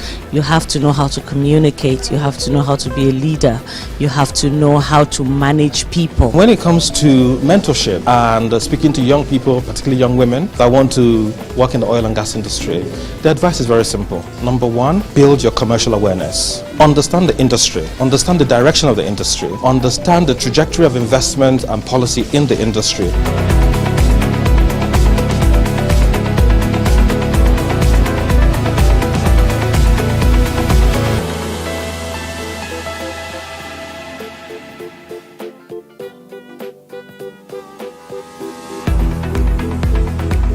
To all the women in the room, I would like to say welcome to 2026 Women in Oil and Gas Conference, sponsored by NCDMB through the NCCF and the Diversity Sectorial Working Group. Today is not just a celebration of progress, of leadership, but of possibilities as well. We do need to feed the pipeline from entry point with female candidates, female professionals who then could grow within organizations to take on leadership or even technical roles, board level responsibilities. One of the good places to start are events like this, because this is where you acquire knowledge, you get information, you network, you meet people who could potentially open the door for you, who could give you opportunities or platforms to then explore those interests that you have. To us in NCCF and NCDMB by extension, it is our duty to encourage, it is our duty to make sure those of them that have interest in the oil and gas, we want to encourage them to start early so that by the end of the day, that professional curve that will lead them to oil and gas industry will be seamless. A lot of women don't go looking at professional skills. So it's not enough to have the technical skills. You have to know how to communicate. You have to know how to be a leader. You have to know how to manage people. When it comes to mentorship and speaking to young people, particularly young women that want to work in the oil and gas industry, the advice is very simple. Number one, build your commercial awareness. Understand the industry, understand the direction of the industry, understand the trajectory of investment and policy in the industry.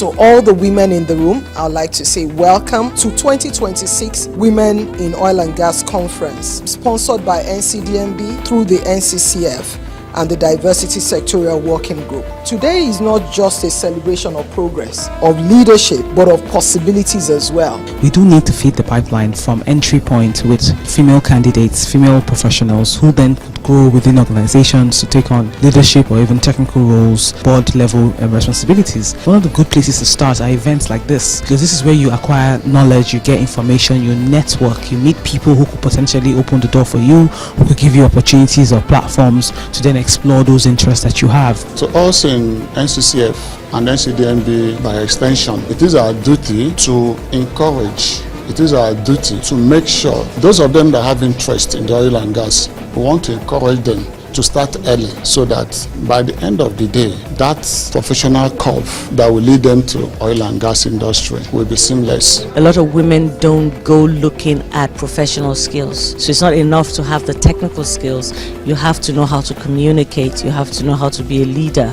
You have to know how to manage people. When it comes to mentorship and speaking to young people, particularly young women that want to work in the oil and gas industry, the advice is very simple. Number one, build your commercial awareness. Understand the industry, understand the direction of the industry, understand the trajectory of investment and policy in the industry.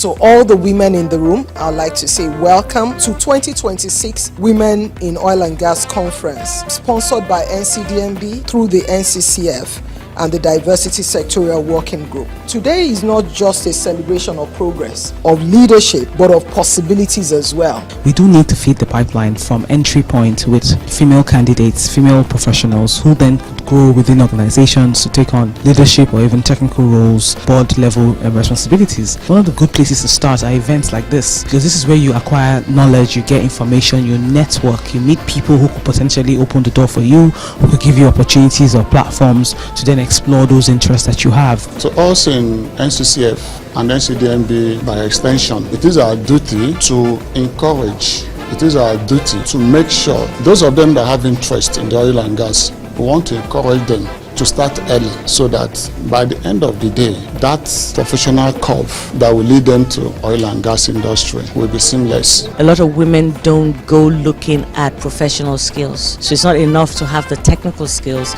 You have to know how to communicate. You have to know how to be a leader. You have to know how to manage people. When it comes to mentorship and speaking to young people, particularly young women that want to work in the oil and gas industry, the advice is very simple. Number one, build your commercial awareness. Understand the industry, understand the direction of the industry, understand the trajectory of investment and policy in the industry.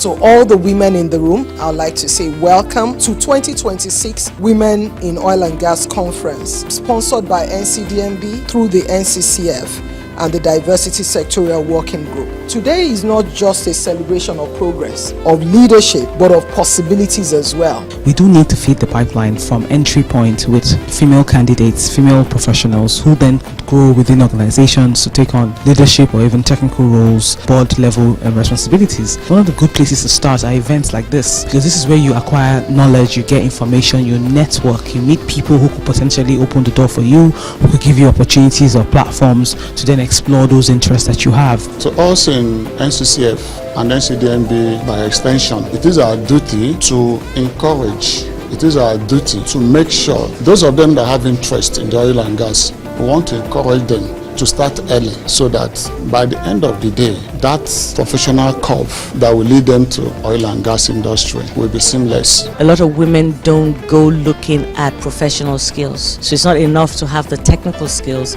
You have to know how to communicate. You have to know how to be a leader. You have to know how to manage people. When it comes to mentorship and speaking to young people, particularly young women that want to work in the oil and gas industry, the advice is very simple. Number one, build your commercial commercial awareness. Understand the industry, understand the direction of the industry, understand the trajectory of investment and policy in the industry.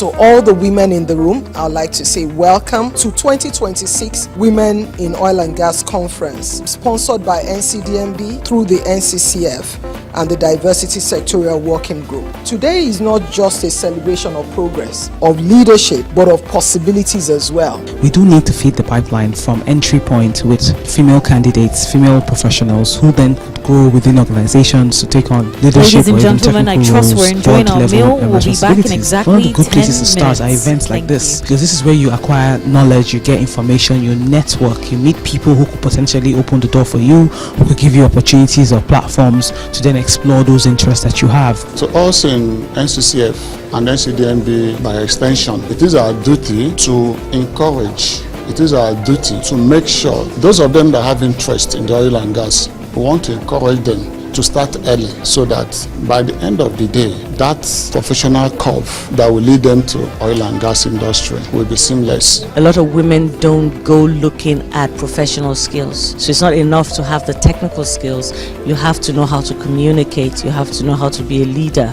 You have to know how to manage people. When it comes to mentorship and speaking to young people, particularly young women that want to work in the oil and gas industry, the advice is very simple. Number one, build your commercial awareness. Understand the industry, understand the direction of the industry, understand the trajectory of investment and policy in the industry.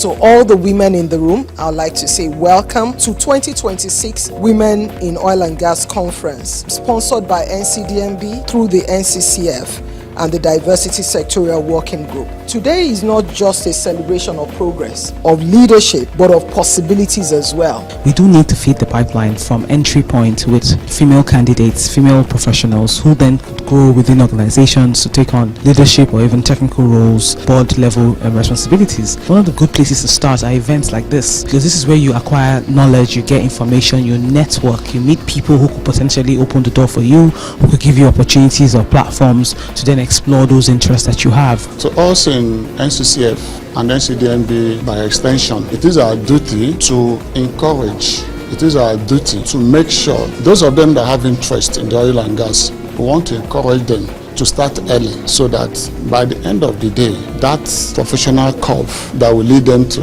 oil and gas industry will be seamless. A lot of women don't go looking at professional skills. So it's not enough to have the technical skills.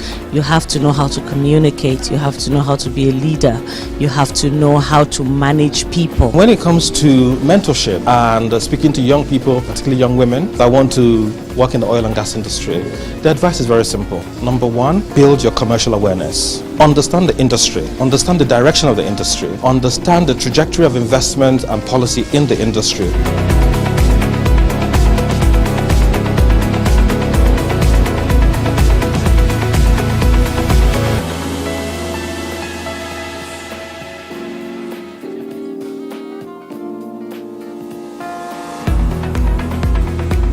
To all the women in the room, I'd like to say welcome to 2026 Women in Oil and Gas Conference, sponsored by NCDMB through the NCCF and the Diversity Sectorial Working Group. Today is not just a celebration of progress, of leadership, but of possibilities as well. We do need to feed the pipeline from entry point with female candidates, female professionals who then could grow within organizations to take on leadership or even technical roles, board level responsibilities. One of the good places to start are events like this, because this is where you acquire knowledge, you get information, you network, you meet people who could potentially open the door for you, who could give you opportunities or platforms to then explore those interests that you have. To us in NCCF and NCDMB by extension, it is our duty to encourage, it is our duty to make sure those of them that have interest in the oil and gas, we want to encourage them to start early so that by the end of the day, that professional curve that will lead them to oil and gas industry will be seamless. A lot of women don't go looking at professional skills. So it's not enough to have the technical skills. You have to know how to communicate. You have to know how to be a leader. You have to know how to manage people. When it comes to mentorship and speaking to young people, particularly young women that want to work in the oil and gas industry, the advice is very simple. Number one, build your commercial awareness. Understand the industry, understand the direction of the industry, understand the trajectory of investment and policy in the industry.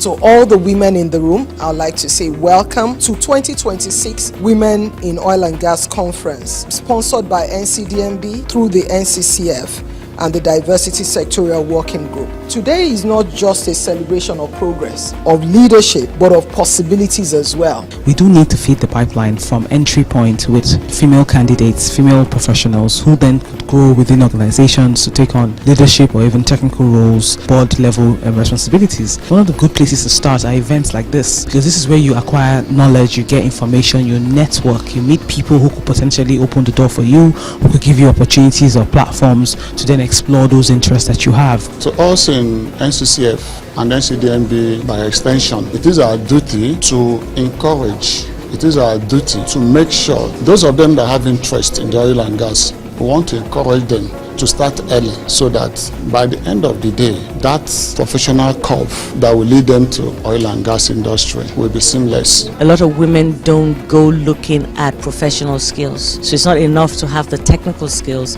You have to know how to communicate. You have to know how to be a leader.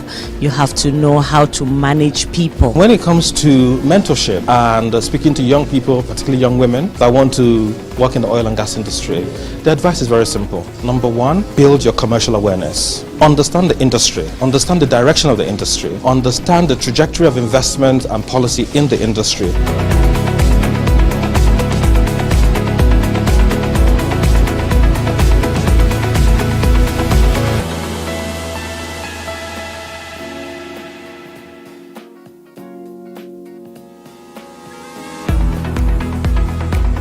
To all the women in the room, I would like to say welcome to 2026 Women in Oil and Gas Conference, sponsored by NCDMB through the NCCF and the Diversity Sectorial Working Group. Today is not just a celebration of progress, of leadership, but of possibilities as well. We do need to feed the pipeline from entry point with female candidates, female professionals who then could grow within organizations to take on leadership or even technical roles, board level responsibilities. One of the good places to start are events like this, because this is where you acquire knowledge, you get information, you network, you meet people who could potentially open the door for you, who could give you opportunities or platforms to then explore those interests that you have. To us in NCCF and NCDMB by extension, it is our duty to encourage, it is our duty to make sure those of them that have interest in the oil and gas, we want to encourage them to start early so that by the end of the day, that professional curve that will lead them to oil and gas industry will be seamless. A lot of women don't go looking at professional skills. So it's not enough to have the technical skills.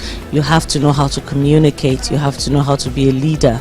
You have to know how to manage people. When it comes to mentorship and speaking to young people, particularly young women that want to work in the oil and gas industry, the advice is very simple. Number one, build your commercial awareness. Understand the industry, understand the direction of the industry, understand the trajectory of investment and policy in the industry.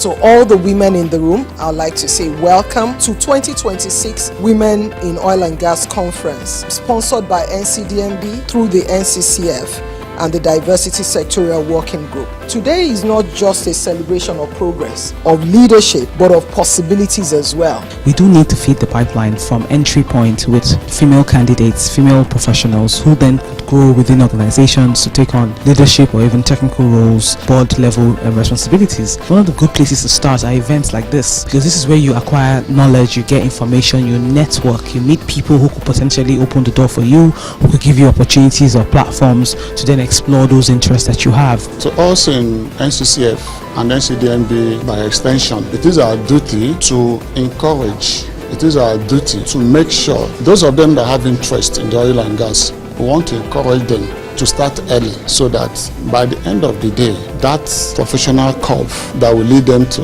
oil and gas industry will be seamless. A lot of women don't go looking at professional skills. So it's not enough to have the technical skills. You have to know how to communicate. You have to know how to be a leader.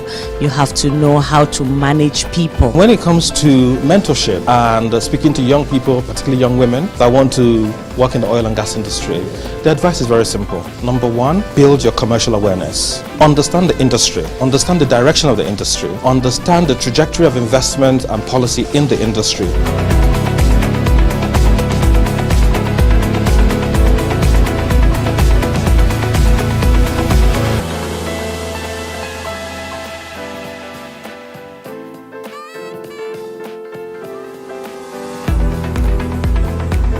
To all the women in the room, I'd like to say welcome to 2026 Women in Oil and Gas Conference, sponsored by NCDNB through the NCCF and the Diversity Sectorial Working Group. Today is not just a celebration of progress, of leadership, but of possibilities as well. We do need to feed the pipeline from entry point with female candidates, female professionals who then could grow within organizations to take on leadership or even technical roles, board level responsibilities. One of the good places to start are events like this, because this is where you acquire knowledge, you get information, you network, you meet people who could potentially open the door for you, who could give you opportunities or platforms to then explore those interests that you have. To us in NCCF and NCDNB by extension, it is our duty to encourage, it is our duty to make sure those of them that have interest in the oil and gas, we want to encourage them to start early so that by the end of the day, that professional curve that will lead them to oil and gas industry will be seamless. A lot of women don't go looking at professional skills. So it's not enough to have the technical skills.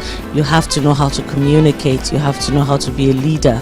You have to know how to manage people. When it comes to mentorship and speaking to young people, particularly young women that want to work in the oil and gas industry, the advice is very simple. Number one, build your commercial awareness. Understand the industry, understand the direction of the industry, understand the trajectory of investment and policy in the industry.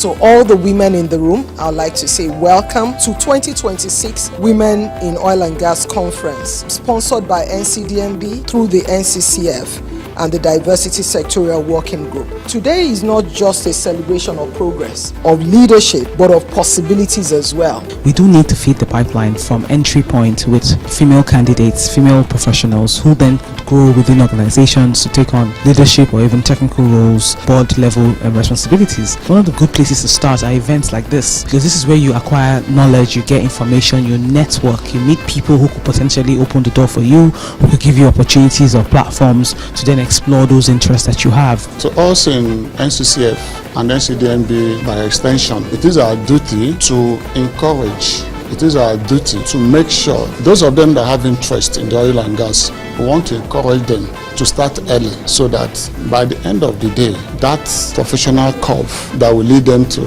oil and gas industry will be seamless. A lot of women don't go looking at professional skills. So it's not enough to have the technical skills. You have to know how to communicate. You have to know how to be a leader.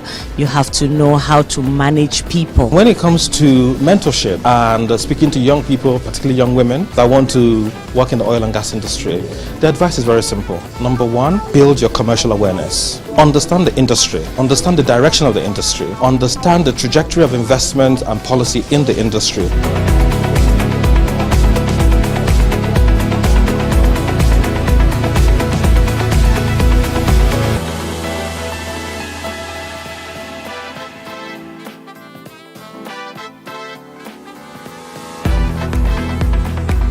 To all the women in the room, I'd like to say welcome to 2026 Women in Oil and Gas Conference, sponsored by NCDMB through the NCCF and the Diversity Sectorial Working Group. Today is not just a celebration of progress, of leadership, but of possibilities as well. We do need to feed the pipeline from All entry right, point good afternoon, with ladies female and gentlemen. candidates, female professionals I who trust then lunch has go been within great. organizations to take on I'm leadership really or pleased even to announce technical that we have a roles, bonus board level session. responsibilities. One of the good So if places you to start are please events like this, lend me because this is your where you ears. acquire knowledge, you get information. We started you off network, today you by meet people who testing could potentially what open the the door for you, who expectations could give you were. opportunities or And I would also platforms like to then test at explore this those point interests that you if have. those So also in expectations have been met, NCCF and or are NCDMB by are there some extension, it other is our questions duty that to are thugging strong in our encourage, hearts it is our duty that we to make haven't sure really those of them that spoken have to? interest in the oil and So I'm gas, just going to walk we want to around encourage and ask a them few to people start early questions, so that and by then the we end know of the day, that where to go professional from here. curve that will lead them to So I'll start oil from and the gas mentees industry table. will be seamless. A lot Hello, of women ladies. don't go looking at Let's see who's professional not eating. skills. Oh, So it's great. not enough She's to not have the technical skills. You have to know how to communicate. Would you have say to your know how to be a expectation leader. today has been met? You have to know how to manage people. Are When they it comes still to question- mentorship and speaking to young people, particularly young women that want to work in the oil and gas industry, the advice is very simple. Number one, build your commercial awareness. Understand the industry, understand the direction of the industry, understand the trajectory of investment and policy in the industry.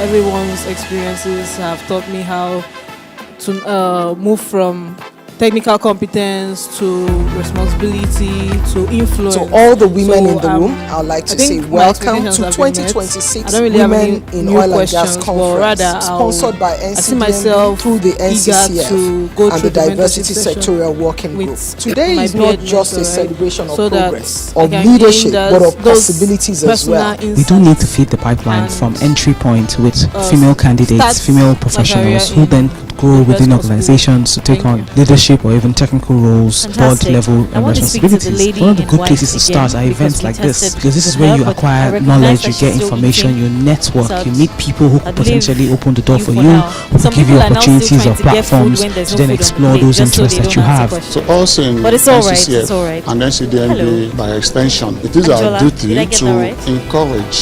It is our duty to make sure those of them Your that have expectations interest in today, the or oil do you and have any gas, questions we that want we to haven't encourage quite them answered? to start early so that by the end of the day, that professional curve that will lead them to oil and gas industry will be seamless. A lot of women don't go looking at professional skills. So it's not enough to have the technical skills. You have to know how to communicate. You have to know how to be a leader. You have to know how to manage people. When it comes to Fantastic. mentorship Okay, we and are seeing speaking a to lot young of met people, particularly young expectations. women that want But to I would also like to work talk in the to oil our and gas industry, mentors the advice is very simple. for some Number one, thoughts build your that commercial probably awareness. dropped whilst Understand we the were industry, understand the servicing our direction of the stomachs, industry, understand and the trajectory of inspiration has investment therefore and come policy forth, in the and industry. we're able to share some more. So I think I would like to invite Ivy first of all, and then we can go to some other mentors. Okay. Hi, ladies. All right. So, do I need to get up? Okay. So I think one area that I wanted us to talk about was emotional intelligence, right? So the panel we've talked about it and we said we didn't really go into emotional intelligence, and it's so important for ladies, in fact, for any human being really, to know how to manage their emotions when leading, and also when leading self, because it starts with self-awareness first. Then, of course, you can now manage or regulate yourself before you begin to manage your emotions in the social space, as well as build relationships. So for the young ladies, right, it's very critical that you know yourself. Most of us are not on our own self-discovery journey. So I think that that's something that you need to start. You have to know who you are. And it starts by even knowing your personality as well, even as you grow. Because once you are aware of who you are, then you can actually manage yourself. So that's very important. And that means that if different storms come your way, just because you know yourself, you're able to manage them. And then you're also able to manage people, and also manage different situations. So I want to give an example of one of my experiences in my career, right? I had to work for a bank a few years ago. And I was called to come and manage the country heads in the 18 African countries that we had, that the bank had presence in. Now, when I got into the bank, right, I got a lot of feedback from people. Oh, Africa is so difficult to manage. You're never going to be able to get them to do things, because Nigerians were very aggressive. Whenever we go anywhere, any country, they know us. We always want things to be done immediately.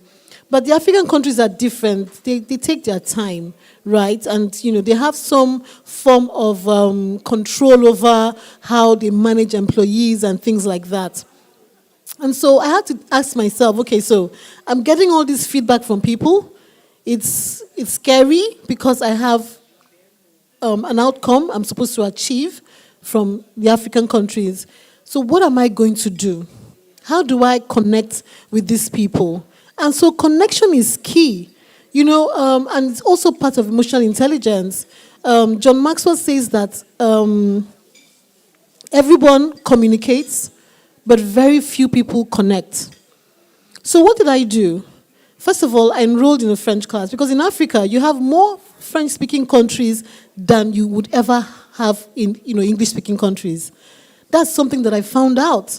So that means I was managing more French countries than even English-speaking countries. And then, of course, you had the East Africa as well, Swahili and all. And so I had to learn, first of all, I had to start learning French. But then I made a decision myself that every email that I sent to the people I was managing in the countries would go in French first, in English, and then in Portuguese.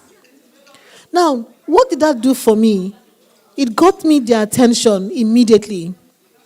Because they'd never had anybody who actually took the time out to communicate with them in that way. And so, there's something about being a leader and caring, right? When people know you care, guess what? They'll buy into you. And so just showing them that I cared by taking that time out to communicate, all my communication, none ever went in English only. And that got me their ear and their hand. And so anything I wanted to achieve in Africa, I was able to achieve it just because I leaned on that emotional part of me, right? To be able to connect with them. So I'm just saying this to say, emotional intelligence is not just saying, oh, I'm just observing people, to know how to speak with people or how to manage my boss. It could come out in any part of your role. So just be open to it, explore. And, my rule in life is that nothing is a barrier. Language is not a barrier. Color is not a barrier. Ethnicity is nothing is a barrier. Once you understand that, then you can connect with people on the emotional level at any point in time. So thank you. Okay.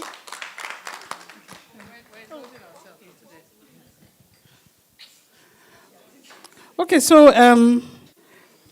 I worked in one of the large oil and gas producing companies. And one thing my mentor left with me was, he always said, if you stand for nothing, you will fall for anything. So as a young mentee entering into the oil and gas industry, you're getting into an industry that is shaped by policy reforms, like the PIA, constantly changing. There's increased indigenous participation. There's shifting asset ownership. I'm sorry you've seen all the mergers and all the share sale, the most recent one being Renaissance and the others. So you grapple with ethical dilemmas. You have commercial pressures to cut corners. And then you also manage power dynamics between regulators, host communities, contractors, and all that. So how will you show up? You must stand for something. like has been said, your values, who you are, what you represent. It doesn't matter what the pressure is. It doesn't matter what people are doing, what the others are doing and getting away with. Like we saw from example of Dr. Sarah and the others.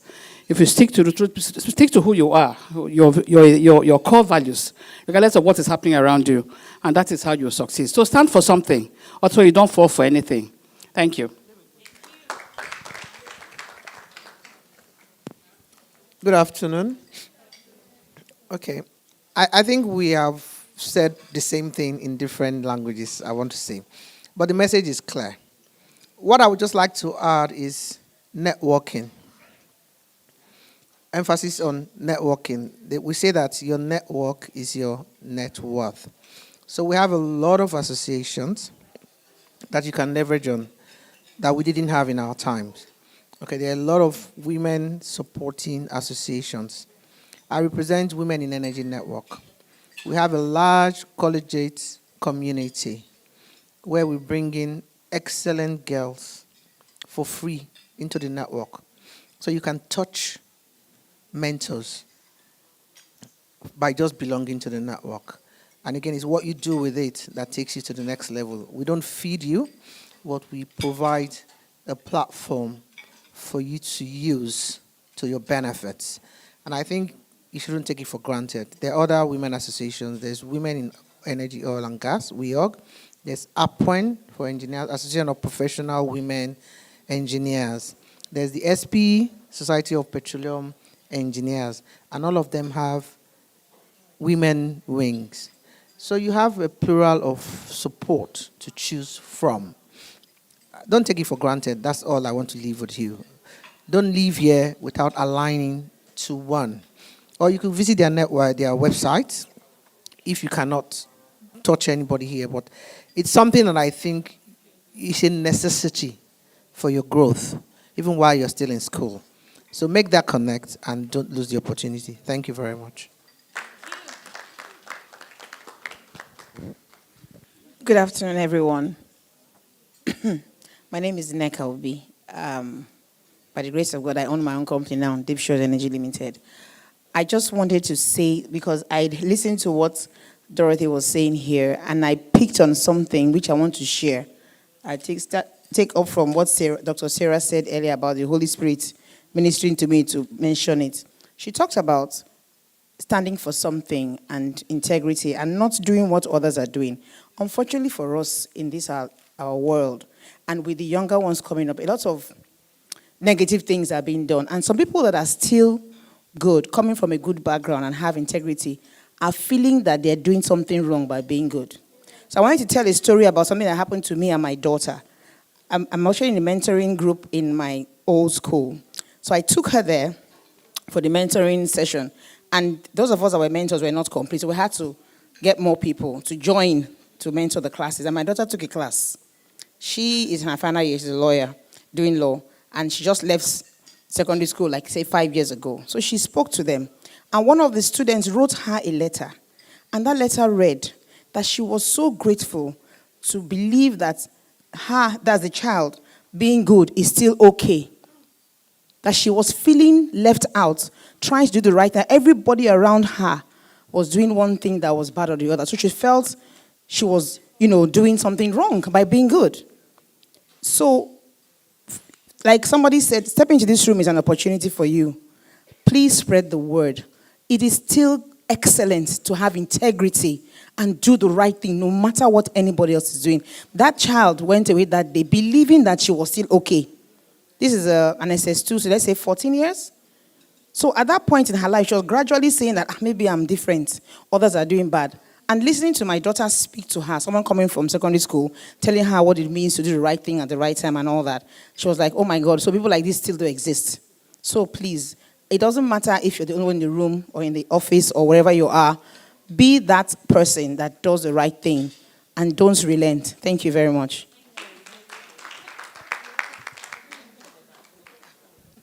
Thank you very much. We would also like to reiterate, for those people asking, how can I tell my friend about this network? How do I join? How do I become a mentee? Or how do I become a mentor? The planning committee would put up an email shortly and would like you to send in your bio, and someone from the team would be in touch with you. Please note that we still have a very interesting session coming up. It's the mentor-mentee matching and initial engagement. So there's still so much to look out for. But we'll quickly go on a 5-minute stretch break. I'd encourage you to just stretch, stand up.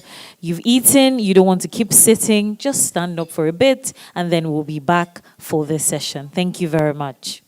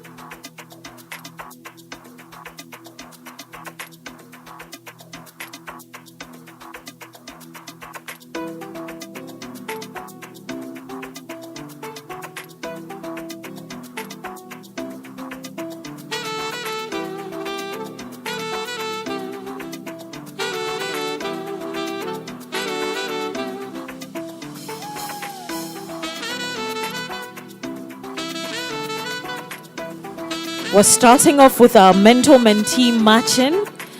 I believe this is a very crucial point in today's event. This is the crux of the matter. Thank you for lending me your ears.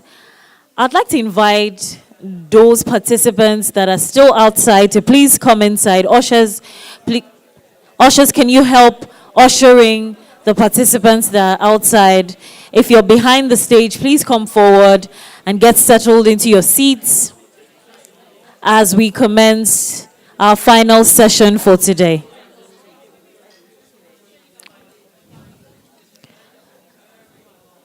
All right, we'll do that very quickly in 2 minutes.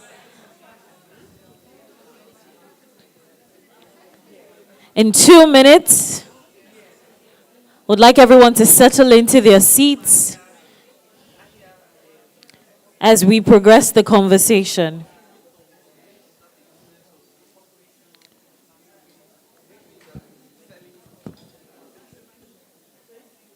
Okay, then I would like to invite back to the microphone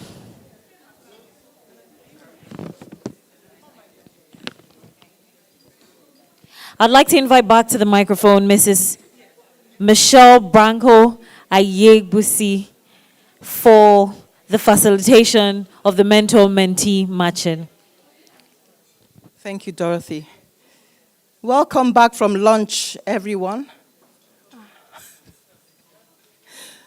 Thank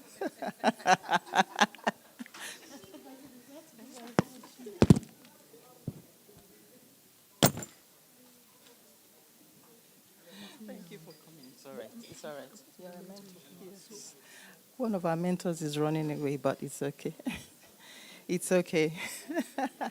All right, so welcome back from lunch, everyone.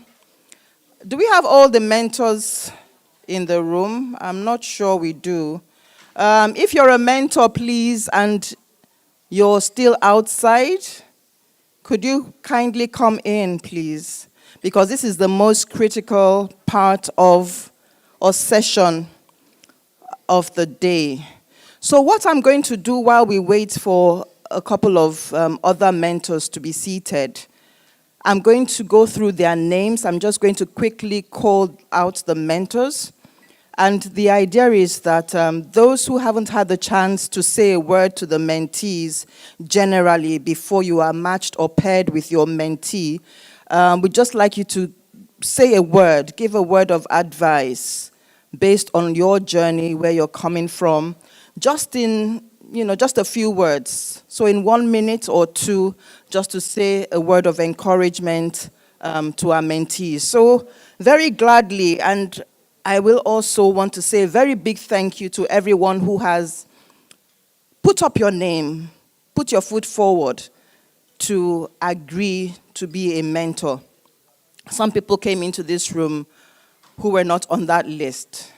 And after listening to everything, listening to the sessions, listening to the speakers, and engaging with the girls, they put their names forward to mentor.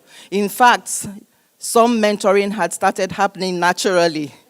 So while we are here trying to matchmake and arrange marriages, some have already been attracted and have started wooing themselves. So can we give ourselves a round of applause? Which just goes to show that mentoring is a natural thing. It should be a natural thing. And we are hoping that with our own attempt, what we have attempted to do by matchmaking, we are hoping that it will work. And like I said earlier, if you feel, okay, this is not quite the right fit for me, it's not the right experience, or this is not the right mentee for me, please let us know. I've had someone say to me or mention to us a particular discipline that she's interested in mentoring. So, but just let's see how it goes, and we're trusting that it will all go well. So I'm just going to quickly call, and not in any particular order, our mentors. So Dr. Zuweirat Sekome is one of our mentors. Mr. Salah Tersu.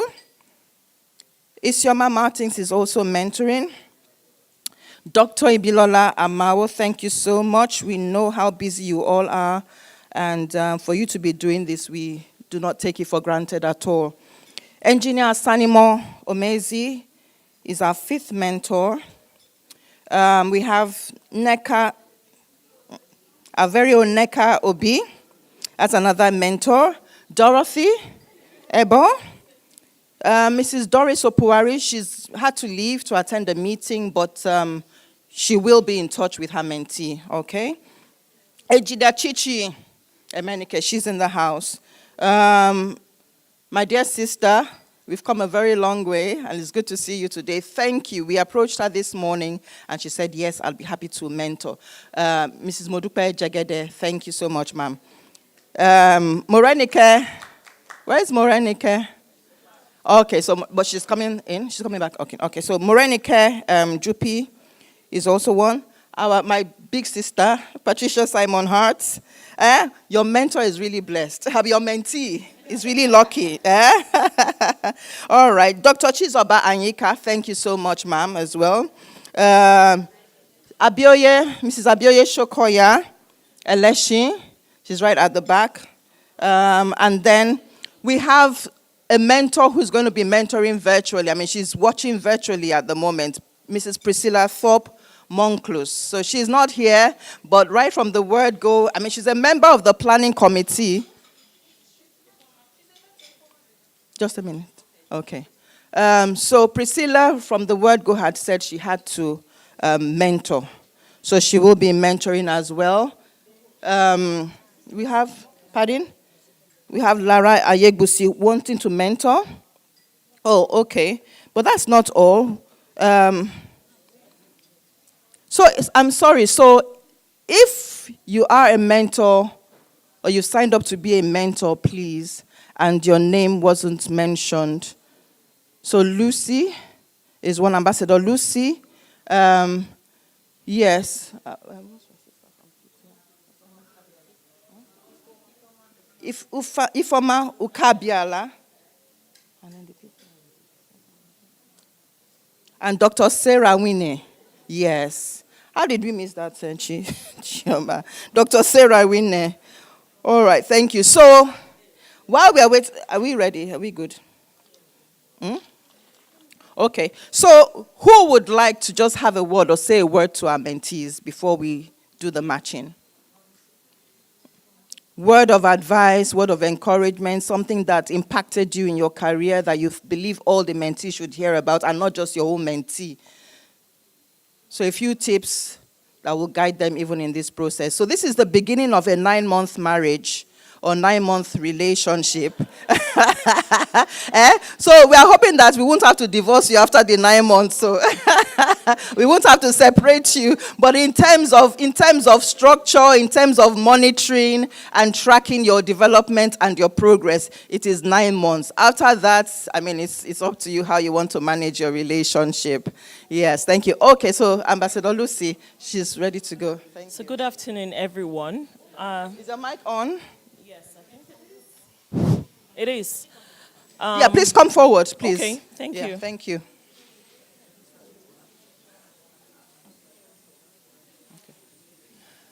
Good afternoon, everyone. Good afternoon. I think it's very important for the mentees to, as exciting as it may seem at the beginning, it's a huge sense of responsibility for the mentees, especially with keeping to timelines. There are going to be timelines that are going to be issued and agreed from the outset between the mentors and the mentees. So it's important for them to know that these timelines have to be met. Yeah. So they have to display that high sense of responsibility. It might look exciting at the beginning, but it's not as easy as we think. It's just mentoring. So it's structured, it is formal. You'll have to keep up to your own end of the agreement. And I can assure you that at the end of every mentoring session or program, you will find out that you come out better off than you have started. And I want to say a very big thank you to NCDMB, because this is a wonderful opportunity for you to get the kind of experience that you would not get while you're working. I've worked for over 25 years, and I can tell you that the place of a mentor cannot be overemphasized. There are things the office will not teach you. There are things you will not learn on the job. But when you have a mentor that has been there, they will tell you the pitfalls to watch out for. They will help you succeed, not only within your career, even in your personal life, personal effectiveness, emotional intelligence. So there are things that you would find out that you would never have learned 20 years working. So it's a very good opportunity. Let's take it seriously. Let's not think it's a walk in the park. It's not a walk in the park. There are going to be responsibilities, there are going to be timelines, there are going to be things that you have to sign up to and ensure that you keep to your own end of the bargain. So thank you. Thank you so much, Ambassador Joy. So mentoring works through consistency, being consistent, having that sense of responsibility. Thank you. Okay, we have someone else. Another mentor, please. Okay, so Dr. Anyika. Good afternoon, everyone. Good afternoon. Good afternoon, dear mentees. It's really a huge pleasure to be one of the mentors. This opportunity you are getting today is something that's very unique. We didn't get it during our own time. So my own admonition is to urge you to be very, very consistent, committed, and go into the relationship with a purpose. Even when we're going through the program, for the one-year program, or I think 9 months, you need to also think of continuous personal development. And your commitment from this side is very critical to whatever result that's going to get at the end of 9 months. So we don't have much to say, only that I want to just tell you that you're very blessed to be in this room today. Thank you. Thank you. Thank you, Dr. Anyika. Engineer Chichi Emenike also wanted to say something.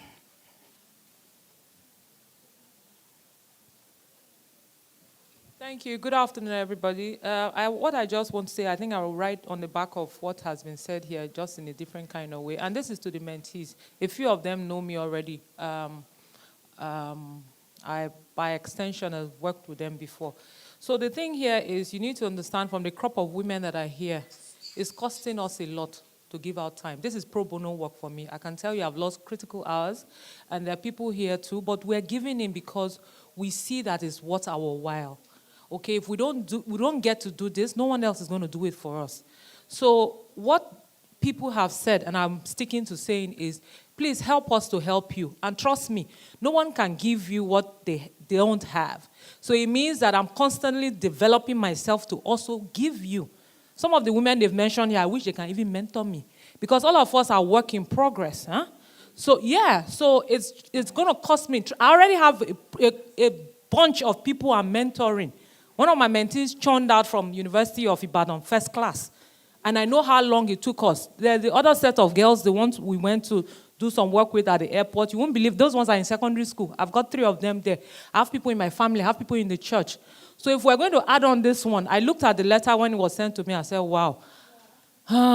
Again. But you see, we need to keep doing the work. It's the only way. I was here with someone who works in GSCN yesterday, as we were walking to the car park, and she was saying, do you know, sister, I'm now going to start my work for the day. We had given the whole day yesterday. So please, I know how these Gen Z people can be. I'm sorry, we're not going to do Gen Z on this one. If I take my time out, I have my family too. I have a 10-year-old. It will shock you. I have a 10-year-old. I have ones that are 20-something. I'm dealing with all of you people. And I know how they can behave. Yes, they don't like timelines. Yeah, I see that's why the women are stressing on timelines. They don't like structure. Gen Zs think it's just like that. You think that's how we arrived here? It's not going to happen like that. It's not going to happen like that. So you're going to follow, you're going to do, and some of the women I trust, most of us, will also instill in you some things you can't read in the books. Mm-hmm. So values are going to be a great part of it. Yes. You can't be said to be associated with me. I know what I'm going through today, even today in my own career. But what has has helped me is what I've reading with over time. People are, there are things I'm synonymous with over time. That's the only thing that is vouching for me today. I don't even have to speak for myself. So anybody that is giving you your time in these 9 months, you know what 9 months is? That means a woman would have given birth by then. Please don't waste anybody's time. It's very serious. We're all laughing now, but trust me, when that time comes out, it's not, it's nothing that is just easy. Please. Thank you. Thank you so much, Engineer Chichi. Can we just see by a show of hands the mentees that we have in the room? So you have all heard. Huh? Where are you? Where are you? Where are you? Raise your hands. Nobody is going to be chasing you. You have to think about this, and you have to be sure that you're ready to go the long haul. At the end of the 9 months, we are expecting, yes, newborn babies. Newborn babies that are on course. Newborn babies that are focused. Newborn babies who know where they are going, who have clarity, who now have an understanding, who have developed themselves in the areas where there were gaps identified. Are those newborn babies in the house? So you are incubating right now. At least this is your yes. All right. Okay, so one last one. This is Ukabiala. One last. Oh, Dr. Duni. Oh, all right. Thank you.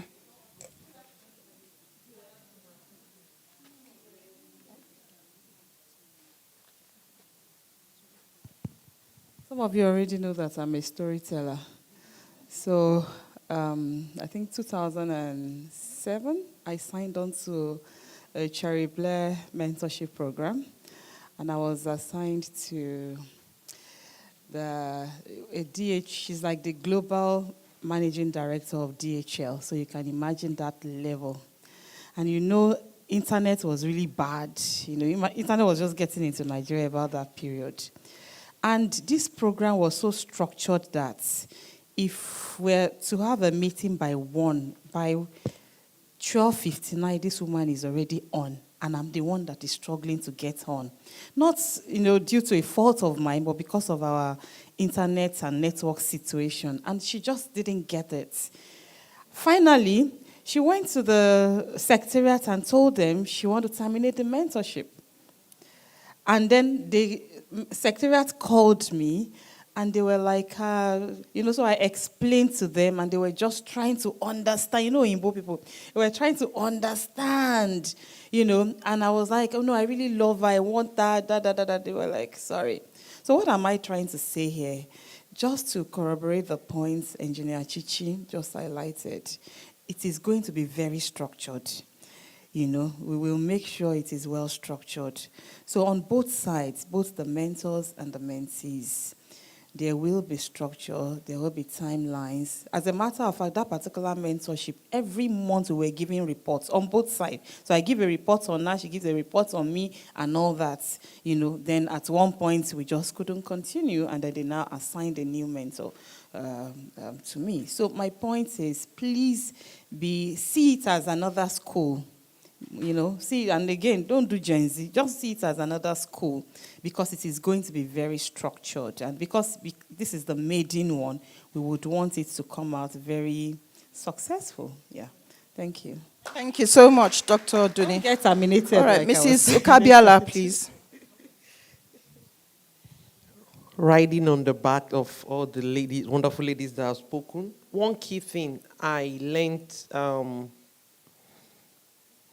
I was opportune to be mentored briefly by John Maxwell. One key thing I took out of when you're going, take your post-it, write out what you want from that particular meeting. Stay on point. Don't waste the person's time. Stay on point. No gisting. Just stay on point. It's like, and that habit, I have that habit now when I'm going to see executives. I can't enter without having, I'm going to see this MD. Post it. This topic, and stick to it. Please. Very, very key. And it's a habit if you learn. You will learn how to communicate with big boys and big girls. Stick to the point. What do I want to get out of this session? Where was I? If there was assignment, complete your assignment. Not that somebody will start chasing you. Thank you. Okay, thank you. All right, so now we're going to call the mentees and your mentor. Your mentor will raise her hand to identify herself, and then you walk up to her. So you can pull a chair up, sit by your mentor, pull it aside. You decide how you want to start the toasting process. Right? So mentees, you are toasting your mentors, or your mentors are not the ones toasting you. You are the ones toasting your mentors. You want to get to know your mentors. And then, of course, your mentors also want to know why you want to be on this program, why you are studying STEM or whatever course of study you've embarked on. And yes, you just want to get to know each other. So that is what this whole workshop is about. It's the initial engagement. Subsequently, we're going to be providing the tools that you will be needing. As Dr. Duni said, the reporting forms, the feedback forms, the guidelines, and all of that will follow this workshop. So within the next 24 hours, you will have your whole package that will guide you through this mentoring process. All right, so our first mentees are Joyigbe Nasirat. Can you stand up, Nasirat? Okay, and gladly we have paired you with Dr. Zuweirat Asekhome. Dr. Zuweirat, can you just indicate so that your mentee can find you? Go say hello, go have that chat with your mentor. All right, next. Tasala is not here. All right, let me move to Naomi Onyema. Where is Naomi Onyema? All right, and you have been paired with, you are so blessed. Do you want to guess who you've been paired with? Dr. Ibilola Amao. Okay, so come and sit by your mentor. So pull up a chair, sit by your mentor. Engineer, all right. So we have, where is Folashade Ojo? Folashade. All right, come up, get up, Folashade. And your mentor is Engineer Asanimo Omezi. Thank you. Come look for your mentor. Afyong Okon, where are you? Afyong, all right. You're not too far from your neck. All right, so please come forward, Afyong. Where are you? Afyong, your mentor is Mrs. Neka Obi. Enjoy the relationship. Okay. Okay, we have Ogechukwu Okafo. Ogechukwu Okafo, where are you? All right, kindly come forward. Your mentor is Mrs. Dorothy Ebo. I'm sure you have a lot to learn from her. Yes. Boluwatife Kolade. Boluwatife, all right, come forward. Your mentor is Engineer Chichi Emenike.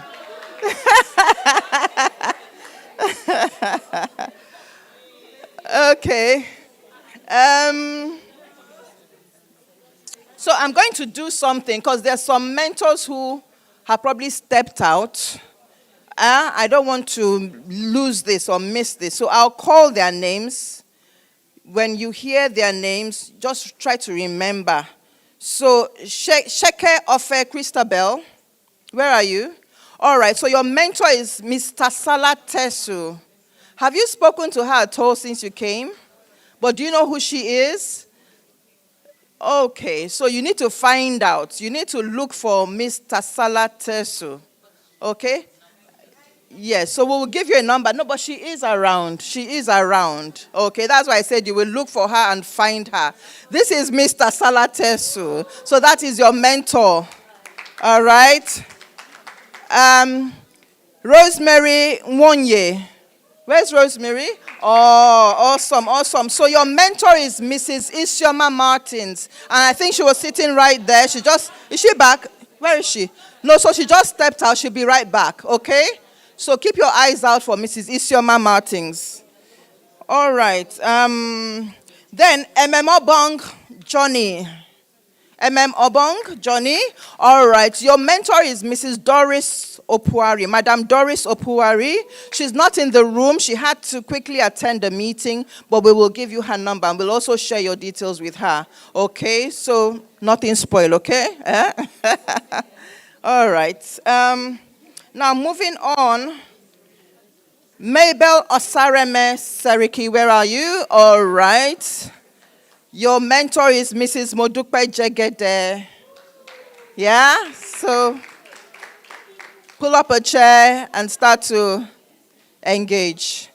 Joy Emeko, where are you? Joy. All right, please come forward. Your mentor is Morenike Jupi. Morenike Jupi. I'm sure you have a lot to learn from Morenike Jupi. To Madam Morenike. Okay. Angela Banjo. I'm excited to let you know that your mentor is Mrs. Patricia Simon Hart.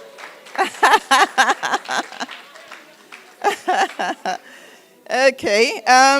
Stephanie. Okay, no, I've called Stephanie. No, I haven't. Stephanie Obaseki Akpan. Stephanie, where are you? Stephanie, all right. You will be happy to know that your mentor is Dr. Chizoba Anyika. Dr. Chizoba, please welcome your mentee, Dr. Chizoba Anyika and Stephanie Otobasi Akpan. Stephanie, I believe you are one of the first to get here. I got into the hall yesterday before 7 a.m. Before 7 a.m. and I was told this lady had been here since 6 a.m. That's how hungry she is for her development and for learning. So, Dr. Chizoba, I know you will give her the time and all she needs. Thank you. All right, Naomi Jethro, are you in the house? Hi, Naomi. All right. Your mentor is Mrs. Abioye Shokoya. Okay, so just look to your right at the back. Okay. Start to engage. Blessing Adeshola Adetoye. All right, Blessing. So you have the privilege of being mentored by Mrs. Priscilla Thorpe Monclo. She's not in the room, like I said. I'm sure she's online. Priscilla, I'm sure you can hear me. Blessing Adeshola Adetoye is your mentee, and we will be sharing details. So, Chioma, you'll just see Chioma at the end of the workshop, and she'll give you Miss Priscilla's details, okay? All right, congratulations. All the best. The good thing is that most of these relationships, most of these engagements will be done virtually anyway, so you will not be feeling like you're losing anything. In fact, I'm sure you'll be gaining so much more. Zainab Lawal, is she here? Zainab, Z Lawal, Zizi. Your mentor is Mrs. Ifoma Ukabiala. Mrs. Ifoma Ukabiala. Please meet your mentee, Zizi Lawal. I'm so happy Zizi Lawal is here. Should I tell them a little story? Yes? Okay, so I just happened to meet Zizi last week at an event and engaged her. Got to find out that she's recently relocated to Nigeria and she's looking to, connect with professionals and experienced people. And then I invited her to this forum. She came and now she's on the mentoring program. Welcome. All right, and then Falashade Ojo. Where are you, Falashade Ojo? Okay, so there's a mistake here. You have Falashade Ojo twice. She's attached to Dr. with Omezi. So let me get someone else.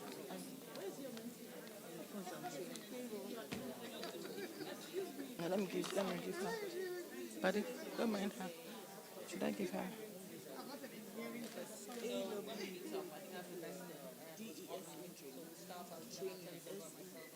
Okay. So, Favor Awude said, Dr. Sarah Winnie will be your mentor.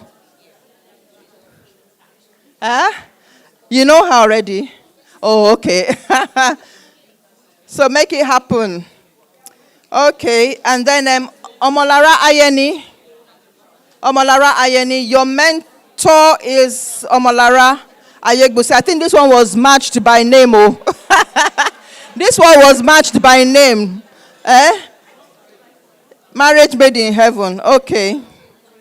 All right. And then the last but definitely not the least is Oluwabiyi Oluwaferanmi. Can you hear me? Oluwabiyi. Okay. Your mentor is Dr. Oladuni Owo. Dr. Oladuni Owo. What about Ambassador Joy? Joy.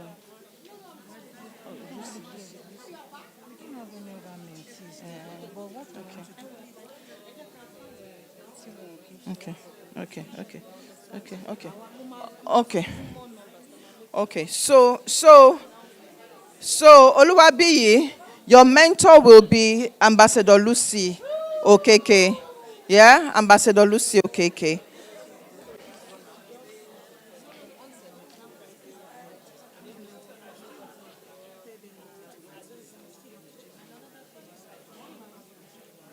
Which way? Okay.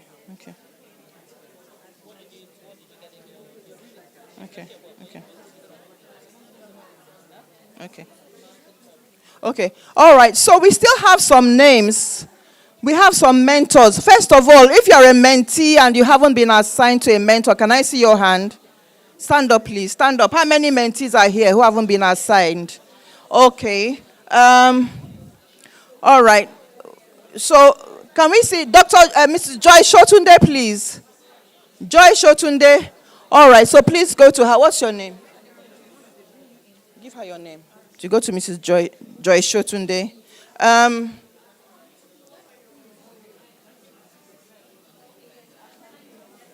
What's your name? Okay. Give her your name. Okay, so Adiola Olanrewaju. Your mentor is Mrs. Victoria Emeya. Is she still in the room? Is Victoria Emeya? Okay. All right, so that's your mentor. Adiola, okay, that's your mentor, Mrs. Victoria Emeya. And your name? Okay, then we have Abigail Omoleye. Mrs. Nena Maduagu, please. Where are you? Okay, thank you so much. That's your mentor in blue. Mrs. Nena Maduagu.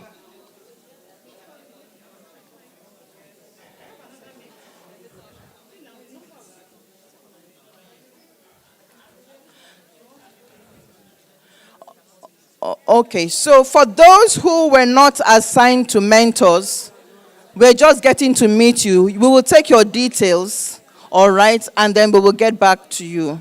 Because, yes, we will take their details and then get back to you. Okay?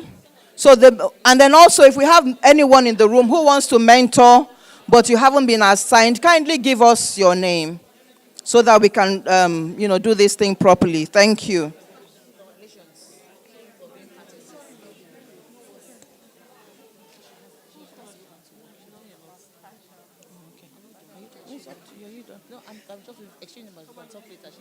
Okay.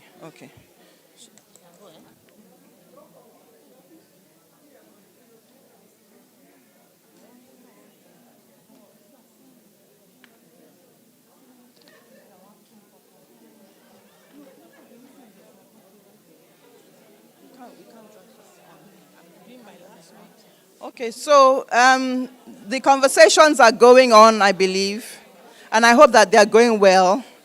Please remember to exchange your details. Take your mentor's number, take her email, get to know what she does. Be sure that she's the right mentor for you. Be sure that you will have something to learn from her. And I will let you know that we have assigned them or nominated them because of their proven track records. So we have another 5 minutes to conclude this engagement, and then we'll be wrapping up.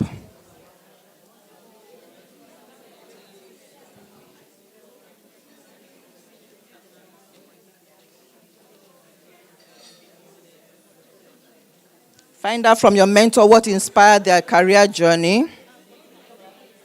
Find out what challenges charted or helped them forge their growth.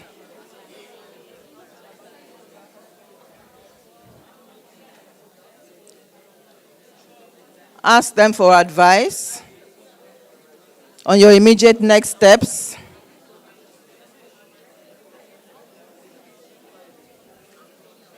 At this point, you also need to discuss how you will be having your meetings. What will your meeting format be?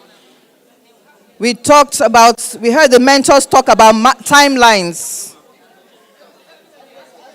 So agree to timelines. Are your meetings monthly? Are they quarterly? We won't encourage quarterly meetings though. We'd like you to have at least one meeting a month. Like I said, we'll be sending you the forms to record your meetings, responsibilities, and so on.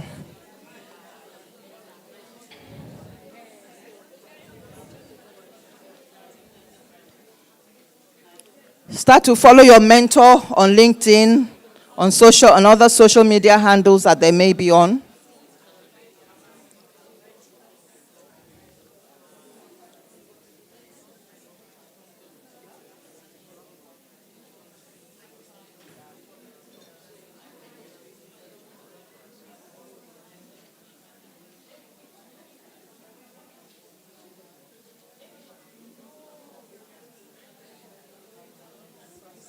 That's not it, sir. Yeah, that's one. Two, people, they're saying that a mentee calls, she's online and she wants to know how she'll be paid. I'm like, why is she not here? So, she should just drop her details. Somebody should give her a number or email. Give her an email to drop her details. Online mentees. Yes, most people are going to be virtual anyway. Okay. Priscilla is online. So give her an email. She's new to it. How to I'm use energy. So I am.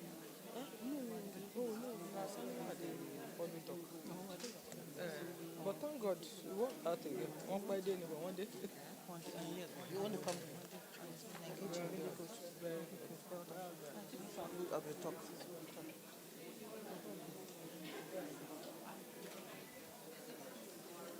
Check your mentor out on LinkedIn. Follow them.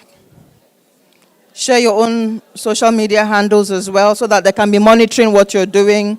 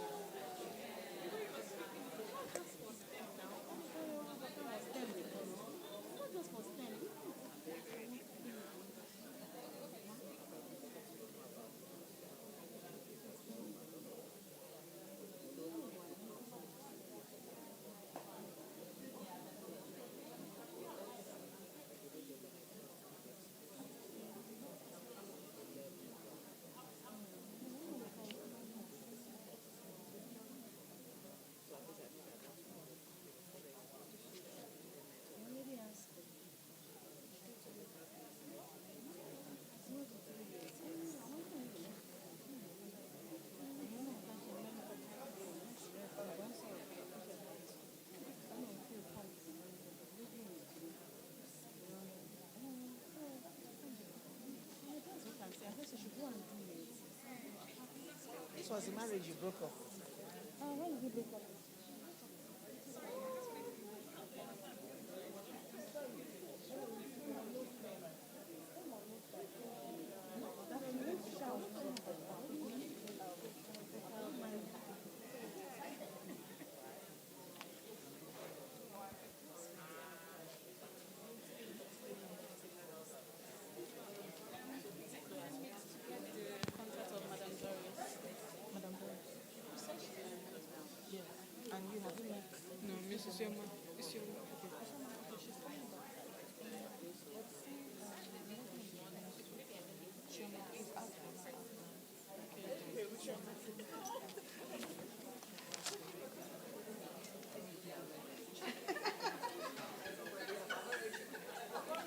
Okay, so we need to be wrapping up our conversations now.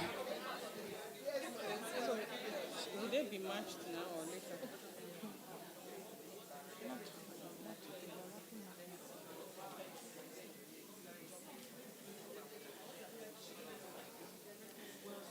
Okay, so do we have all the information that we need?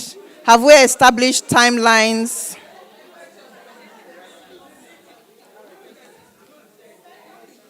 Well done. We appreciate all our mentors and to our mentees. The success you make out of this is in your own hands. You will go only as far as you can see. The finishing line is as far as you want it to be. All right, at this point, where is our MC? Thank you very much, madam. Thank you. And thank you to all our mentors who have taken out time to speak with our mentees. I do believe that the conversation has only just begun, and it's a progressive one. We do look forward to seeing our mentees come out at the end of this 9 months bigger, better, and the best versions of themselves.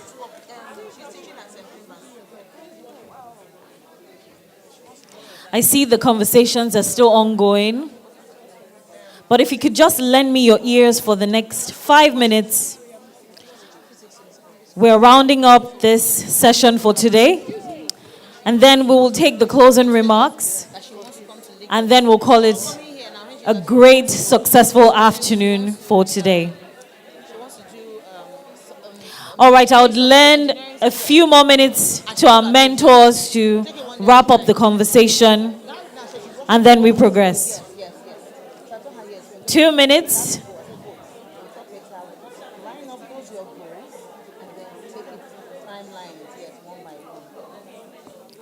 Two minutes. A minute, 58 seconds. Exchange contact details, take photographs for you to relive this memory and for you to track your progress at the start of this journey. 1 minute. Please settle into your seats as we begin to round up today's session.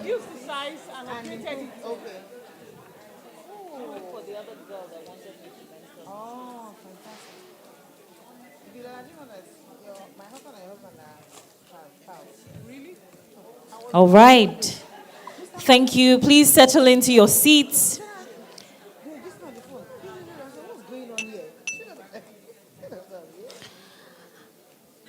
All right, distinguished guests, today has not just been a workshop.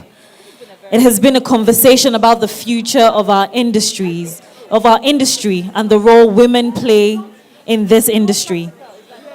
Today we've discussed opportunity, we've discussed representation, we've talked about leadership and the responsibility that comes with influence.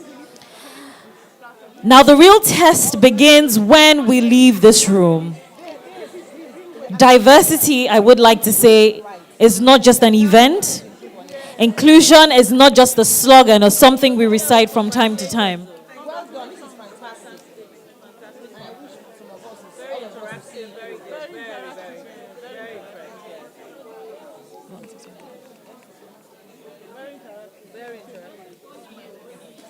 Getting ready to run.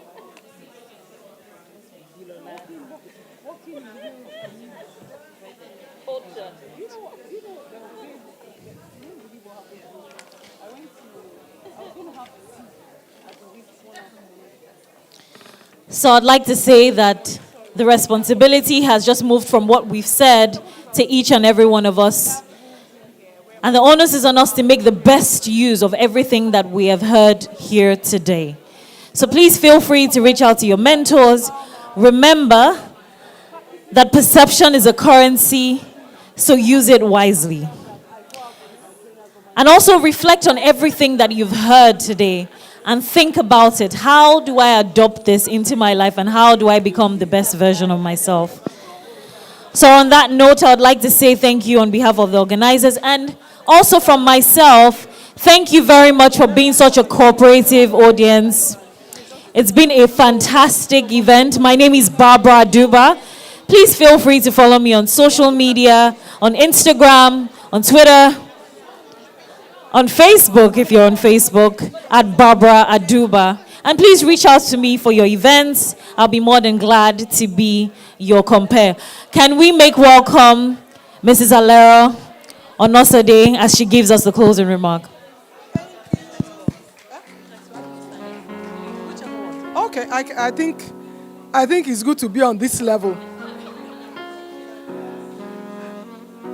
Good afternoon once more. Good afternoon. I like the buzz. I like the energy. At the end of the day, people are still revving to go. So that means today has been another great outing. If you think today worked, can I hear your ho-ho? Excellent, excellent. Very well done. Very well done. And I must say again, a big thank you to Michelle. Thank you, thank you, thank you, thank you, thank you. This is our first of the mentoring workshops, but this has been a blast. So clearly there will be repeats of this. But I think one of the key things that has been mentioned is that you only get as much out of a mentoring relationship as you are ready to put into it. So who are the mentees in the room? Can you raise your hands? Can you please stand up?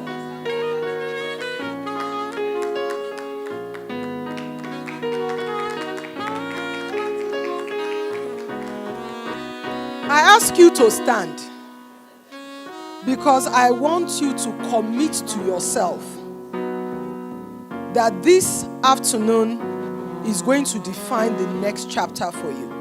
That you are going to milk this opportunity. I know that some of the mentors are busy, but you are the one who has to keep chasing. And I want you to commit to yourself that this is moving you into a new level of impact, a new level of learning, and a new level of shaping. Do I hear? I do. I say, call your name.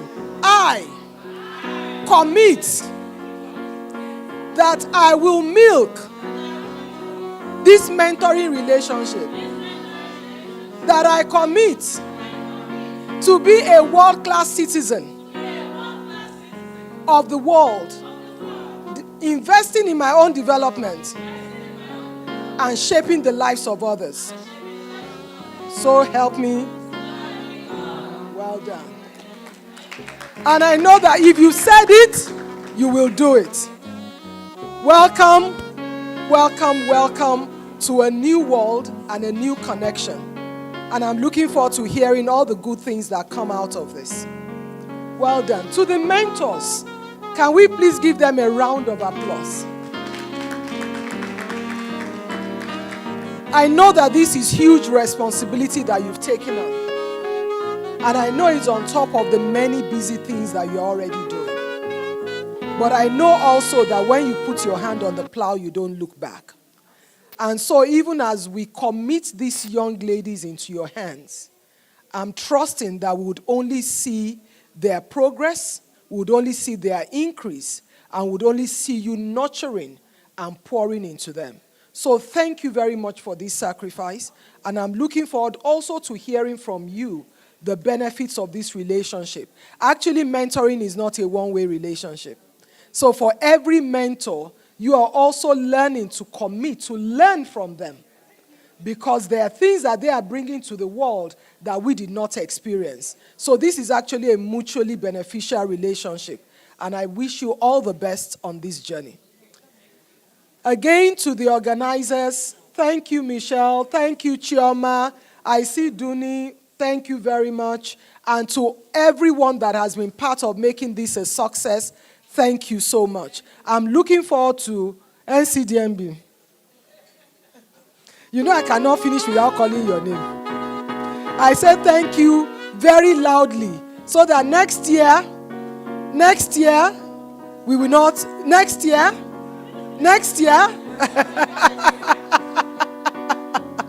Thank you for being an awesome sponsor and host. And thank you for being here all through it. I'm really grateful for your support. And to all our ushers, supporters outside that has helped to make this event seamless, again, a deep sense of gratitude to you for all the hard work that you have done. And I just pray that as we all live here, it only gets better for each and every one of us. Thank you so much. Barbara, outstanding job. Yes. Very well done. Thank you very much, ma'am. Nice to meet you. Nice to meet you, I hope I ma'am. see you again. Yes, ma'am. Definitely. Well done. God bless. Take care. Bye. Thank you very much. Mentees, we have good news in the house. Please wait for your certificate presentation. Do not be in a hurry to leave. And please would also like to say that our red carpet is open. Feel free to stop by, take photograph so that you can relive these memories. Ladies and gentlemen, thank you very much.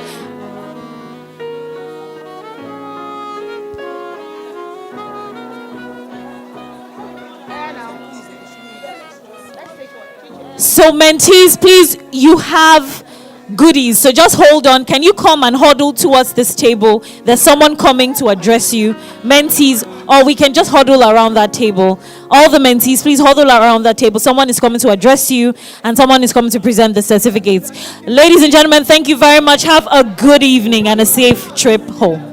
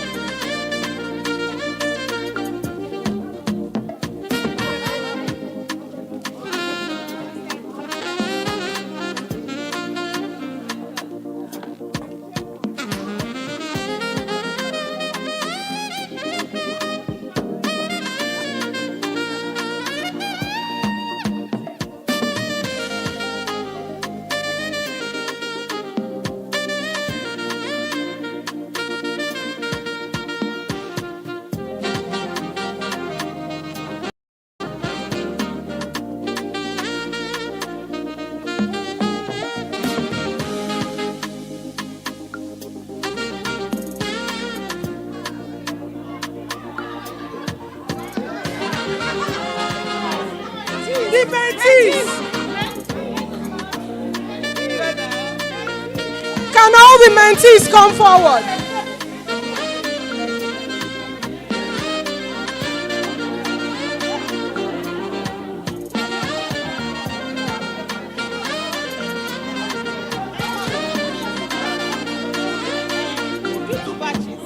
All mentees down, mentors up. And why don't we take all mentees, then take mentees? Okay. So all mentees first. All mentees